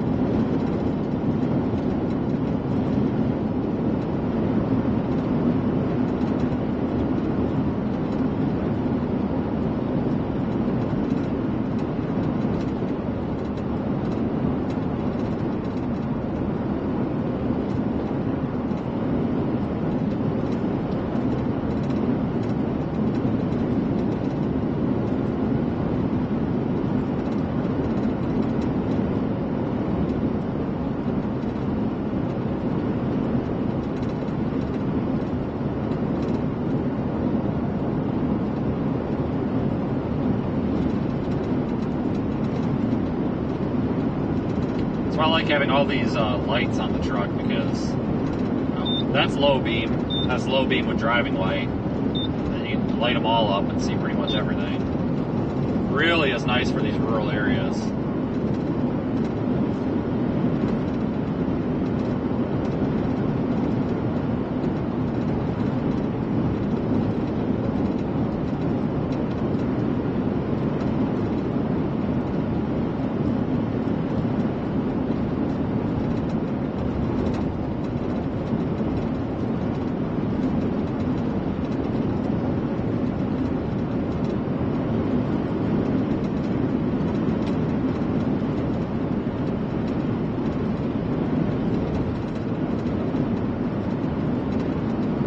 The reason I'm going this way and not back up to Uvalde is because I've actually got a hotel south of San Antonio that I already paid for, so it's like, you know, might as well just go there. It's only like 30 miles out of the way, so might as well just go there.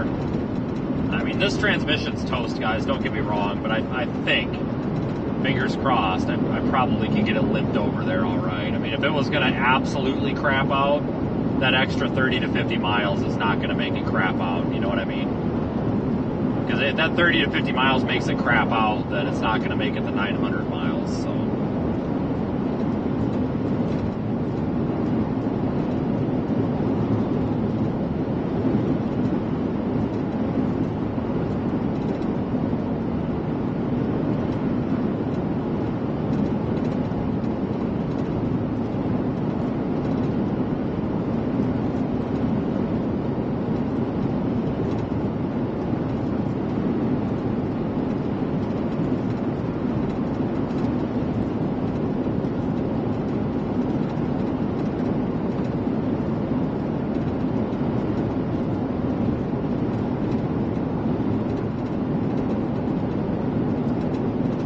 I think I am going to start wrapping it up, though.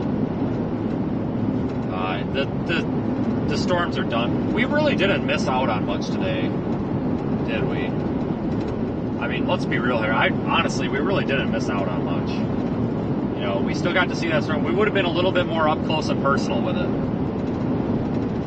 We would have been a little bit more up close and personal with it. But other than that, we didn't miss that much because that was kind of in a bit of a road hole, so we really wouldn't have been able to get that much closer. We would have been about 15 miles closer, but that's not much more different than what we would have done. We probably would be dropping south right now to go take a look at that storm that's off to our south, like by Laredo and stuff, but looks like Corey's down there. But other than that, I mean, at least the transmission basically crapping its pants today didn't ruin today's chase, you know? Like, it would have really sucked if it would have ruined today's chase and tomorrow's. It's ruining tomorrow's chase, obviously, but at least it didn't ruin today's. Because this is about how today would have played out anyway. So, I mean, that's kind of the good thing here. That, yeah, it sucks, but it didn't set us back any further. It didn't add insult to injury, I guess you could say.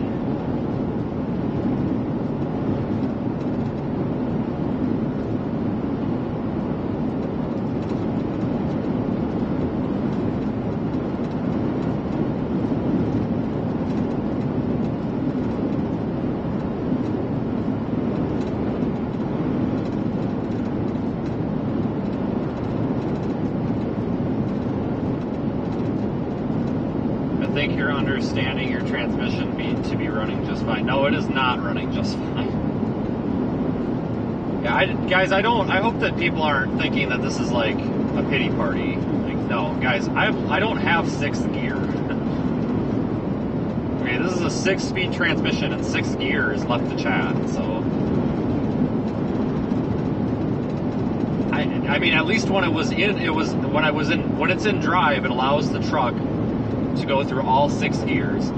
You can put it in, you know, sport mode or whatever you want to call it, and select the top gear that it's in. So right now I have it selected 5, which means that it's not locked into 5th gear. It just will not go above 5th gear, which is fine because 6th gear is really just for fuel economy anyway, so it's fine. We're still only at 2,000 RPM and I'm doing 80 miles an hour, so 5th gear is plenty. You don't even need 6th. Probably could get it there in 4th, but what I'm getting at, folks, like, there is a problem. Like, I am afraid to allow it to go into 6th gear because the last time it went into 6th gear, it said, F you, put the check engine light on, and locked it into 3rd gear, and said, screw you, you're not going any farther, until I cleared the code. So, to say that the transmission's fine, no, there is something terribly wrong with this transmission. It has 6 gears. It is supposed to, by design, utilize all 6 of them.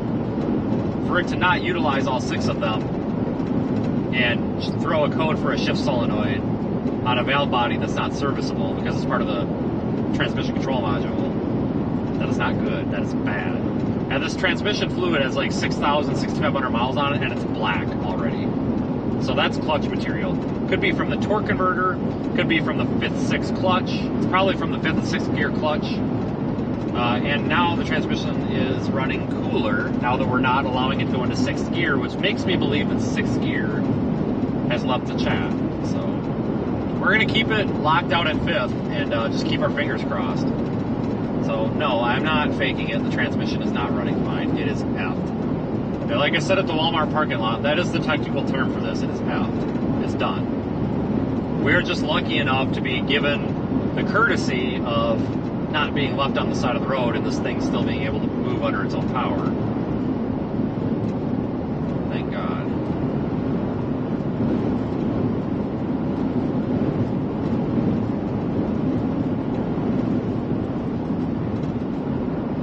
Yeah, it's a common Chevrolet problem. Everybody out there who owns a Tahoe or a Chevy, you know, Silverado or a Yukon, everybody's like, oh yeah, I remember when that happened to me. And if it hasn't happened to you, it'll probably happen to you. But no, that was, I saw that comment when I was pulling over on the side of the road to put the code reader, and I saw that comment from like 3 people. Yeah, that happened to me last year. I'm like, yeah, I figured.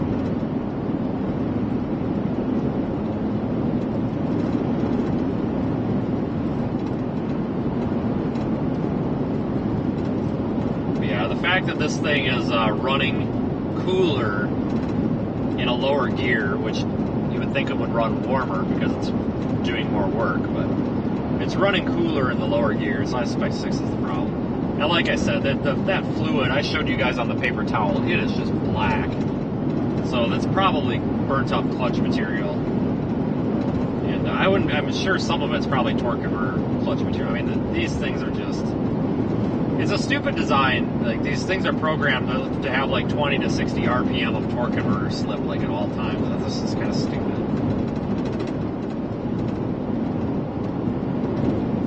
I bought this truck knowing that it was going to need a transmission because they all do at some point. I did not expect it to be within the first month of owning it, but here we are. Whatever. The good thing is, it's kind of that whole, like, fix it once, spend your money once, and only cry once. So that's the good news. Once it's fixed, we don't have to worry about this anymore, and trust me, it's going to be a huge stress off my shoulders, too, to not have to worry about this anymore.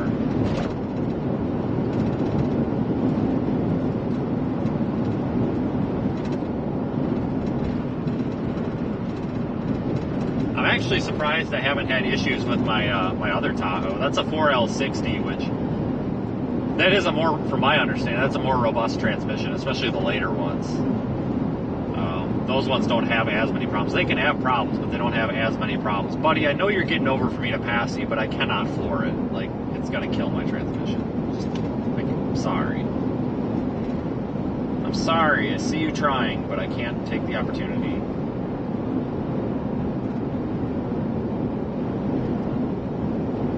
All right, passing lane. Trying to really ease on this thing because the fewer shifts it does, the better. But I knew something was going wrong. I was in San Antonio traffic earlier and I had to slam on the brakes, and oh my god, this thing just banged into gear.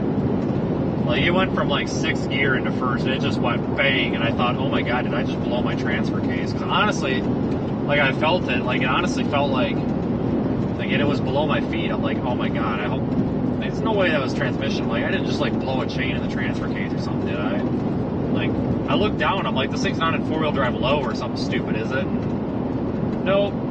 So that's just the truck saying it's broke. So, like I said, we had this thing scheduled for a rebuild next Monday. Well, it's just kind of expedited a little bit. Christ, I'm serious though, guys. Like, it is just going to be a huge morale booster knowing that this transmission's been dealt with. Because that's the one thing with these trucks that always goes out is the transmission. And I'm always afraid. It's always in the back of my mind. It's like, oh God, what if today's the day? You know, we're in the middle of nowhere like today. Now we don't have to worry about that. I mean, you know, something could always go wrong, you know. But, I mean, at least your chances are no different than anybody else's on the road at that point. With that said, I think we're going to wrap this up. I appreciate everybody's support today. It does mean a lot. Thank you for being a member, part of the channel. Whoops, that's the side of the road, or the middle of the road.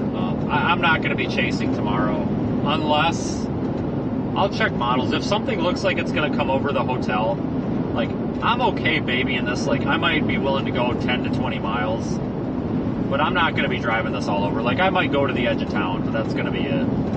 So if something looks like it's going to come over town, I might hang around for it. If it's not, I'm heading east. Just get this thing over there. So I don't know. We'll see. Maybe we could do pedestrians. So maybe I'll go like get a bicycle and we'll ride a bike around. I don't know. But we might get lucky. The hotel is in the slight risk for tomorrow, so maybe something will come toward the hotel. I don't know. It's possible. So if it does, then we'll do something. But folks, if you are new here, seethestorm.net. It's pinned in the chat description. I appreciate everybody's support.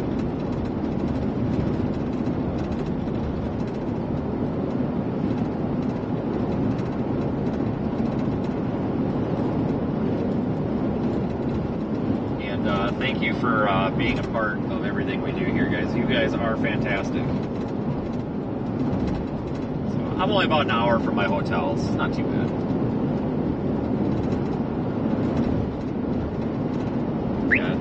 Transmission temp is 192. That's still 10 degrees cooler than normal.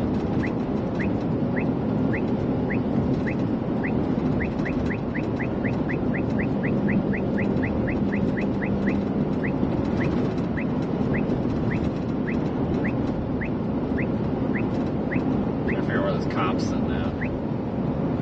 Must be up a ways. Must be up a ways. Yeah, it's still pretty weak.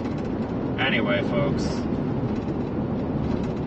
it's been an interesting time. Thanks again. So, I'm out of here. I hope you folks have a good night. If this thing blows up and leaves me on the side of the road, I'll go live again and we can have a pity party.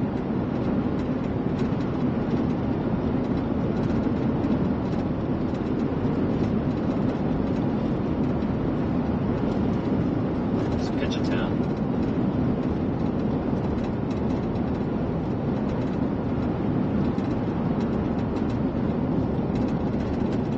Good night, everybody. And I'll hold that time lapse. I'll pull that time lapse off the GoPro at the hotel. I'll try to post it in the morning. Have a good night, folks. Thanks again for being good moral support. I will talk to you later, and I'll have an update in the morning.